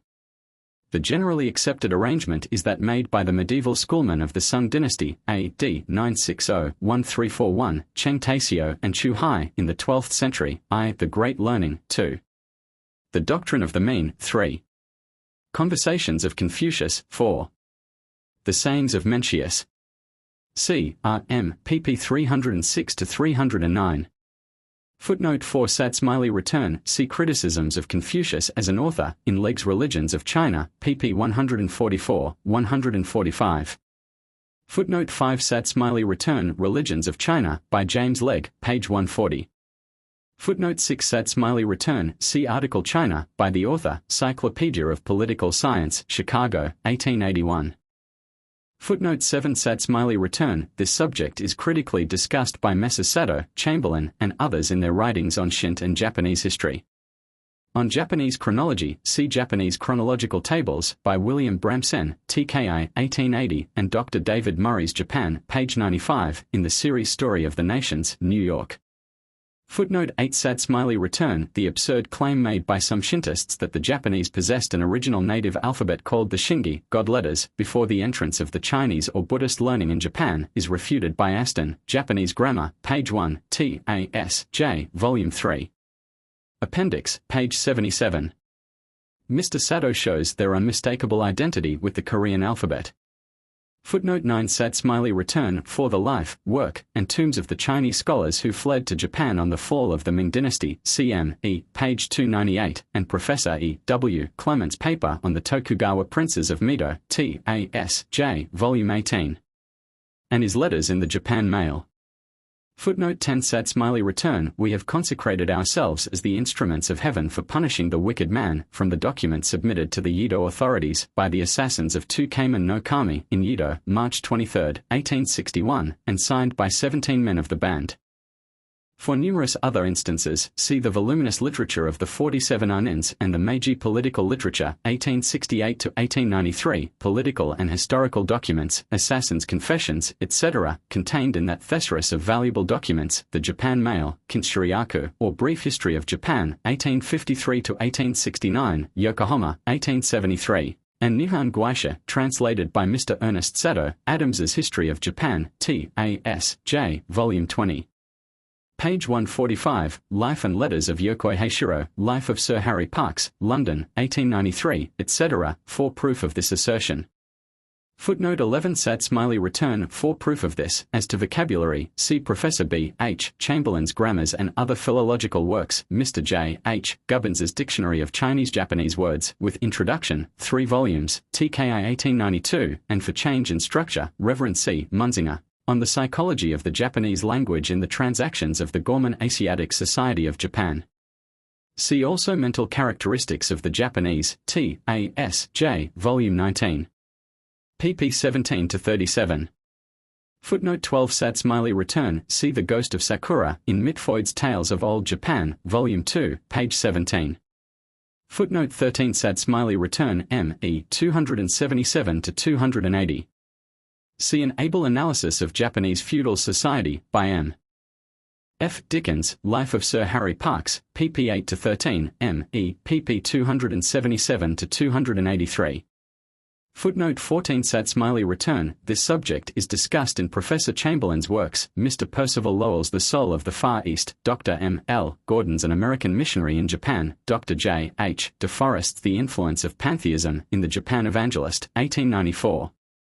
Footnote 15 Sad Smiley return, T.A.S.J., Volume 17. Page 96. Footnote 16 Sad Smiley return, The 47 Anins, Tales of Old Japan, Volume 1, Kiyoshigura, by F. V. Dickens, The Loyal Anins, by Edward Grier, Kiyoshigura, translated by Nui. Footnote 17 Sad Smiley return, see Dr. J. H. DeForest's article in the Andover Review, May, June, 1893, page 309. For details and instances, see the Japanese histories, novels, and dramas M. E. Raines Japan S. and H. T. A. S. J. etc. Life of Sir Harry Parkes, page 11 et passim. Footnote 18 Sad Smiley return M. E. pp 180 to 192, 419. For the Origin and Meaning of Harakiri, C.T. J. pp 199 to 201, Mitford's Tales of Old Japan, Volume 1, Appendix, Adams's History of Japan, Story of Shimads. Footnote 19 Sad Smiley return M. E. page 133. Footnote 20 Sad Smiley return, for light upon the status of the Japanese family, cf. O. Adams's History of Japan, Volume 2. Page 384, Kinshiryaku, page 137, Naomi Tamura, The Japanese Bride, New York, 1893, E. H. House, Yone Santo, A Child of Japan, Chicago, 1888, Japanese Girls and Women, by Miss A. M. Bacon, Boston, 1891, T. J. Article Woman and an Index, Adoption, Children, etc., M. E. First ed., page 585, Marriage in Japan, T. A. S. J. Volume 13. Page 114, and Papers in the German Asiatic Society of Japan. Footnote 21 Sad Smiley return, see Mr. F. W. Eastlake's Papers in the Popular Science Monthly. Footnote 22 Sad Smiley return, see Life of Sir Harry Parkes, Volume 2, pp 181 to 182. It is to be feared, however, that this reform of the Yoshiwara system, like many others in Japan, never got beyond paper, for Mr. Norman in his recent book, The Real Japan, Chapter 12, describes a scarcely modified system in full vigor. See also Japanese Girls and Women, pp 289 to 292. Footnote 23 Sad Smiley return, see Peng Kuan Yu's paper, read at the Parliament of Religions in Chicago, and the Chinese as Painted by Themselves, by Colonel Chen Kai-tong, New York and London, 1885. Drive W. A. P. Martin Scholarly Book, The Chinese, New York, 1881, in the chapter Remarks on the Ethical Philosophy of the Chinese, gives in English and Chinese a chart of Chinese ethics in which the whole scheme of philosophy, ethics, and self-culture is set forth. Footnote 24 Sad smiley return. See an exceedingly clear, able, and accurate article on the ethics of Confucius as seen in Japan, by the veteran scholar, Reverend J. H. De Forest, The Andover Review, May, June, 1893. He is the authority for the statements concerning non-attendance in Old Japan of the husband at the wife's and older brother at younger brother's funeral. Footnote 25 Sad smiley return. A Japanese translation of Mrs. Caudle's curtain lectures in a TKM morning newspaper met with instant and universal approval, showing that Douglas Jerrold's world-famous character has her counterpart in Japan, where, as a Japanese proverb declares, the tongue 3 inches long can kill a man 6 feet high.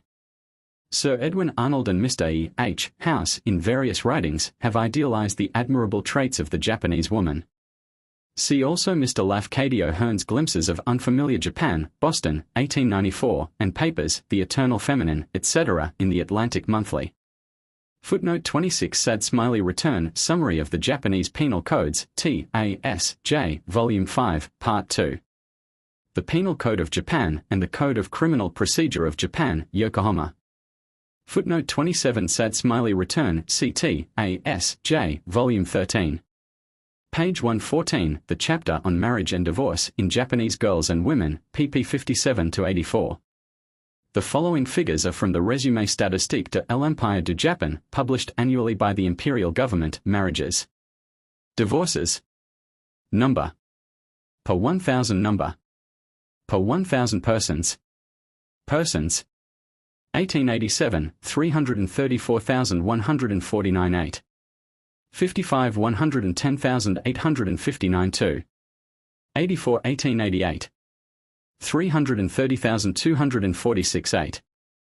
34 109,175 2. 76 1889. 340,445 8. 50 107,458 2. 68 1890. 325,141 8. 04 197,088 2. 70 1891. 352,051 8.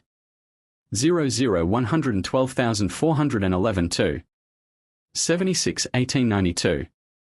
348,489 8. 48 113,498 2.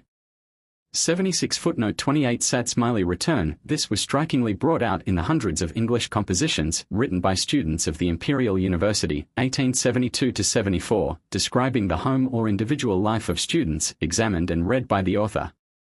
Footnote 29 Sad smiley return. Homo sum, humani nilami alienum pudo, Houghton Tomarumanos, Act, Scene 1, Line 25, where Creams inquires about his neighbor's affairs. For the Golden Rule of Jesus and the Silver Rule of Confucius, see Doolittle's Social Life of the Chinese. Footnote 30 Sad smiley return. What you do not want done to yourselves, do not do to others. Leg, The Religions of China, page 137, Doolittle's Social Life of the Chinese, The Testament of Ieyasu, capital LXXI. Translated by J. C. Lauder, Yokohama, 1874. Footnote 31 Sad smiley return. Die politische Bejutung der Amerikanischer Expedition nach Japan, 1852, by Tetsutaro Yoshida, Heidelberg, 1893, The United States and Japan, page 39, by Nazo Natobi, Baltimore, 1891, Matthew Calbraith Perry, chapter 28. T. J. Article Perry, Life and Letters of S. Wells Williams, New York, 1889. Footnote 32 Sad smiley return. See Life of Matthew Calbraith Perry, pp. 363, 364. Footnote 33 Sad smiley return. Lee's Jerusalem Illustrated, page 88. Chapter 5 Confucianism in its philosophical form. Footnote 1 Sad smiley return. See on the Early History of Printing in Japan, by E. M. Sato, T.A.S.J., Volume 10, pp 1-83, 252-259, The Jesuit Mission Press in Japan, by E. M. Sato, privately printed, 1888, and review of this monograph by Professor B. H. Chamberlain, T.A.S.J., Volume 17. pp 91-100. Footnote 2 Sad smiley return. The Tokugawa Princes of Mido, by Ernest W. Clement, T.A.S.J., Volume 18. pp 1-24, and Letters in the Japan Mail, 1889. Footnote 3 Sad smiley return, Effect of Buddhism on the Philosophy of the Sung Dynasty, page 318, Chinese Buddhism, by Reverend J. Edkins, Boston, 1880. Footnote 4 Sad smiley return, C. R. M., page 200, The Middle Kingdom, by S. Wells Williams, Volume 2. Page 174. Footnote 5 Sad smiley return, C. R. M., page 34. He was the boy hero who smashed with a stone the precious water vase in order to save from drowning a playmate who had tumbled in, so often represented in Chinese popular art. Footnote 6 Sad smiley return, C. R. M., pp 25-26, The Middle Kingdom, Volume 1, pp 113, 540, 652-654, 677. Footnote 7 Sad smiley return, This decade in Chinese history was astonishingly like that of the United States from 1884 to 1894, in which the economical theories advocated in certain journals, in the books Progress and Poverty, Looking Backward, and by the populists, have been so widely read and discussed, and the attempts made to put them into practice. The Chinese theorist of the 11th century, Wen Yinanshi, was a poet and author of rare genius. C. R. M. page 244. Footnote 8 Sad smiley return, John XXI. 25. Footnote 9 Sad smiley return, This is the opinion of no less capable judges than Dr. George W. M. Knox and Professor Basil Hall Chamberlain. Footnote 10 Sad smiley return, The United States and Japan, pp 25-27, Life of Takeno Choye by Kato Sakai, TKI, 1888. Footnote 11 Sad smiley return, Note on Japanese Schools of Philosophy, by T. Haga, and papers by Dr. G. W. Knox, Dr. T. Inoue, T.A.S. J. Volume 20, Part 1, Footnote 12 Sad smiley return, A Religion, Surely, with Men like Yokoi Heishiro. Footnote 13 Sad smiley return, CPP 110-113. Footnote 14 Sad smiley return, Kino, Loyalty to the Emperor, T.A.S. J. Volume 20. Page 147. Footnote 15 Sad smiley return, Originally recognizing the existence of a supreme personal deity, Confucianism has degenerated into a pantheistic medley and renders worship to an impersonal anima mundi under the leading forms of visible nature. Drive W. A. P. Martins The Chinese, page 108. Footnote 16 Sad smiley return, KI, and 10, Dr. George W. M. Knox, T.A.S. J. Volume 20. pp 155-177. Footnote 17 Sad smiley return, T. J. page 94. Footnote 18 Sad smiley return, T. A. S. J. Volume 20. p. 156. Footnote 19 Sad smiley return, Matthew Calbraith Perry, page 373, Japanese Life of Yoshida Shoin, by Tokutomi, TKI, 1894, Life of Sir Harry Parkes, Volume 2. Page 83. Footnote 20 Sad smiley return, The Chinese accept Confucius in every detail, both as taught by Confucius and by his disciples.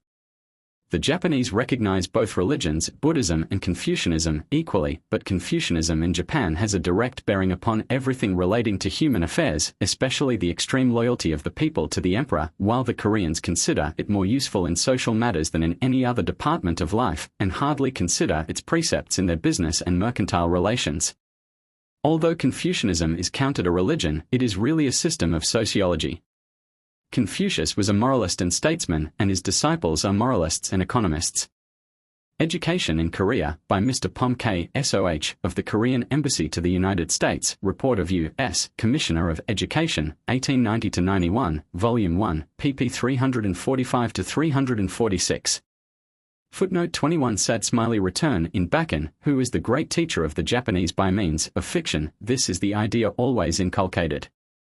Chapter 6 The Buddhism of Northern Asia Footnote 1 Sad smiley return, see his Introduction to the Sad Dharma Pundarika, Sacred Books of the East, and his Buddhismus. Footnote 2 Sad smiley return, Origin and Growth of Religion as illustrated by Buddhism, Non-Christian Religious Systems, Buddhism. Footnote 3 Sad smiley return, The sketch of Indian thought here following is digested from material obtained from various works on Buddhism and from the histories of India.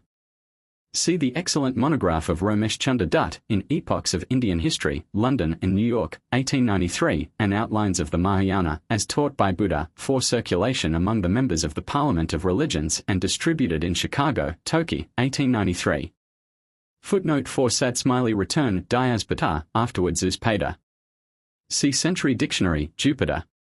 Footnote 5 Sad Smiley Return Yoga is the root form of our word yoke, which at once suggests the union of two in one. See Yoga in the Century Dictionary. Footnote 6 Sad Smiley Return, Dutt's History of India. Footnote 7 Sad Smiley Return The differences between the simple primitive narrative of Gautama's experiences in attaining Buddhahood and the richly embroidered story current in later ages may be seen by reading, first, Atkinson's Prince Siddhartha, the Japanese Buddha, and then Arnold's Light of Asia. See also S&H, Introduction, pp 70-84, etc. Atkinson's book is refreshing reading after the expurgation and sublimation of the same theme in Sir Edwin Arnold's Light of Asia. Footnote 8 Sad Smiley Return Romesh Chunder Dutt's Ancient India, page 100. Footnote 9 Sad Smiley Return Origin and Growth of Religion by T. Rhys Davids, page 28. Footnote 10 Sad Smiley Return Job I-6, Hebrew. Footnote 11 Sad Smiley Return Origin and Growth of Religion, page 29. Footnote 12 Sad Smiley Return Buddhism so far from tracing all things to matter as their original denies the reality of matter, but it nowhere denies the reality of existence. The Phoenix, Volume 1, page 156. Footnote 13 Sad Smiley Return See a Year Among the Persians by Edward G. Brown, London, 1893. Footnote 14 Sad Smiley Return Dutt's History of India, pp 153-156. See also Mozumdar's The Spirit of God, page 305. Buddhism, though for a long time it supplanted the parent system, was the fulfillment of the prophecy of universal peace which Hinduism had made, and when, in its turn, it was outgrown by the instincts of the Aryans, it had to leave India indeed forever, but it contributed quite as much to Indian religion as it had ever borrowed. Footnote 15 Sad Smiley Return Korean Repository, Volume 1, pp 101, 131, 153, Siebold's Nippon, Archive, Report of the U.S. Commissioner of Education, 1890-91, Volume 1, page 346, Dalits Histoire de l'Église de Corée, Volume 1. Int Rod. P. CXLV. Korea, The Hermit Nation, page 331. Footnote 16 Sad Smiley Return See Brian H. Hodgson's The Literature and History of the Buddhists in Journal of the Asiatic Society of Bengal, which is epitomized in The Phoenix, Volume 1, Beale's Buddhism in China, Chapter 2. T. Rhys Davids's Buddhism, etc. To Brian Houghton Hodgson, of whose death at the ripe age of 93 years we read in Luzak's Oriental List more than to any one writer, are we indebted for our knowledge of Northern or Mahayana Buddhism. Footnote 17 Sad Smiley Return See the very accurate, clear, and full definitions and explanations in the Century Dictionary. Footnote 18 Sad Smiley Return This subject is fully discussed by Professor T. Rhys Davids in his Compact Manual of Buddhism. Footnote 19 Sad Smiley Return See Century Dictionary. Footnote 20 Sad Smiley Return Jap. Monju. One of the most famous images of this bodhisattva is at Zenkoji, Nagano. See Kern's Saddharma Pundarika, page 8, and the many reference to Manjusri in the index. That Manjusri was the legendary civilizer of Nepal seems probable from the following extract from Brian Hodgson. The Swayambhu Purana relates in substance as follows, that formerly the valley of Nepal was of circular form, and full of very deep water, and that the mountains confining it were clothed with the densest forests, giving shelter to numberless birds and beasts. Countless waterfowl rejoiced in the waters.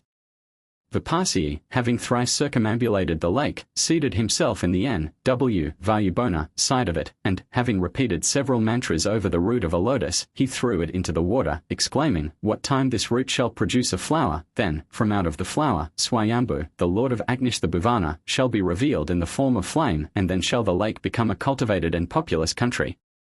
Having repeated these words, Vipassii departed. Long after the date of this prophecy, it was fulfilled according to the letter. When the lake was desiccated by the sword of Manjusri, says the myth, probably earthquake, Karkataka had a fine tank built for him to dwell in, and there he is still worshipped, also in the cave temple appendant to the great Buddhist shrine of Swayambhunath.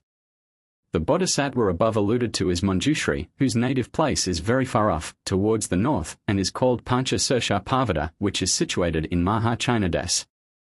After the coming of Viswabhu Buddha to Nagavesa, Manjushri, meditating upon what was passing in the world, discovered by means of his divine science that Swayambhujidarupa, that is, the self-existent, in the form of flame, was revealed out of a lotus in the lake of Nagavesa. Again, he reflected within himself, "Let me behold that sacred spot, and my name will long be celebrated in the world," and on the instant, collecting together his disciples, comprising a multitude of the peasantry of the land, and a Raja named Dharmaka, he assumed the form of Viswakarma, and with his 2 Devis, wives, and the persons above mentioned, set out upon the long journey from Sirsha Parvata to Nagavesa. There having arrived, and having made puja to the self-existent, he began to circumambulate the lake, beseeching all the while the aid of Swayambhu in prayer. In the second circuit, when he had reached the central barrier mountain to the south, he became satisfied that that was the best place whereat to draw off the waters of the lake. Immediately he struck the mountain with his scimitar, when the sundered rock gave passage to the waters and the bottom of the lake became dry. He then descended from the mountain and began to walk about the valley in all directions. The Phoenix, Volume 2, pp 147 to 148. Footnote 21. Sad smiley return, Jap. Quan Non, God or Goddess of Mercy, in his or her manifold forms, 1,000-handed, 11-faced, horse-headed, holy, etc. Footnote 22. Sad smiley return, or the Lotus of the Good Law, a mystical name for the cosmos. The good law is made plain by flowers of rhetoric. See Bernouth and Kern's translations and Edkin's Chinese Buddhism, pp 43, 214. Translations of this work, so influential in Japanese Buddhism, exist in French, German, and English. See Sacred Books of the East, Volume 21. By Professor H. Kern, of Leiden University. In the introduction, page 39. The translator discusses age, authorship, editions, etc. Bunyu Nangyo's Short History of the 12 Japanese Buddhist Sects, pp 132 to 134. Beale in his Catena of Buddhist Scriptures, pp 389 to 396, has translated Chapter 24. Footnote 23. Sad smiley return at the Great Zenkji, a temple of the Tendai sect, at Nagano, Japan, dedicated to 3 Buddhist divinities, one of whom is Quan Non, Avalokiteshvara. The rafters of the vast main hall are said to number 69,384, in reference to the number of Chinese characters contained in the translation of the Sad Dharma Pundarika. Footnote 24. Sad smiley return, the 3rd collection of the Tripitaka, was made by Manjushri and Maitreya. This is the collection of the Mahayana books. Though it is as clear or bright as the sun at midday, yet the men of the Hinayana are not ashamed of their inability to know them and speak evil of them instead, just as the Confucianists call Buddhism a law of barbarians, without reading the Buddhist books at all. B.N., page 51. Footnote 25. Sad smiley return, see the writings of Brian Hodgson, J. Edkins, E. J. Idle, S. Beale, T. Rhys Davids, Bunyu Nangyo, etc. Footnote 26. Sad smiley return, see Chapter 8. In T. Rhys Davids's Buddhism, a book of great scholarship and marvelous condensation. Footnote 27. Sad smiley return, Davids's Buddhism, page 206. Other illustrations of the growth of the dogmas of this school of Buddhism we select from Brian Hodgson's writings. 1. The line of division between God and man, and between gods and man, was removed by Buddhism.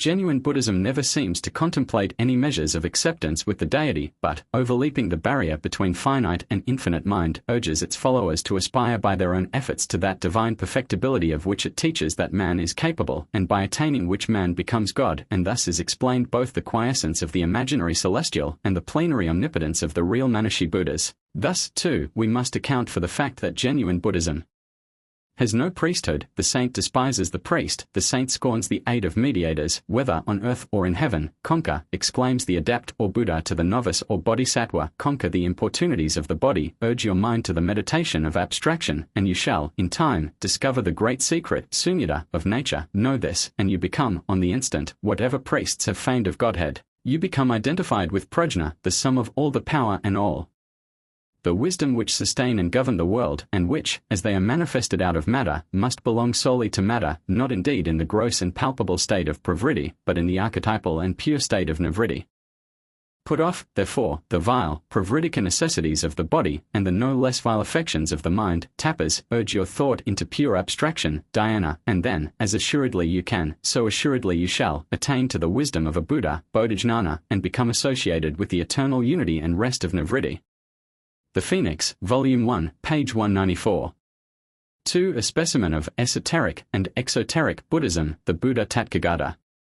And as the wisdom of man is, in its origin, but an effluence of the supreme wisdom, prajna, of nature, so is it perfected by a refluence to its source, but without loss of individuality, whence prajna is feigned in the exoteric system to be both the mother and the wife of all the Buddhas, Janani Sava Budkanan, and Jina Sundari, for the efflux is typified by a birth, and the reflux by a marriage. The Buddha is the adept in the wisdom of Buddhism, bodhijnana, whose first duty, so long as he remains on earth, is to communicate his wisdom to those who are willing to receive it. These willing learners are the bodhisattvas, so called from their hearts being inclined to the wisdom of Buddhism, and sanghas, from their companionship with one another, and with their Buddha or teacher, in the viharas or cenobitical establishments. And such is the esoteric interpretation of the third, and inferior, member of the Prajnika triad. The bodhisattva or sangha continues to be such until he has surmounted the very last grade of that vast and laborious ascent by which he is instructed that he can scale the heavens and pluck immortal wisdom from its resplendent source, which achievement performed, he becomes a Buddha, that is, an omniscient being, and a Tathagata, a title implying the accomplishment of that gradual increase in wisdom by which man becomes immortal or ceases to be subject to transmigration. The Phoenix, Volume 1, pp 194, 195. 3. Is God all, or is all God? What that grand secret, that ultimate truth, that single reality, is, whether all is God, or God is all, seems to be the sole proposition of the Oriental philosophic religionists, who have all alike sought to discover it by taking the high priori road. That God is all, appears to be the prevalent dogmatic determination of the Brahmanists, that all is God, the preferential but skeptical solution of the Buddhists, and, in a large view, I believe it would be difficult to indicate any further essential difference between their theoretic systems, both, as I conceive, the unquestionable growth of the Indian soil, and both founded upon transcendental speculation, conducted in the very same style and manner. The Phoenix, Volume 2, page 45. 4. Buddha, Dharma, and Sangha. In a philosophical light, the precedence of Buddha or of Dharma indicates the theistic or atheistic school. With the former, Buddha is intellectual essence, the efficient cause of all, and underived. Dharma is material essence, the plastic cause, and underived, a co-equal by unity with Buddha, or else the plastic cause, as before, but dependent and derived from Buddha. Sangha is derived from, and compounded of, Buddha, and Dharma is their collective energy in the state of action, the immediate operative cause of creation, its type or its agent. With the latter or atheistic schools, Dharma is diva natura, matter as the sole entity, invested with intrinsic activity and intelligence, the efficient and material cause of all. Buddha is derivative from Dharma, is the active and intelligent force of nature, first put off from it and then operating upon it. Sangha is the result of that operation, is embryotic creation, the type and sum of all specific forms which are spontaneously evolved from the union of Buddha with Dharma. The Phoenix, Volume 2. Page 12. 5. The mantra or sacred sentence best known in the Buddhadom and abroad. Amitabha is the fourth jhani or celestial Buddha, Padmapani his eon and executive minister. Padmapani is the praisens divus and creator of the existing system of worlds. Hence his identification with the third member of the triad. He is figured as a graceful youth, erect, and bearing in either hand a lotus and a jewel. The last circumstance explains the meaning of the celebrated Shadakshari mantra, or six-lettered invocation of him, viz. Om. Mani Padme Hum, of which so many corrupt versions and more corrupt interpretations have appeared from Chinese, Tibetan, Mongolian, and other sources. The mantra in question is one of three, addressed to the several members of the triad. 1. Om Sarva Vidhi Hum. 2. Om Prajnai Hum. 3. Om Mani Padme Hum. 1. The mystic triform deity is in the all-wise, Buddha. 2. The mystic triform deity is in Prajna, Dharma. 3. The mystic triform deity is in him of the jewel and lotus, Sangha. But the praisens divus, whether he be Augustus or Padmapani, is everything with the many. Hence the notoriety of this mantra, whilst the others are hardly ever heard of, and have thus remained unknown to our travellers. The Phoenix, Volume 2. Page 64. Footnote 28 Smiley return 9 centuries after Buddha, Maitreya, Moroku or Jishi came down from the Tishida heaven to the lecture hall in the kingdom of Ayodhya, Ayasha, in central India, at the request of the Bodhisattva Sangha, Mujaku, and discoursed 5 sastras, 1. Yogacarya Bhumi Sastra, Yugashi Jiron, etc. After that, the 2 great sastra teachers, Asanga and Vasubandhu Sishin, who were brothers, composed many sastras, run, and cleared up the meaning of the Mahayana, or greater vehicle, canon of northern Buddhism. B.N. page 32. Footnote 29 Smiley Return Buddhism, T. Rhys Davids, pp 206-211. Footnote 30 Smiley Return Prayer wheels in Japan are used by the Tendai and Shingon sects, but without written prayers attached, and rather as an illustration of the doctrine of cause and effect, ingwa, the prayers being usually offered to Jizo the Merciful. S and H, page 29, T, J, page 360. Footnote 31 Smiley Return for this see Edkins as Chinese Buddhism, Idols 3 Lectures and Handbook, Reverend S. Beale's Buddhism, and a Catena of Buddhist Scriptures from the Chinese, the Romantic Legend of Sakya Buddha, from the Chinese, texts from the Buddhist canon commonly known as the Dhammapada, Notes on Buddhist Words and Phrases, the Chrysanthemum, Volume 1, the Phoenix, Volumes 1-3. See also, A Spirited Sketch of Ancient Japan, by Frederick Victor Dickens in the Life of Sir Harry Parkes, Volume 2. pp 4-14. Footnote 32 Smiley Return S and H, pp 289-293, Chamberlain's Handbook for Japan, page 220, Summers Notes on Osaka, T. A.S.J. Volume VIL, page 382, Buddhism and Traditions Concerning Its Introduction into Japan, T. A.S.J. Volume 14. Page 78. Footnote 33 Smiley Return S and H, page 344. Footnote 34 Smiley Return T, J, page 73. Footnote 35 Smiley Return Vairocana is the first or chief of the 5 personifications of wisdom, and in Japan the idol is especially noticeable in the temples of the Tendai sect. The action of Vairocana, or the great doctrine of the highest vehicle of the secret union, etc., B.N., page 75. Footnote 36 Smiley Return S and H, page 390, B.N., page 29. Footnote 37 Smiley Return Hinduism stands for philosophic spirituality and emotion, Buddhism for ethics and humanity, Christianity for fullness of God's incarnation in man, while Mohammedanism is the champion of uncompromising monotheism. F. P. C. Mozumdar's The Spirit of God, Boston, 1894, page 305. Chapter 7 Rebu, or Mixed Buddhism Footnote 1 Smiley Return is not something similar frankly attempted in Reverend Dr. Joseph Edkins as the early spread of religious ideas in the Far East, London, 1893. Footnote 2 Smiley Return M.E. page 252, Honda the Samurai, pp 193-194. Footnote 3 Smiley Return, see The Lily Among Thorns, a study of the biblical drama entitled The Song of Songs, Boston 1890, in which this subject is glanced at. Footnote 4 Smiley Return, see The Religion of Nepal, Buddhist Philosophy, and the Writings of Brian Hodgson in the Phoenix, Volumes 1, 2. 3. Footnote 5 Smiley Return, see Century Dictionary, Yoga, Edkins as Chinese Buddhism, pp 169-174, T. Rhys Davids as Buddhism, pp 206-211, Index of B.N., Undavagrasatwa, S. and H, pp 85-87. Footnote 6 Smiley Return, T. J, page 226, Kojiki, Introduction. Footnote 7 Smiley Return, see in the Journal of the Royal Asiatic Society, 1893, a very valuable paper by Mr. L. A. Waddell on the Northern Buddhist mythology, epitomized in the Japan Mail, May 5, 1894. Footnote 8 Smiley Return, see Catalogue of Chinese and Japanese Paintings in the British Museum and the Pictorial Arts of Japan, by William Anderson, M.D. Footnote 9 Smiley Return, Anderson's Catalogue, page 24. Footnote 10 Smiley Return S and H, page 415, Chamberlain's Handbook for Japan, T. J. M. E., page 162, etc.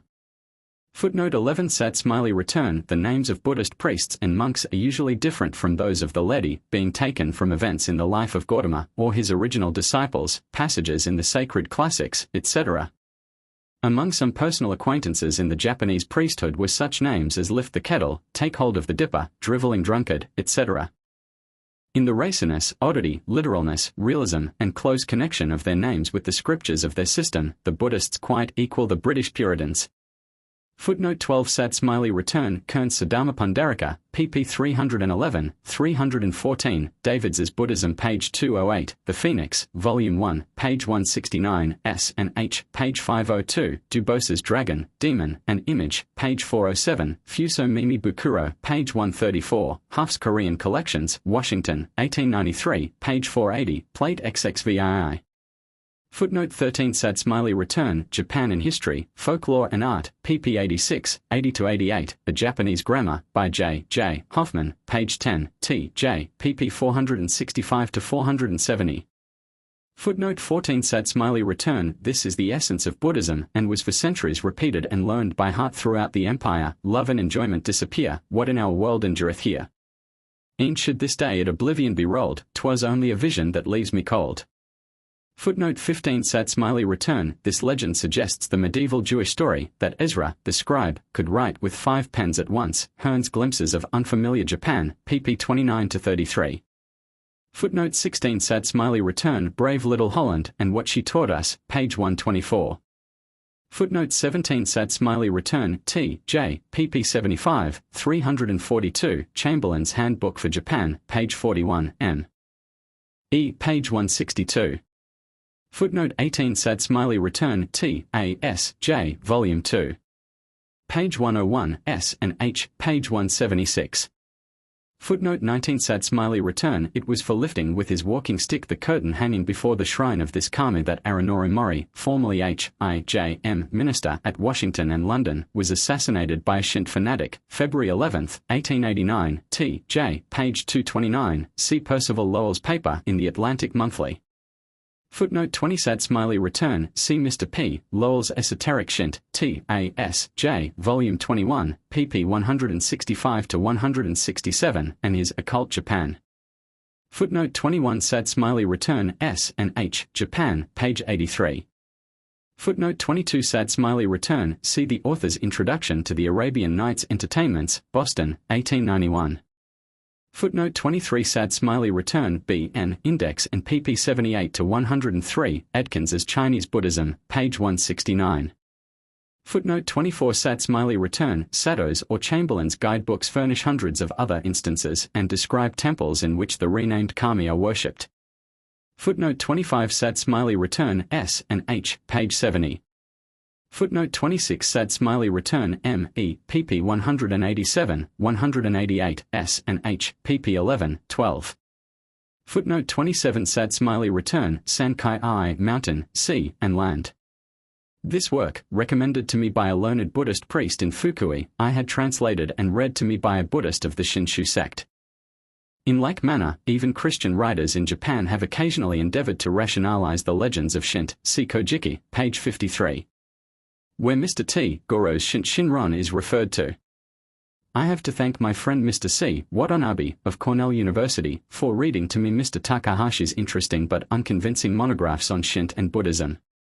Footnote 28 Sad Smiley Return, T. J. page 402, Some Chinese Ghosts, by Lafcadio Hearn, page 129.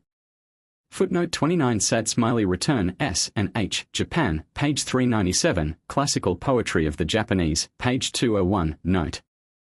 Footnote 30 Sad Smiley Return, The Japanese word ry means both, and is applied to the eyes, ears, feet, things correspondent or in pairs, etc. Bu is a term for a set, kind, group, etc.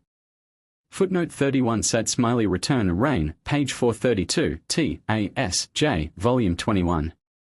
pp 241-270, T. J. page 339. Footnote 32 Sad Smiley Return, The Chrysanthemum, Volume 1, page 401. Footnote 33 Sad Smiley Return, Even the Taketori Monogatari, The Bamboo Cutter's Daughter, the oldest and the best of the Japanese classic romances is, at least in the text and form now extant, a warp of native ideas with a woof of Buddhist notions. Footnote 34 Sad Smiley Return, Mr. Percival Lowell argues, in Esoteric Shinto, T. A. S. J. Volume 21. That besides the habit of pilgrimages, fire walking, and god possession, other practices supposed to be Buddhistic are of Shinto origin. Footnote 35 Sad Smiley Return, The native literature illustrating Rebuism is not extensive. Mr. Ernest Sato in the American Cyclopedia, Japan, Literature mentions several volumes. The Tenkai Reiki Noko in 18 books contains a mixture of Buddhism and Shinto and is ascribed by some to Shitoku and by others to KB, but now literary critics ascribe these, as well as the books Jimbutsuki and Tenshoki, to be modern forgeries by Buddhist priests. The Kogo Shui, written in A.D. 807, professes to preserve fragments of ancient tradition not recorded in the earlier books, but the main object is that which lies at the basis of a vast mass of Japanese literature, namely, to prove the author's own descent from the gods. The Uitsu Shinto Myoho Yoshu, in 2 volumes, is designed to prove that Shinto and Buddhism are identical in their essence. Indeed, almost all the treatises on Shinto before the 17th century maintained this view. Certain books like the Shinto, 4 centuries popular and well received even by scholars, are now condemned on account of their confusion of the 2 religions. One of the most interesting works which we have found is the Sankai Ai, to which reference has been made. Footnote 36 Sad Smiley Return, T.J., page 224. Footnote 37 Sad Smiley Return, Human Life is but 50 years, Japanese proverb, M.E., page 107. Footnote 38 Sad Smiley Return, Chamberlain's Classical Poetry of the Japanese, page 130. Footnote 39 Sad Smiley Return, S and H, page 416. Footnote 40 Sad Smiley Return, Things Chinese, by J. Diabol, page 70, see also Edkins and Idle. Footnote 41 Sad Smiley Return, The Japan Weekly Mail of April 28, 1893, translating and condensing an article from the Buki, a Buddhist newspaper, gives the results of a Japanese Buddhist student's tour through China. Taoism prevails everywhere. Buddhism has decayed and is almost dead. Footnote 42 Sad Smiley Return, Vaishramana is a deva who guarded, praised, fed with heavenly food, and answered the questions of the Chinese Desen, 608 to 907 A.D. Who founded the Risshu or Vinaya sect. B.N., page 25. Footnote 43 Sad Smiley Return, Anderson, Catalogue, pp 29 to 45. Footnote 44 Sad Smiley Return, some of those are pictured in Aime Humbert's Japan Illustre and from the same pictures reproduced by electroplates which, from Paris, have transmigrated for a whole generation through the cheaper books on Japan in every European language. Chapter 8 Northern Buddhism is its doctrinal evolutions. Footnote 1 Sad Smiley Return, on the Buddhist canon, see the writings of Beale, Spence Hardy, T. Rhys Davids, Bunyan Nangio, etc. Footnote 2 Sad Smiley Return, Edkins's Chinese Buddhism, pp 43, 108, 214, Classical Poetry of the Japanese, page 173. Footnote 3 Sad Smiley Return, CT, A.S., J., Volume 19. Part 1, pp 17 to 37, The Soul of the Far East, and the Writings of Chamberlain, Aston, Dickens, Munzinger, etc. Footnote 4 Sad Smiley Return, much of the information as to history and doctrine contained in this chapter has been condensed from Mr. Bunyan Nangio's A Short History of the 12 Japanese Buddhist Sects, translated out of the Japanese into English. This author, besides visiting the old seats of the faith in China, studied Sanskrit at Oxford with Professor Max Muller and catalogued in English the Tripitaka or Buddhist canon of China and Japan, sent to England by the ambassador Iwakura. The 9 reverend gentlemen who wrote the chapters and introduction of the short history are Messrs. K.C.H. Ogirusu and Shuzon Emura of the Shin sect, Reverend Messrs. S.H.N. Ueda and Dairio Takashi of the Shingon sect, Reverend Messrs. G.Y.Kai Fukuda, Kyuke Suji, Ren Jakamatsu, and Ziejun Kobayashi of the J.D., Zen, Shin, and Nichiren sects, respectively. Though execrably printed and the English only tolerable, the work is invaluable to the student of Japanese Buddhism. It has a historical introduction and a Sanskrit Chinese index, 1 volume, pp 172, TKI, 1887. Substantially the same work, translated into French, is Le Bouddhisme Japonais, by Ryoan Fujishima, Paris, 1889. Sado and Hawes's Handbook for Japan has brief but valuable notes in the introduction and, like Chamberlain's continuation of the same work, is a storehouse of illustrative matter. Edkins and Idle's works on Chinese Buddhism have been very helpful. Footnote 5 Sad Smiley Return M. Abel Remusat published a translation of A Chinese Pilgrim's Travels in 1836. M. Stanislaw Julian completed his volume on Haiwan Tsang in 1858, and in 1884 Reverend Samuel Beale issued his Travels of Fa Haiyan and Sun Yun, Buddhist Pilgrims from China to India, 400 A.D. and 518 A.D. The latter work contains a map. Footnote 6 sad smiley return BN, page 3. Footnote 7 sad smiley return BN, page 11. Footnote 8 sad smiley return 320 million years. See Century Dictionary.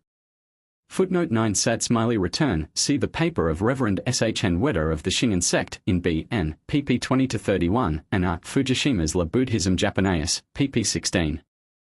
17. From which most of the information here given has been derived. Footnote 10 sad smiley return M. E. page 383 S and H, pp 23-30. The image of Benzuru is found in many Japanese temples today, a famous one being at Asakusa in TKI. He is the supposed healer of all diseases. The image becomes entirely rubbed smooth by devotees to the extinguishment of all features, lines and outlines. Footnote 11 sad smiley return David's is Buddhism, pp 180, 200 S and H, pp. 87, 389, 416. Footnote 12 sad smiley return BN, pp 32-43. Footnote 13 sad smiley return BN, pp 44-56. Footnote 14 sad smiley return Japanese Fairy World, page 282, Anderson's Catalogue, ppl 03-7. Footnote 15 sad smiley return BN, page 62. Footnote 16 sad smiley return Founds, Fuso Mimi Bukuro, page 102. Footnote 17 sad smiley return BN, page 58. See also the Monist for January, 1894, page 168. Footnote 18 sad smiley return Tiantai, a spot abounding in Buddhist antiquities, the earliest, and except Puto the largest and richest seat of that religion in eastern China. As a monastic establishment it dates from the 4th century. Edkins's Chinese Buddhism, pp 137-142. Footnote 19 sad smiley return S and H, page 87. See the paper read at the Parliament of Religions by the Zen Bonza Shitsu of Hyeisen, the poem of Right Reverend Shaku Soyen, and the paper on the fundamental teachings of Buddhism in the Monist for January, 1894, Japan as we saw it, p. 297. Footnote 20 sad smiley return see Century Dictionary, Mantra. Footnote 21 sad smiley return see Chapter 20. Ideas and Symbols in Japan, in History, Folklore, and Art. Buddhist tombs, Go-rin, consist of a cube, earth, sphere, water, pyramid, fire, crescent, wind, and flame-shaped stone, ether, forming the Go-rin or five-blossom tomb, typifying the 5 elements. Footnote 22 sad smiley return B.N., page 78. Footnote 23 sad smiley return to put this dogma into intelligible English is, as Mr. Sato says, more difficult than to comprehend the whole doctrine, hard as that may be. Dainichi Enaiurai Vairocana is explained to be the collectivity of all sentient beings, acting through the mediums of Kwannon, GZ, Monju, Shaka, and other influences which are popularly believed to be self-existent deities. In the diagram called the 8-leaf enclosure, by which the mysteries of Shingon are explained, Mahavairocana is in the center, and on the 8 petals are such names as Amitabha, Manjusri, Maitreya, and Avalokiteshvara. In a word, all are purely speculative beings, phantoms of the brain, the mushrooms of decayed Brahmanism, and the mold of primitive Buddhism disintegrated by scholasticism. Footnote 24 sad smiley return S. and H, page 31. Footnote 25 sad smiley return B.N., page 115. Footnote 26 sad smiley return here let me add that in my studies of Oriental and ancient religion, I have never found one real trinity, though triads, or trimurti, are common. None of these when carefully analyzed yield the Christian idea of the Trinity. Chapter 9 The Buddhism of the Japanese. Footnote 1 sad smiley return Tathagata is one of the titles of the Buddha, meaning, thus come, i.e., he comes bringing human nature as it truly is, with perfect knowledge and high intelligence, and thus manifests himself. Amitabha is the Sanskrit of Amida, or the deification of boundless light. Footnote 2 sad smiley return B.N., page 104. Footnote 3 sad smiley return literally, I yield to, or I adore the boundless or the immeasurable Buddha. Footnote 4 sad smiley return a Chinese or Japanese volume is much smaller than the average printed volume in Europe. Footnote 5 sad smiley return Legacy of Ieyasu, section XXVII. Doctrinally, this famous document, written probably long after Ieyasu's death and canonization as a gonin, is a mixture or rebu of Confucianism and Buddhism. Footnote 6 Sad smiley return, at first glance a forcible illustration, since the Japanese proverb declares that a sea voyage is an inch of hell. And yet the original saying of Awaiju, now proverbial in Buddhism, referred to the ease of sailing over the water, compared with the difficulty of surmounting the obstacles of land travel in countries not yet famous for good roads. CBN, page 111. Footnote 7 Sad smiley return, Fuso Mimi Bukuro, page 108, descriptive notes on the rosaries as used by the different sects of Buddhists in Japan, T.A.S.J., volume 9, pp 173-182. Footnote 8 Sad smiley return, B.N., page 122. Footnote 9 Sad smiley return, S and H, page 361. Footnote 10 Sad smiley return, S and H, pp 90-92, Unbeaten Tracks in Japan, volume 2, pp 242-253. Footnote 11 Sad smiley return, these three sutras are those most in favor with the JD sect also, they are described, BN, 104-106 and their tenets are referred to on pp 260-261. Footnote 12 Sad smiley return, four modern statements of Shin tenets and practices, C.E.J. Reads Japan, volume 1, pp 84-86, The Chrysanthemum, April, 1881, pp 109-115, Unbeaten Tracks in Japan, volume 2, 242-246, B.N., 122-131. Edkins's Religion in China, page 153. The Chrysanthemum, April, 1881, page 115. Footnote 13 Sad smiley return, S and H, page 361, B.N., pp 105-106. Toward the end of the Amitayusdhyana Sutra, Buddha says, let not one's voice cease, but 10 times complete the thought and repeat Namo Mitbya Buddha, Namu Amida Butsu, or adoration to Amitbha Buddha. Footnote 14 Sad smiley return, M.E., pp 164-166. Footnote 15 Sad smiley return, Schaff's Encyclopedia, article, Buddhism. Footnote 16 Sad smiley return, on the tenets of the Shinshu, or true sect of Buddhists, T.A.S.J., volume 14, page 1. Footnote 17 Sad smiley return, the Gabunsho, or Ofumi, of Rennie Shinin, T.A.S.J., volume 17, pp 101-143. Footnote 18 Sad smiley return, at the gorgeous services in honor of the founder of the great Higoshi Hongwanji Western Temple of the original vow at Asakusa, TKI, November 21st to 28th, annually, the women attend wearing a headdress called horn hider, which seems to have been named in allusion to a Buddhist text which says, a woman's exterior is that of a saint, but her heart is that of a demon. Chamberlain's Handbook for Japan, page 82, T.A.S.J., volume 17, pp 106-141, Sacred Books of the East, volume 21, pp 251-254. Footnote 19 Sad smiley return, Review of Buddhist Texts from Japan, The Nation, number 875, April 6, 1882. The Mahina or Great Vehicle, we might fairly render it highfalutin school. Filled as these countries, Tibet, China, Japan, are with Buddhist monasteries and priests and nominal adherents and abounding in voluminous translations of the Sanskrit Buddhistic literature, little understood and well-nigh unintelligible, for neither country has had the independence and mental force to produce a literature of its own, or to add anything but a chapter of decay to the history of this religion. Footnote 20 Sad smiley return, M.E., pp 164-165, B.N., pp 132-147, Mitford's Tales of Old Japan, Volume 2, pp 125-134. Chapter 10 Japanese Buddhism in its Missionary Development. Footnote 1 Sad smiley return, T.J., page 71.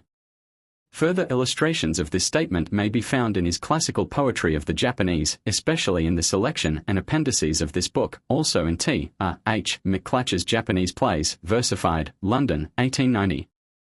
Footnote 2 Sad smiley return, see Introduction to the Kojiki, ppxxxi. XXXIV, and in Bacon's novel illustrating popular Buddhist beliefs, translated by Edward Greer, A Captive of Love, Boston, 1886. Footnote 3 Sad smiley return, see Jade in Century Dictionary, Magatama, so far as I am aware, do not ever appear to have been found in shell heaps of the aboriginal Ainos. Milne's Notes on Stone Implements, T.A.S.J., Volume 8, page 71. Footnote 4 Sad smiley return concerning this legendary and possibly mythical episode which has so powerfully influenced Japanese imagination and politics. CT A.S.J. Volume 16, Part 1, pp 39-75, M.E. pp 75-85. Footnote 5 Sad smiley return see Korea, The Hermit Nation, pp 1, 2 Persian elements in Japanese legends. T. A.S.J. Volume 16, Part 1, pp 1-10, Journal of the Royal Asiatic Society, January, 1894. Rain's book, The Industries of Japan, points out, as far as known, the material debt to India. Some Japanese words like Banigari, Bengal, or Ru show at once their origin. The mosaic of stories in the Tectrim Monogatari, an allegory in exquisite literary form, illustrating the Buddhist dogma of ingwa, or law of cause and effect, and written early in the 9th century, is made up of Chinese-Indian elements. C.F. V. Dickens's translation and notes in Journal of the Royal Oriental Society, Volume 19. N.S. India was the far-off land of gems, wonders, infallible drugs, roots, etc. Japanese Fairy World, page 137. Footnote 6 Sad smiley return M.E. Chapter 8. Klaproth's Annals des Empereurs du Japon, a translation of Nippon Zero Dai Ichiran, Reigns Japan, page 224. Footnote 7 Sad smiley return see Klaproth's Annals, Passon. S and H, page 85. Bridges are often symbolical of events, classic passages in the Shastras and Sutras, or are antitypes of paradisaical structures. The ordinary native hashi is not remarkable as a triumph of the carpenter's art, though some of the Japanese books mention and describe in detail some structures that are believed to be astonishing. Footnote 8 Sad smiley return, often amusingly illustrated, M.E. page 390. A translation into Japanese of Gertie's Reynard the Fox is among the popular works of the day. Strange to say, however, the Japanese lose much of the exquisite humor of this satire in their sympathy with the woes of the maltreated wolf. The Japan Mail. This sympathy with animals grows directly out of the doctrine of metempsychosis. The relationship between man and ape is founded upon the pantheistic identity of being. We mention sin, says a missionary now in Japan, and he, the average auditor, thinks of eating flesh or the killing of insects. Many of the sutras read like tracts and diatribes of vegetarians. Footnote 9 Sad smiley return see The Art of Landscape Gardening in Japan, T. A. S. J. Volume 14. Theory of Japanese Flower Arrangements, by J. Konda, T. A. S. J. Volume 17. T. J. page 168, M. E. page 437, T. J. page 163. Footnote 10 Sad smiley return The book, by excellence, on the Japanese house is Japanese Homes and Their Surroundings, by E. S. Morse. See also Constructive Art in Japan, T. A. S. J. Volume 2. Page 57, 3. Page 20 Feudal Mansions of Yedo, Volume 7. Page 157. Footnote 11 Sad smiley return see Hearn's Glimpses of Unfamiliar Japan, pp. 385, 410, and Passon. Footnote 12 Sad smiley return 4 pathetic pictures of Japanese daily life, see Our Neighborhood, by the late Dr. T. A. Purcell, Yokohama, 1874, A Japanese Boy, by himself, S. Shigemi, New Haven, 1889, Lafcadio Hearn's Glimpses of Unfamiliar Japan, Boston, 1894. Footnote 13 Sad smiley return Klaproth's Annals and S. and H. Passon. Footnote 14 Sad smiley return see Founds' Fuso Mimi Bukuro, page 130, for a list of grades from Ho or cloistered emperor, Mia or sons of emperors, chief priests of sects, etc., down to priests in charge of inferior temples. This budget of notes, pp 99-144, contains much valuable information and was one of the first publications in English which shed light upon the peculiarities of Japanese Buddhism. Footnote 15 Sad smiley return Isaiah XL. 19, 20, and XLI. 6, 7, read to the dweller in Japan like the notes of a reporter taken yesterday. Footnote 16 Sad smiley return T. J. page 339, notes on some minor Japanese religious practices, Journal of the Anthropological Institute, May, 1893, Lowell's Esoteric Shint, T. A. S. J. Volume 21. Sado's The Shint Temples of Ice, T. A. S. J. Volume 2. Page 113. Footnote 17 Sad Smiley Return M.E. page 45, American Cyclopedia, Japan, Literature, History, Travels, Diaries, etc. Footnote 18 Sad Smiley Return, that is, no dialects like those which separate the people of China. The ordinary folks of Satsuma and Suruga, for example, however, would find it difficult to understand each other if only the local speech were used. Men from the extremes of the empire use the TKI standard language in communicating with each other. Footnote 19 Sad Smiley Return, for some names of Buddhist temples in Shimoda C. Perry's narrative, pp 470-474, described by Drive S. Wells Williams, S. and H. Passon. Footnote 20 Sad Smiley Return, the Abbé Huck in his travels in Tartary was one of the first to note this fact. I have not noticed in my reading that the Jesuit missionaries in Japan in the 17th century call attention to the matter. See also the writings of Arthur Lillie, Voluminous but Unconvincing, Buddha and Early Buddhism and Christianity, London, 1893. Footnote 21 Sad Smiley Return M.E. page 252. Footnote 22 Sad Smiley Return T.J. page 70. Footnote 23 Sad Smiley Return, see the Higher Buddhism in the Light of the Nicene Creed, TKI, 1894, by Reverend A. Lloyd. Footnote 24 Sad Smiley Return, I preach with ever the same voice, taking enlightenment as my text. For this is equal for all, no partiality is in it, neither hatred nor affection. I am inexorable, bear no love or hatred towards anyone, and proclaim the law to all creatures without distinction, to the one as well as to the other. Sad Dharma Pundarika. Footnote 25 Sad Smiley Return, Unbeaten Tracks in Japan, Volume 2, page 247. Footnote 26 Sad Smiley Return, for the Symbolism of the Lotus C.M.E. page 437, Unbeaten Tracks in Japan, Volume 1, page 299, M.E. Index and Sad Dharma Pundarika, Kern's translation, page 76, note, here the Buddha is represented as a wise and benevolent father, he is the Heavenly Father, Brahma. As such Ho was represented as sitting on a lotus seat. How common this representation was in India, at least in the 6th century of our era, appears from Varahamihira's Brihatsamhita, chapter 58, 44, where the following rule is laid down for the Buddha idols: Buddha shall be represented sitting on a lotus seat, like the Father of the world. Footnote 27 Sad Smiley Return, see the Northern Buddhist Mythology in Journal of the Royal Asiatic Society, January, 1894. Footnote 28 Sad Smiley Return, see the Pictorial Arts of Japan and Descriptive and Historical Catalogue, William Anderson, pp 13-94. Footnote 29 Sad Smiley Return, see Filefod in Century Dictionary. Footnote 30 Sad Smiley Return, the word Vajra, diamond, is a constituent in scores of names of sutras, especially those whose contents are metaphysical in their nature. The Vajrasan, diamond throne or thunderbolt seat, was the name applied to the most sacred part of the great temple reared by Asoka on the site of the Bodhi tree, under which Gautama received enlightenment. The adamantine truths of Buddha struck like a thunderbolt upon the superstitious of his age. The word Vajra has the two senses of hardness and utility. In the former sense it is understood to be compared to the secret truth which is always in existence and not to be broken. In the latter sense it implies the power of the enlightened, that destroys the obstacles of passions. B.N. page 88. As held in the arms of Kwannon and other images in the temples, the Vajra or diamond club is that with which the foes of the Buddhist church are to be crushed. S. and H. page 444.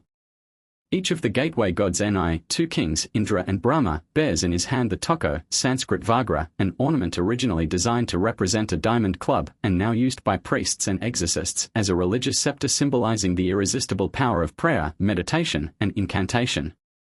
Chamberlain's Handbook for Japan, page 31.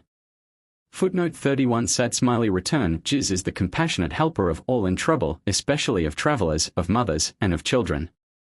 His Sanskrit name is Kshugaba. His idol is one of the most common in Japan. It is usually necklaced with babies' bibs, often by the score, while the pedestal is heaped with small stones placed there by sorrowing mothers. S. and H. page 29, 394, Chamberlain's Handbook of Japan, 29, 101. Hearn's Japan, page 34, and Passon. Footnote 32 Sad Smiley Return, Sanskrit Arhat or Arhan, meaning worthy or deserving, i.e., holy man, the highest rank of Buddhist saintship. See Century Dictionary. Footnote 33 Sad smiley return M.E. page 201.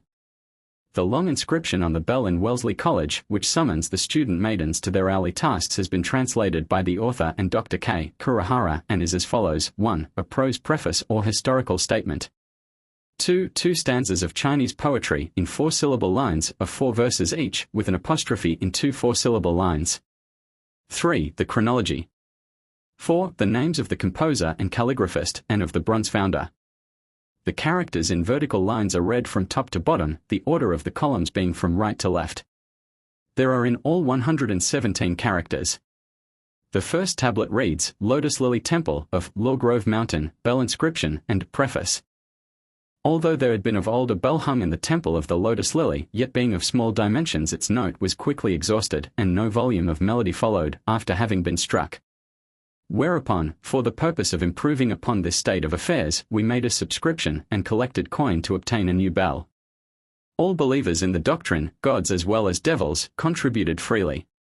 Thus the enterprise was soon consummated, and this inscription prepared, to wit, the most exalted Buddha having pitiful compassion upon the people, would, by means of this bell, instead of words, awaken them from earthly illusions and reveal the darkness of this world.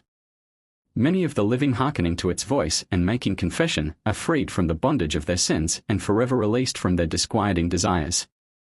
How great is Buddha's merit! Who can utter it? Without measure, boundless. 11th year of the era of the foundation of literature and of the male element, wood, and of the zodiac sign, dog, autumn, 7th month, 15th day, A.D., August 30, 1814. Composition and penmanship by Kameda Koisen, cast by the artist Sugawara Kuninobu. The poem in unrhymed meter. Buddha in compassion tender with this bell, instead of words, wakens souls from life's illusions, lightens this world's darkness drear. Many souls its sweet tones heeding, from their chains of sin are freed, all the mind's unrest is soothed, sinful yearnings are repressed. Oh how potent is his merit, without bounds in all the worlds. Footnote 34 Sad smiley return Fuso Mimi Bukuro, page 129. Footnote 35 Sad smiley return M.E. pp 287 to 290, 513 to 514, Perry's narrative, pp 471, 472, Our Neighborhood, pp 119 to 124. The following epitaphs are gathered from various sources. This stone marks the remains of the believer who never grows old. The believing woman Yuning, happy was the day of her departure. Multitudes fill the graves. Only by this vehicle, the coffin, can we enter Hades. As the floating grass is blown by the gentle breeze, or the glancing ripples of autumn disappear when the sun goes down, or as a ship returns to her old shore, so is life. It is a vapor, a morning tide. Buddha himself wishes to hear the name of the deceased that he may enter life. He who has left humanity is now perfected by Buddha's name, as the withered moss by the dew. Life is like a candle in the wind. The wise make our halls illustrious and their monuments endure for ages. What permanency is there to the glory of the world? It goes from the sight like hoar frost in the sun. If men wish to enter the joys of heavenly light, let them smell the fragrance of the law of Buddha. Whoever wishes to have his merit reach even to the abode of demons, let him, with us, and all living, become perfect in the doctrine. Footnote 36 Sad smiley return Reverend C. B. Haworth in the New York Independent, January 18, 1894. Footnote 37 Sad smiley return In 781 the Buddhist monk Keishun dedicated a chapel to Jizo, on whom he conferred the epithet of shogun or general, to suit the warlike tastes of the Japanese people. S and H, page 384. So also Hachiman became the god of war because adopted as the patron deity of the Genji warriors. S and H, page 70. Footnote 38 Sad smiley return Korea, the hermit nation, page 90. Footnote 39 Sad smiley return Dixon's Japan, page 41, S and H, Japan, Passim, Reigns Japan, Story of the Nations, Japan, by David Murray, page 201, note, Deaning's Life of Toyotomi Hideyoshi, M.E. Chapters 15, 16, XX, 23, XXIV, Gazetteer of Ekizen, Shiga's History of Nations, TKI, 1888, pp 115. 118, T.A.S.J. Volume 8, pp 94, 134, 143. Footnote 40 Sad smiley return T.A.S.J. Volume 8.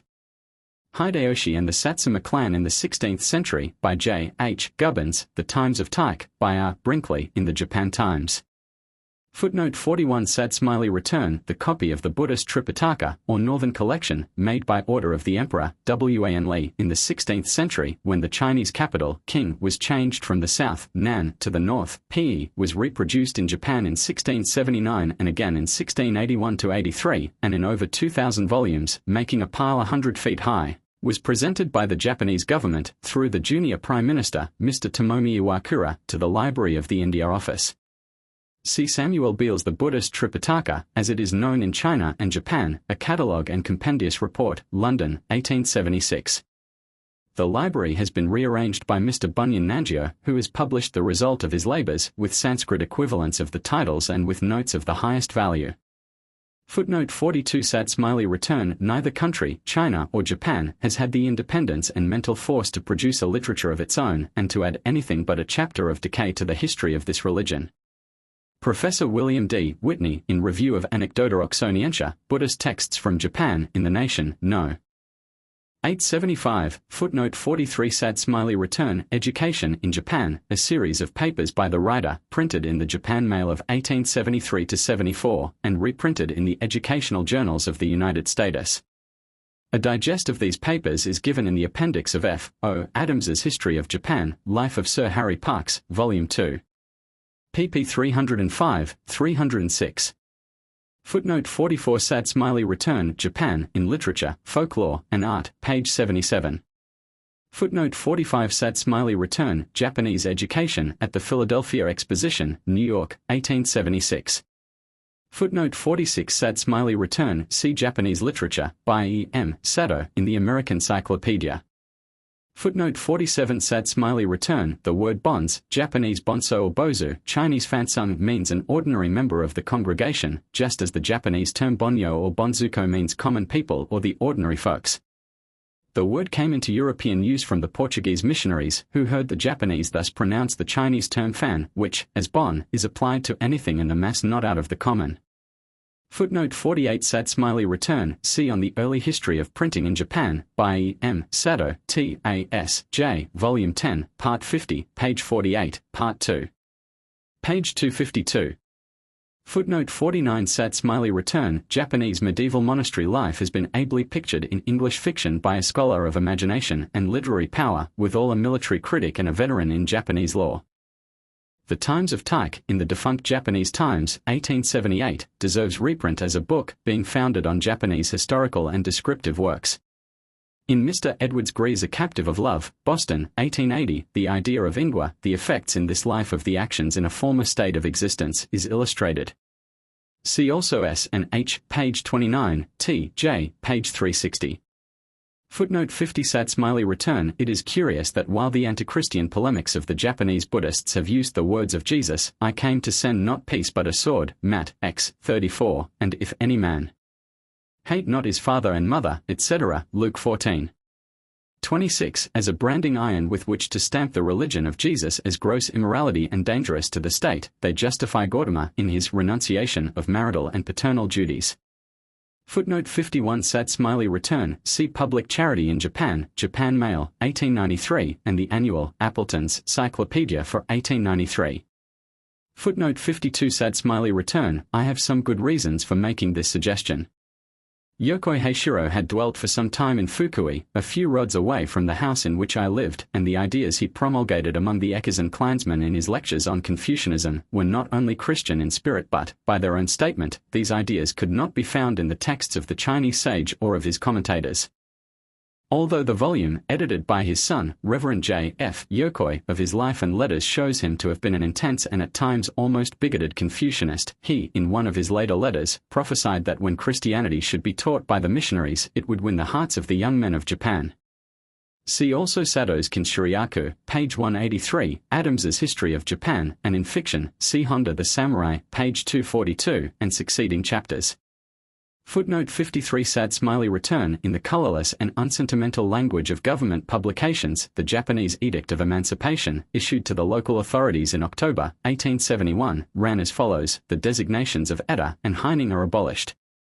Those who bore them are to be added to the general registers of the population, and their social position and methods of gaining a livelihood are to be identical with the rest of the people. As they have been entitled to immunity from the land tax and other burdens of immemorial custom, you will inquire how this may be reformed and report to the Board of Finance. Signed, Council of State. Footnote 54. Sad Smiley Return. In English fiction, see the Edda Maiden and the Hatamoto in Mitford's Tales of Old Japan, Volume I, pp. 210-245. Discussions as to the origin of the Edda are to be found in Adams's History of Japan, Volume 1, page 77, M.E. Index, T.J., page 147, S and H, page 36, Honda the Samurai, pp. 246-247, Mitford's Tales of Old Japan, Volume 1, pp. 210-245. The literature concerning the Ainos is already voluminous. See Chamberlain's Aino Studies with Bibliography and Reverend John Batchelor's Ainu Grammar, published by the Imperial University of TKA T.A.S.J. Volumes 10, XL, 16. 18. XX. The Ainu of Japan, New York, 1892, by J. Batchelor, who has also translated the Book of Common Prayer and portions of the Bible into the Ainu tongue, M.E. Chapter 2. T.A.S.J. Volume 10 and following volumes, Unbeaten Tracks in Japan, Volume 2. Life with Trans-Siberian Savages, London, 1895. Footnote 55. Sad Smiley Return. Then the Venerable Shriputra said to that daughter of Sogura, the Njia king, Thou hast conceived the idea of enlightenment, young lady of good family, without sliding back, and art gifted with immense wisdom, but supreme, perfect enlightenment is not easily won.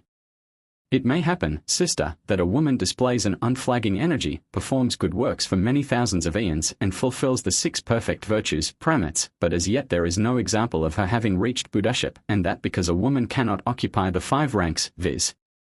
1. The rank of Brahma, 2. The rank of Indra, 3. The rank of a chief guardian of the 4 quarters, 4. The rank of Cakravartin, 5. The rank of a bodhisattva incapable of sliding back, Sad Dharma Pundarika, Kern's translation, page 252.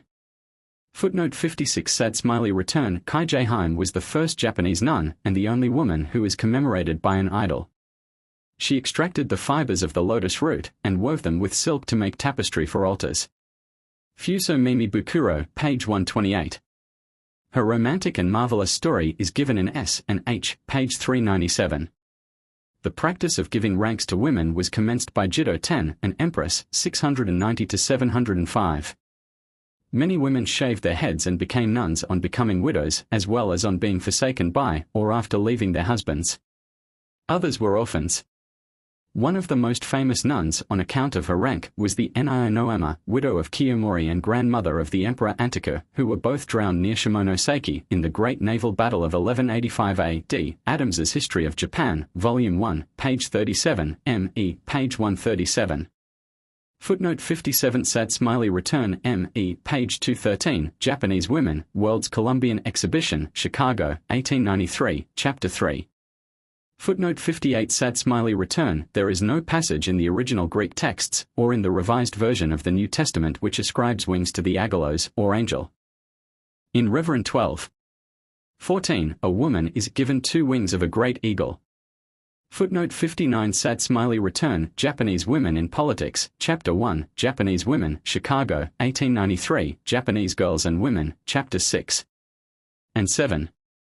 Footnote 60. Sad Smiley Return. Bacon's novels are dominated by this idea, while also preaching in fiction strict Confucianism. See A Captive of Love, by Edward Greer. Footnote 61. Sad Smiley Return. Fate is one of the great words of the East. Japan's language is loaded and overloaded with it. Parents are forever saying before their children, there's no help for it. I once remarked to a school teacher, of course you love to teach children. His quick reply was, of course I don't. I do it merely because there is no help for it. Moralists here deplore the prosperity of the houses of ill fame and then add with a sigh, there's no help for it. All society reverberates with this phrase with reference to questions that need the application of moral power, willpower. J. H. De Forest. I do not say there is no willpower in the East, for there is. Nor do I say there is no weak yielding to fate in lands that have the doctrine of the Creator, for there is. But, putting the East and West side by side, one need not hesitate to affirm that the reason the will power of the East is weak cannot be fully explained by any mere doctrine of environment, but must also have some vital connection with the fact that the idea of a personal almighty creator has for long ages been wanting. And one reason why Western nations have an aggressive character that ventures bold things and tends to defy difficulties cannot be wholly laid to environment but must have something to do with the fact that leads millions daily reverently to say, "I believe in the Almighty Father, maker of heaven and earth." J. H. DeForest. Statistics of Buddhism in Japan.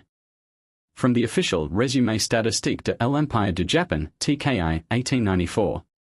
In 1891 there were 71,859 temples within city or town limits, and 35,959 in the rural districts, or 117,718 in all, under the charges of 51,791 principal priests and 720 principal priestesses, or 52,511 in all. The number of temples, classified by sects, were as follows: Tendai, with 3 subsects, 4,808, Shingen, with 2 subsects, 12,821, of which 45 belonged to the Hosshu, Jeido, with 2 subsects, 8,323, of which 21 were of the Keigan Shu, Zen, with 3 subsects, 20,882. Of which 6,146 were of the Rinzai Shu, 14,072 of the SD Shu, and 604 of the Obaku Shu, Shin, with 10 subsects, 19,146, Nichiren, with 7 subsects, 5,066, Jishu, 515, UDZ, Nembutsu, 358, total, 38 sects and 71,859 temples. The official reports required by the government from the various sects showed that there are 38 administrative heads of sects, 52,638 priest-preachers and 44,123 ordinary priests or monks, and 8,668 male and 328 female, or a total of 8,996, students for the grade of monk or nun. In comparison with 1886, the number of priest-preachers was 39,261, ordinary priests 38,189, male students 21,966, female students 642. Chapter 11 Roman Christianity in the 17th century. Footnote 1 Sad Smiley Return. See for a fine example of this, Mr. C. Meriwether's Life of Date Masamune, T. A. S. J. Volume 21. pp 3-106.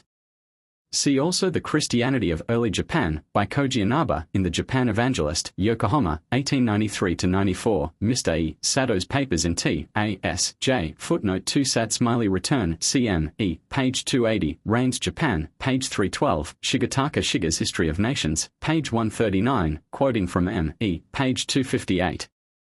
Footnote 3 Sad Smiley Return, M. E. 195. Footnote 4 Sad Smiley Return, The Japan Mail of April and May, 1894, contains a translation from the Japanese, with but little new matter, however, of a work entitled Paul Angiro. Footnote 5 Sad Smiley Return, The Ferrando of the Old Books. See Cox's Diary. It is difficult at first to recognize the Japanese originals of some of the names which figure in the writings of Charlevoix, Leon Pages, and the European missionaries, owing to their use of local pronunciation and their spelling, which seems peculiar. One of the brilliant identifications of Mr. Ernest Sado, now H.B.M. Minister at Tanya, is that of Kuroda in the Kondura of the Jesuits. Footnote 6 Sad Smiley Return. See Mr. E. M. Mado's Vicissitudes of the Church at Yamaguchi. T. A. S. J. Volume 7. pp 131-156.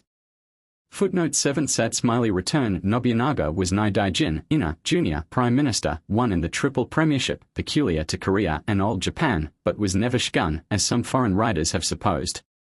Footnote 8 Sad Smiley Return. See The Jesuit Mission Press in Japan, by E. Sado, 1591-1610, privately printed, London, 1888. Review of the same by B. H. Chamberlain, T. A. S. J. Volume 17. Page 91. Footnote 9 Sad Smiley Return. Histoire de l'Église, Volume 1, page 490, Rain, page 277. Tokoyama is spoken of in the Jesuit records as Justo Yukondono.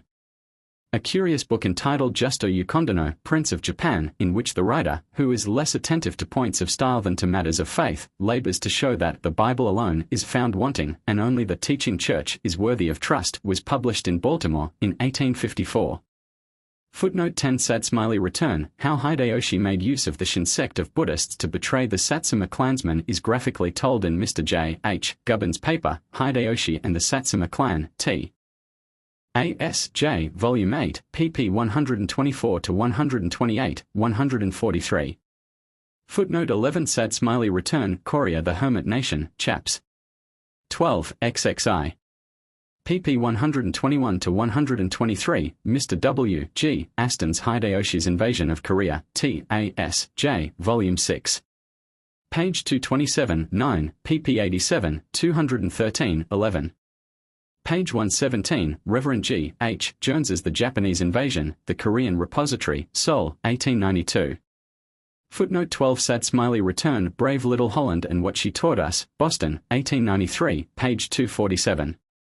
Footnote 13 Satsumali Return, See Picture and Description of this Temple, fairly typical of Japanese Buddhist architecture, Chamberlain's Handbook for Japan, page 26, G. A. Kobold's Religion in Japan, London, 1894, page 72. Footnote 14 Satsumali Return, T. A. S. J. See Volume 6. pp 46, 51, for the text of the edicts. Footnote 15 Satsumali Return, M. E. page 262, Chamberlain's Handbook for Japan, page 59. Footnote 16 Satsumali Return, The Origin of Spanish and Portuguese Rivalry in Japan, by E. M. Sato, T. A. S. J. Volume 18. Page 133. Footnote 17 Satsumali Return, see Chapter 8. W. G. Dixon's Gleanings from Japan. Footnote 18 Satsumali Return, T. A. S. J. Volume 6. pp 48-50. Footnote 19 Satsumali Return, in the inscription upon the Great Bell, at the temple containing the image of Daibutsu or Great Buddha, reared by Hideyori and his mother, one sentence contained the phrase Koka Anko, Ka and Ko being Chinese for I and Yas, which the Edo ruler professed to believe mockery. In another sentence, on the east it welcomes the bright moon, and on the west bids farewell to the setting sun. Ieyasu discovered treason. He considered himself the rising sun, and Hideyori the setting moon. Chamberlain's Handbook for Japan, page 300. Footnote 20 Satsumali Return, I have found the Aesteel Library in New York especially rich in works of this sort. Footnote 21 Satsumali Return, Notobs United States and Japan, page 13, note. Footnote 22 Satsumali Return, this insurrection has received literary treatment at the hands of the Japanese in Shimabara, translated in the Far East for 1872, Woolley's Historical Notes on Nagasaki, T. A. S. J. Volume 9. Page 125, Kokabaka and the Arima Rebellion, by Dr. A. J. C. Gitz, T. A. S. J. Volume 11. 51, Inscriptions on Shimabara and Amakusa, by Henry Stout, T. A. S. J. Volume 7, page 185. Footnote 23 Satsumali Return, Persecution Extirpated Christianity from Japan. History of Rationalism, Volume 2, page 15. Footnote 24 Satsumali Return, T. A. S. J. Volume 6. Part 1, page 62, M.E., pp 531, 573. Footnote 25 Satsumali Return Political, despite the attempt of many earnest members of the order to check this tendency to intermeddle in politics, see Dr. Murray's Japan, page 245, note, 246. Footnote 26 Satsumali Return, see abundant illustration in Leon Page's Histoire de la Religion Chrétienne en Japan, a book which the author read while in Japan amid the scenes described. Footnote 27 Satsumali Return, The Japan Evangelist, Volume 1, Number 2, page 96. Chapter 12 2 Centuries of Silence Footnote 1 Satsumali Return, see Diary of Richard Cox and Introduction by R. M. Thompson, Hakluyt Publications, 1883. Footnote 2 Satsumali Return, For the Extent of Japanese Influence Abroad, C.M. E. page 246, Rain, Natobi, and Hildreth, Modern Japanese Adventurers, T. A. S. J. Volume 7.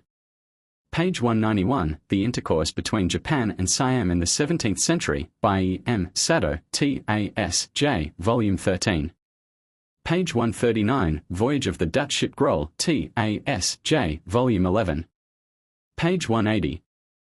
Footnote 3 Sad Smiley Return, The United States and Japan, page 16. Footnote 4 Sad Smiley Return, see Professor J. H. Wigmore's elaborate work, Materials for the Study of Private Law in Old Japan, T.A.S. J. TKI, 1892.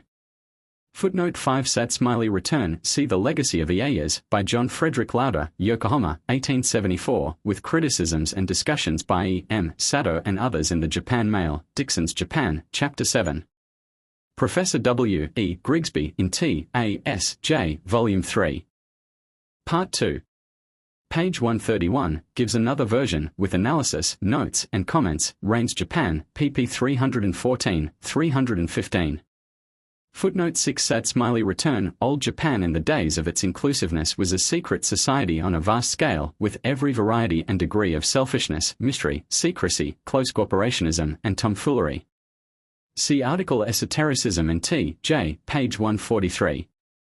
Footnote 7 Sad Smiley Return, since the abolition of feudalism, with the increase of the means of transportation, the larger freedom, and, at many points, improved morality, the population of Japan shows an unprecedented rate of increase. The census taken in 1744 gave, as the total number of souls in the empire, 26,080,000 E.J. Reads Japan, Volume 1, page 236, that of 1872, 33,110,825, that of 1892, 41,089,910, showing a greater increase during the past 20 years than in the 138 years previous. See Résumé statistique de l'Empire du Japon, TKI, 1894, Professor Garrett Dropper's paper on the population of Japan during the Tokugawa period, read June 27, 1894, T.A.S. J. Volume 22. Footnote 8 Sad Smiley Return, for the notable instance of Parasidoti, C.M.E., page 63, Seiwaikibu, by S. R. Brown, D.D., a translation of Arai Hakuseki's narrative, Yedo, 1710, T. N.C.A.S. Capture and Captivity of Parasidoti, T.A.S. J. Volume 9. Page 156, Christian Valley, T.A.S. J. Volume 16. Page 207. Footnote 9 Sad Smiley Return, T.A.S. J. Volume 1, page 78, Volume 7. Page 323. Footnote 10 Sad Smiley Return, see Matthew Calbraith Perry, Boston, 1887. Footnote 11 Sad Smiley Return, see the authors Townsend Harris, first American minister to Japan, The Atlantic Monthly, August, 1891. Footnote 12 Sad Smiley Return, see Honda the Samurai, Boston, 1890, Natobi's United States and Japan, The Japan Mail Passin, Dr. G. F. Verbeck's History of Protestant Missions in Japan, Yokohama, 1883, Dr. George W. M. Knox's Papers on Japanese Philosophy, T.A.S. J. Volume 20. P.L. 58, etc. Recent Japanese literature, of which the writer has a small shelfful, biographies, biographical dictionaries, the histories of New Japan, Life of Yoshida Shoin, and recent issues of The Nation's Friend, Kokumen no Tomo, are very rich on this fascinating subject. Footnote 13 Sad Smiley Return, a typical instance was that of Rin Shihei, born 1737, author of Sunkoku Zuran Tosetsu, translated into French by Klaproth, Paris, 1832. Rin learned much from the Dutch and Prussians and wrote books which had a great sale. He was cast into prison, whence he never emerged. The wooden plates of his publications were confiscated and destroyed. In 1876, the Mikado visited his grave in Sendai and ordered a monument erected to the honor of this far-seen patriot. Footnote 14 Sad Smiley Return Reign, pp 336, 337 Footnote 15 Sad Smiley Return Reign, page 339, The Early Study of Dutch in Japan, by K. Mitsukuri, T.A.S. J. Volume 5, page 209, History of the Progress of Medicine in Japan, T.A.S. J. Volume 12. Page 245, V.J.F. Gerin in Japan, J.L. C. Pomp van Meerdervoort, 2d ed., Leiden, 1808.